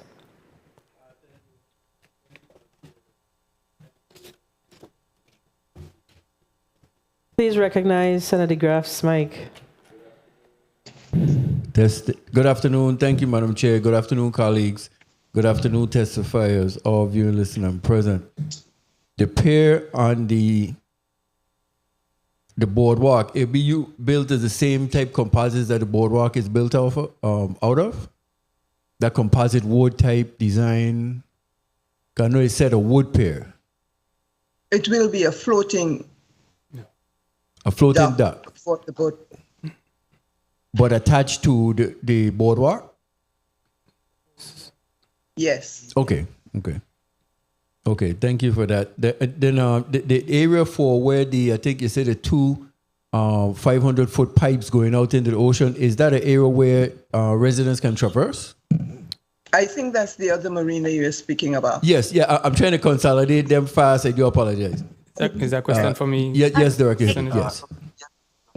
Yes. So AD Dempsey Bioimpact, I think I can answer that probably the best. Yes, sir, that's why we're going to bury it across the beach, because people do walk up and down that beach. Okay. So where it crosses the beach, the pipe will be hand buried, and so people will just be able to walk back and forth, and they won't even know they're there. Okay, good. So and that could be going forward, be monitored on a regular basis, just in case. Yes, sir. Okay, and for the Tropical Marine, from what I remember of Tropical Marine, they used to be like how they connected them right around to the patch and go on the other side. Now, where the proposed extension of the dock goes out to where the Four Finger Piers are, that's going out more into the channel. Has that ever had a dock out that far before? No, sir, it has not. And that was one of the things that CZM, in fact, actually the original design went out a little bit farther, but because of concerns about there being, because originally it went out about, I believe, like 50 feet farther, and they were worried that maybe the channel would not be wide enough. But 1 minute. there'll still be a 150-foot channel, and it's deep water. I mean, it's the shallowest area in there is still over 6 feet, which is pretty much how deep everything is there. So there's plenty of rooms for boat to traverse. And in fact, the boats going to the other part of the facility will have to go around that way. So it will not impede anyone else's access. That was my concern because I know how the lagoon is at 6 foot. I've been in it before. With it extending further out, it wouldn't put you closer to the mangrove, which would become a little more shallow. You're saying it was still maintained around 6 feet or a little more. Okay, that would be safe. Sir. Okay, and where the house is that's being removed, you're doing a connecting floating dock that takes you around the coastline, basically? Time. Yes, sir. Okay. I got it now. Thank you very much for the time, Madam Chair. Thank you, Senator DeGraff. Senator Franklin Johnson, you're recognized for your 3 minutes.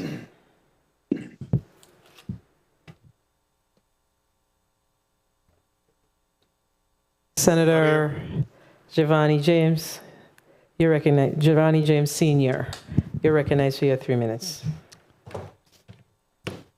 Good afternoon, testifiers. Once again, greetings to the people of the Virgin Islands. My questions today will be surrounding the Nature Conservancy and the permit for Silver Bay.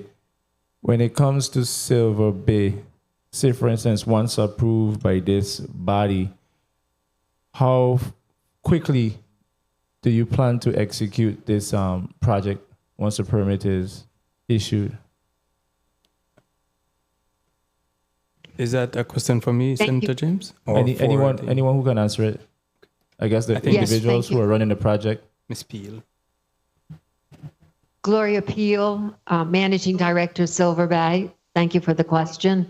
We're anxious to start, and we'll start very quickly. As mentioned, we have some of the materials. We need to add to those materials, and we need to bring together again the appropriate contractor and labor.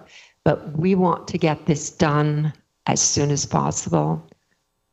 And my question is the same for Silver Bay. Can you give us some timelines as far as some expectations when this will be finished once passed by this body? Senator, that was Silver Bay. That was Silver Bay. Okay, now I can give you a timeline. Yeah. Once all the materials are in-house, this is a quick project, and we will proceed. We have the electrical all set, the plumbing set, and we can get this done. And for Nature Conservancy?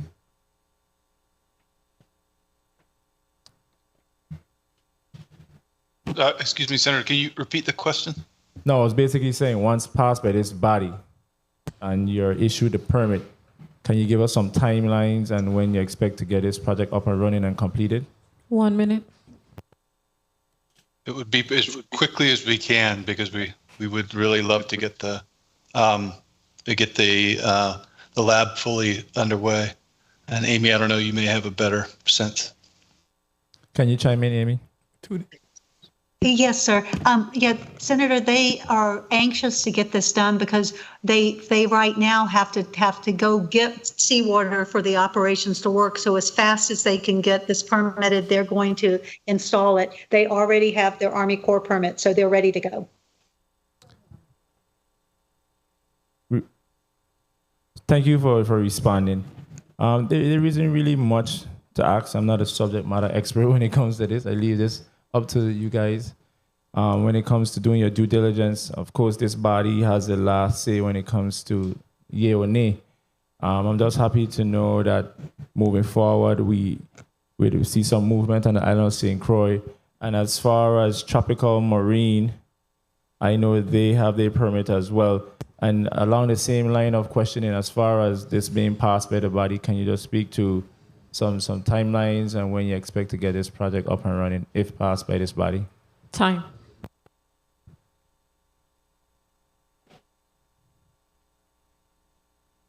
Anyone there? I guess not. Tropical Marine Inc. Go ahead. Carmen, you're on mute. No, I am not, and I'm asking you to answer the question, please. Okay, as far as timing, we have our Army Corps permit on this one, so Carmen can start at any point in time. Thank you very much. And we are ready to start. Okay, thank you for that. My time was called. I don't want to abuse Thank you, my Senator. time. Thank you, Madam Chair, for the time. Thank you, Senator James. Senator Carla J. Joseph, you're recognized for your 3 minutes. Pleasant, good evening, testifiers and colleagues and our listening audience.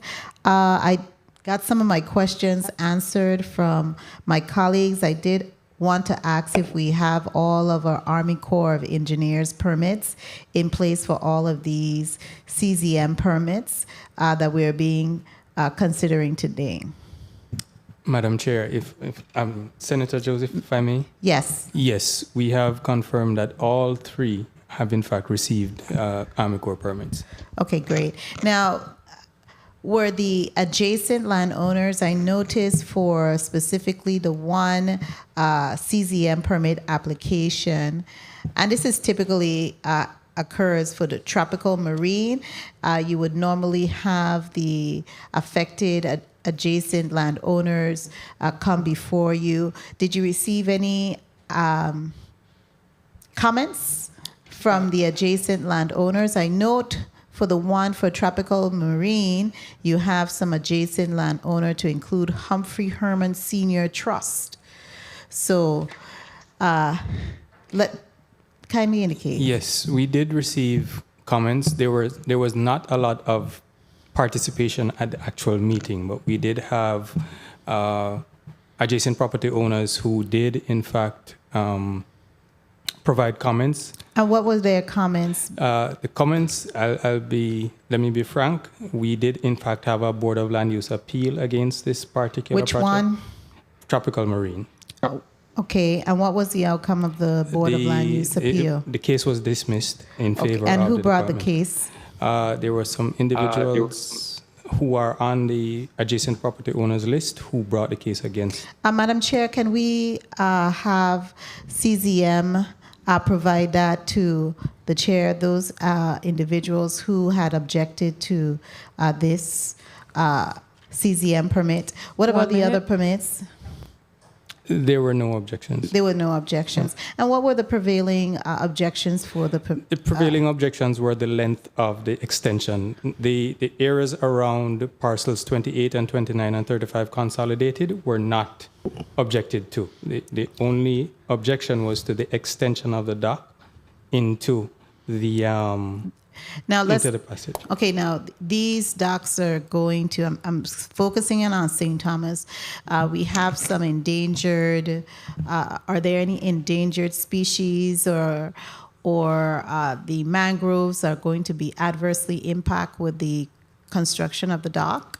No, ma'am. None is anticipated. In fact, one of the special conditions, even though there were going to be no impacts to mangroves, was that the Tropical Marine work with the University of the Virgin Islands to look at implementing a replanting program, because we know after the storms, a lot of the mangroves were damaged. So as part of the mitigation for the actual pile driving, we still said, please donate some of your funds to UVI to assist them in reforesting those mangrove areas.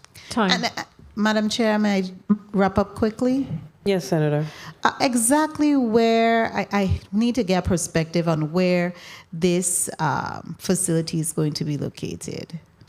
I saw the drawing, but it doesn't help me too much. So, if you could put it in perspective from where, let's see, where Seaside Marine is or Seaside Inn is.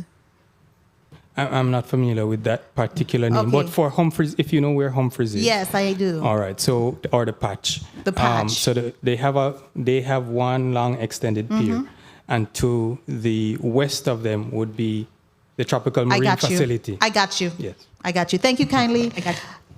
Madam Chair. Thank you, Senator Joseph. I'm not certain if Senator Carrion is Still on St. Croix. Senator Carrion?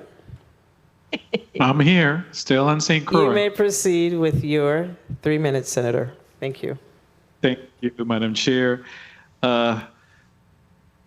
First of all, I would like to take the time to commend the Nature Conservancy for the work that they're doing. I was able to be there on St. Croix and the State Little Princess for their cutting ribbon ceremony. For the project, the coral restoration project you guys have, the new innovation construction you guys did, and it's awesome to see the work that you're doing. So thank you so much for the work that you're doing. So that one is a no-brainer for me. And most of the reports that we received from bio impact, we see that the environmental impact is minimum in most of these requests we have before us. We know that the marine industry is a growing industry, and the Virgin Islands, we need to capitalize on it. So I really don't have questions. I'm in support of all three of these presentations today. So I yield. Thank you, Madam Chair. Thank you, Senator Carrion. Senator Potter, you're recognized for your 3 minutes. Thank you. Thank you very much, Madam Chair. Good afternoon, testifiers. Good afternoon, colleagues and the people of the Virgin Islands. Mr. Ebert, is it your position as CZM Director and Commissioner Oriel's position as Commissioner of DPNR that from a cost-benefit perspective, it is a good idea to approve all three CZM permits? From both a cost-benefit analysis to both the local environment and the local economy, yes, sir. Yeah.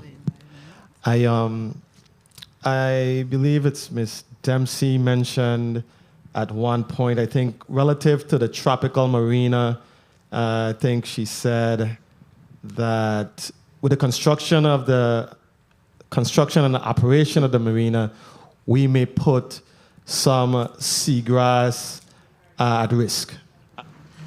And can you elaborate on that and what the impact of that would be? So thank you, Senator Potter. If I may, Amy, I'll answer. So there are going to be some impacts. As Ms. Dempsey mentioned, a lot of what the seagrass existing in the area now is actually an invasive seagrass. But there have been some benefits to the invasive seagrass. Prior to the seagrass coming in, the native seagrasses were not able to actually colonize the bottom. This invasive has colonized it, and if you realize in those areas, you have now less resuspension of sediments because the roots of the seagrass is actually keeping it. Now, there are some native seagrasses there that may be impacted. The issue there is that a native is unable to compete very quickly with the invasive seagrass. So the impacts there there's gonna be a tit for tat between both invasive and native seagrasses. So there's a little stronghold of native, but the native seagrasses may eventually, again, we don't control nature, may eventually take over the entire area, but the impact should be limited. The Pearson piles are 12 inches, so once driven, the impact is actually only 1 square foot. Gotcha. Okay. And so what are the potential, if any, downsides to approving these permits? Certainly, Senator Potter, as Senator Carla Joseph mentioned, there is, of course, a community input. And we recognize that the community was concerned about the distance between the mangroves and the transiting of vessels, especially important when you have a hurricane season. Yes. So if vessels are coming in for safe harbor and they're larger vessels like maybe a ferry or so, if there's a little distance, then it could make for unsafe navigation. So we actually asked Tropical Marine and recommended the removal of 1 T to increase the space. We also looked at the depth. And so the area where the T was removed is actually the deepest part of the channel. So by removing that one T, we thought we could accommodate and mitigate against those concerns as well. Thank you very much, Mr. Ebert. Thank you very much, Madam Chair, for the time. Thank you, Senator Potter. Senator Vele, you're recognized for your 3 minutes. Thank you, Madam Chair. Did they agree to move the one T? Was that an agreement made? Senator Vele, yes, sir. It is ingrained in the signed permit document. Okay, excellent. How many birds are we going to be adding at that particular site, at the Tropical Marine? Many additional birds? Senator, if I may, go ahead, Ms. Dempsey, please. I believe in total we'll end up with all the slips in there. We're adding, I believe, 34. Is that correct, Carmen? With the removal of the extra T? Yeah, I believe that is correct. And Silver Bay, how many are we going to be able to restore? Because the dock is now destroyed. Right, we're looking at 9, depending on the size of the vessels. 9, okay. I am going to support all of these endeavors because I think that if we want to expand the industry, we need to have additional birds. And if they're not docked at a pier, they're mooring out to sea and dragging anchor and causing a lot more issues. So I think that all of these development is moving in the right direction for the Virgin Islands, and I support all of them. The project, Little Princess Conservancy, that's just an excellent project. That project might put us on the map if we're able to really expand it. That research really pans out. Just being able to regenerate coral is a really, really good project, and we need to invest in that project, and let's hope that St. Croix become that research beacon for the restoration of coral across the world. Thank you so much, Madam Chair. Thank you, Senator Vele. Senator Blyden, you're recognized for your 3 minutes. Thank you, Madam Chair. Good afternoon again, colleagues. Good afternoon, to the testifier, and thank you so much for your testimony. I do support all 3 of these. All 3 of these zone requests in this block. But I want to speak in particular to zone request CZT-4-17, Tropical Marine Inc. I know growing up in Nada from when I was a young boy, they've been there for a while. They've been there for some time. Ms. Yuan, good afternoon to you. How long have Tropical Marine been in existence? For 33 years. 33 years. And you're the owner, am I correct? Yes, sir. And let me ask you a more in-depth question. In the industry, as a black female owner of the marina, are there any others like yourself, or many, or few? Well, we can start from Red Hook and go Bodo, come around to Magens Bay and come on over. I think, as you referred to the Humphreys as the Patch and Common Ruin Tropical Marine. Exactly. And thanks for putting on record. I want to commend you for your tenacity and for you staying the course in this multi-billion-dollar industry. This industry is so ripe, and it's very, in terms of investment, it's a good investment for anyone. And I believe that we are behind the 8 ball in the territory. And once there is any opportunity in terms of expansion for any marine in the territory, I definitely will support it, because I understand the importance of what a marine does in terms of bringing in berth, bringing in anchors, etc., and having businesses to expand, and explore. So I honestly want to commend you. 1 minute. And I really don't have much more to say. I just wanted to come on the record and say that, and thank all of you for your investment in the territory, and I look forward to great things in the future. Thank you so much, Madam Chair, for the time. Thank you so much. Thank you, Senator Blyden. Senator Novell Francis, you're recognized for your 3 minutes. Thank you very much, Madam Chair. I stand in support of all of the the requests in this particular block number 3, of course, Silver Bay Nature Conservancy, and I'm looking forward to their expansion and the work that they're doing there. I'm a big supporter, as well as the tropical marine.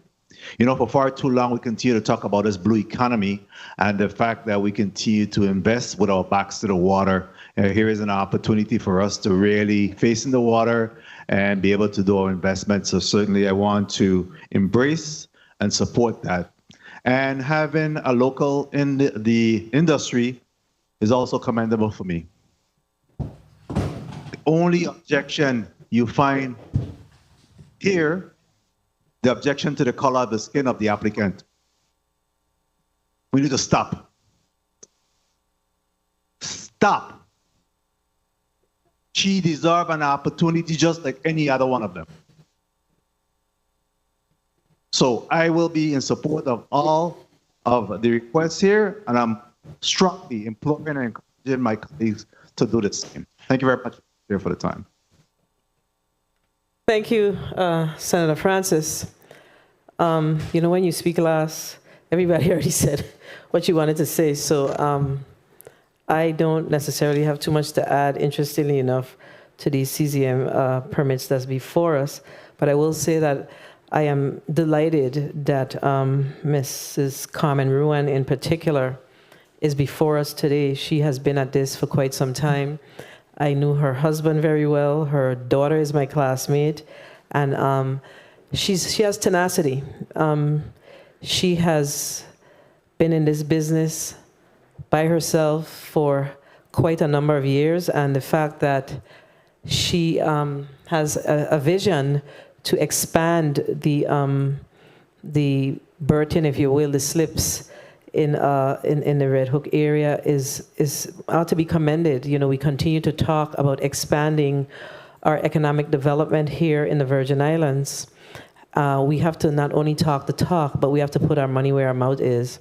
And I know that these projects are not cheap.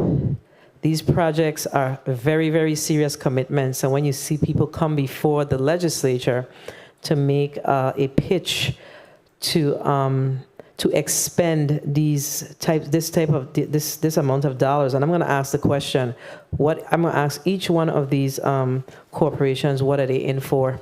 What do they see the impact is on the territory as far as the financial component? It's important. We've heard from Amy Dempsey. She is our resident expert bioimpact. And if Amy Dempsey says we can do it, most times, I don't know if she's had any experience or situation where she said to us, move forward, and it became a problem. So I trust her judgment. So I too am in strong support of these particular measures, and we must acknowledge the fact that Ms. Ruan is a Black woman, and that also makes me very proud to sit here and know that, you know, the level of the expansion that she's brought in front of us. You know, we have our people that's doing great things. So great things are truly happening here. So let me just start with Silver Bay. Ms. Peel, Vigilio Peel, what is the cost for this particular project? The approximate cost, of course, projected cost.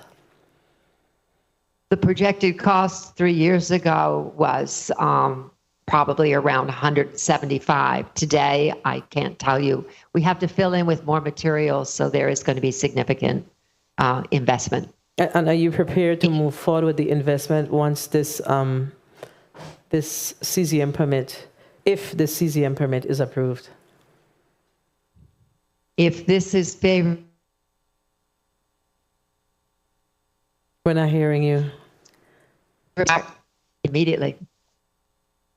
Immediately, you said?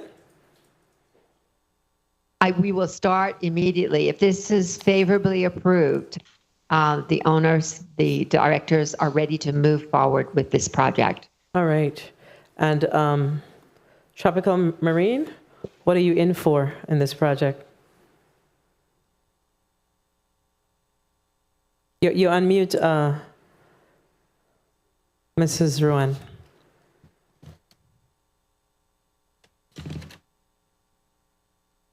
Okay, we're going to go to the next person until you could get we can hear you. Let's go with Nature Conservancy.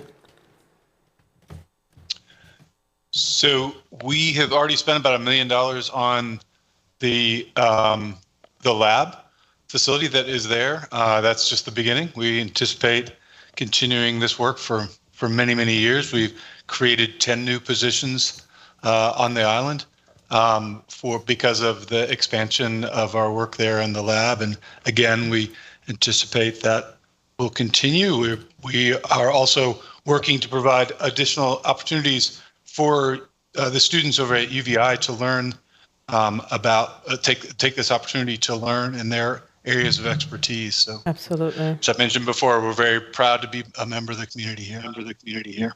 Thank you for that, and that's definitely an expansion of our or good support for our marine program at the University of the Virgin Islands, and we do have folks that come from throughout the country to our program. So this is definitely good stuff. This makes me very happy to see the conversation that we're having today.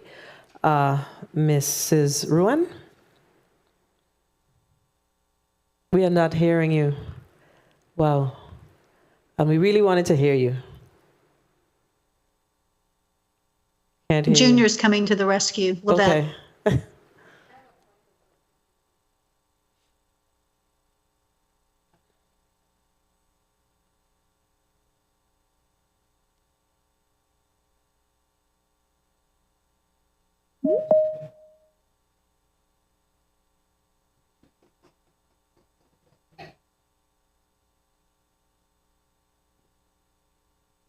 Oh boy, it looked like we lost her. Oh boy, yeah, it's a sign, right? Yeah. I'm very interested in finding out the information, though, as far as how many jobs this tropical marine will create. This CZM opportunity will create. Hello. You're back. So hello. Yes. Thank you. Yes. So money-wise, we are looking close to $1 million and a little over. I think that was the question you wanted answered. Yes, and what do you anticipate as far as job creation? 10 to 15. 10 to 15 new jobs. All right. Yes. And are you? Do you have a relationship with the Department of Labor, with the workforce development component at the Department of Labor, or the Skills for Today program? Yes. You do? Yes, I do. Okay, great. All right. I don't have any further questions. I have one of my colleagues, Senator Joseph, has a point of personal privilege, and 30 seconds, Senator Joseph. And once you're done with your point of personal privilege, we're going to wrap up. We're going to allow the testifiers to put their last thoughts on the record as far as supporting their requests, and then we'll close with the CZM Managing Director of Coastal Zone Management. Senator Joseph, you may proceed. Thank you so much, Madam Chair.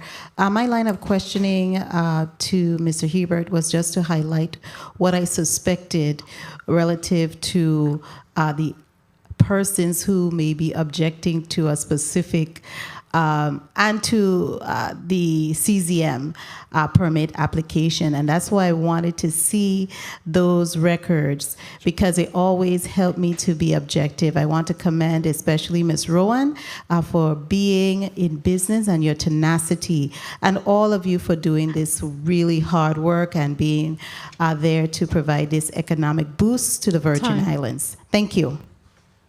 Thank you, Senator Joseph. Oh boy. My paper. So we're going to start with, we're going to start backwards. The Senate President and members of the Senate, I thank you all for having me on today. Who's speaking? Okay, so then we will start with Tropical Marine. You may close out. 30 seconds. Okay, so I said, the Senate President and members of the legislature, I am thanking you for the privilege to be on here today. Thank you. Mr. Jonathan Rother? Yes, Madam President. Again, we are very proud to be a part of this community and anticipate continuing to be so for far into the future. I do really look forward to seeing the growth and the positive environmental impact that the lab can have, and we're deeply appreciative for the time of the Senate and your consideration of this application, and I think we're going to see wonderful things going forward. Thank you very much. Thank you. And Ms. Gloria Vigilio-Peel? Yes, thank you, Madam Chair and Senators of the 34th Legislature. Being here today, you actually see what goes into the due diligence on both sides of the table. And I think when we talk about public-private partnerships, it's not just about the money and the economics, but it's about the sharing of information, the guidance that's given, so that when something is done, it's done once and it's done right. It's done according to the laws of the Virgin Islands and the capacity of the private owner. So I'd like to thank you for hearing incredible testimony here today and celebrate certainly my colleagues, mariners here with larger projects.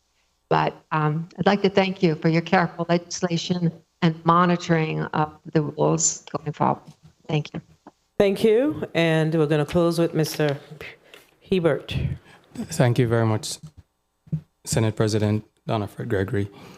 Thank you for facilitating our testimony. We thank you for your diligence in asking of the questions as well as your honorable senators. I'd also like, with your privilege, Senate President, to thank you for the 34th Legislature honoring Mr. Kemet Amon Lewis, who was once a CZM DPNR employee and who was once also a TNC employee, for his contribution to marine science. And I think that's, for a young man who has shown remarkable resilience, thank you for the legislature for recognizing him and his contributions to the territory. Thank you. Thank you for that. So, colleagues, tomorrow is June 4th, 2022, and it's a special day where we will be celebrating our very own Aliyah Boston. So I'm asking all within the sound of my voice to come out tomorrow morning, mid-morning, to celebrate Aliyah Boston. Today has been a long day, but it's been a long, productive day. And we heard the CZM permits as well as the zoning requests. And at the appropriate time, the legislature will make the decisions. There is some work to do, I'm certain, on some of them, but for the most part, I believe that we had a productive day, and we're making progress here in the Virgin Islands. There's good things. There are good things that's happening, and we need to just embrace it. If there are no other further questions, responses, etc., I want to thank the staff of the legislature, the central staff, and most definitely my staff and all of my colleagues who stayed in the paint with us today to ensure that we were able to hear these very, very important matters. So the committee of the whole is hereby adjourned.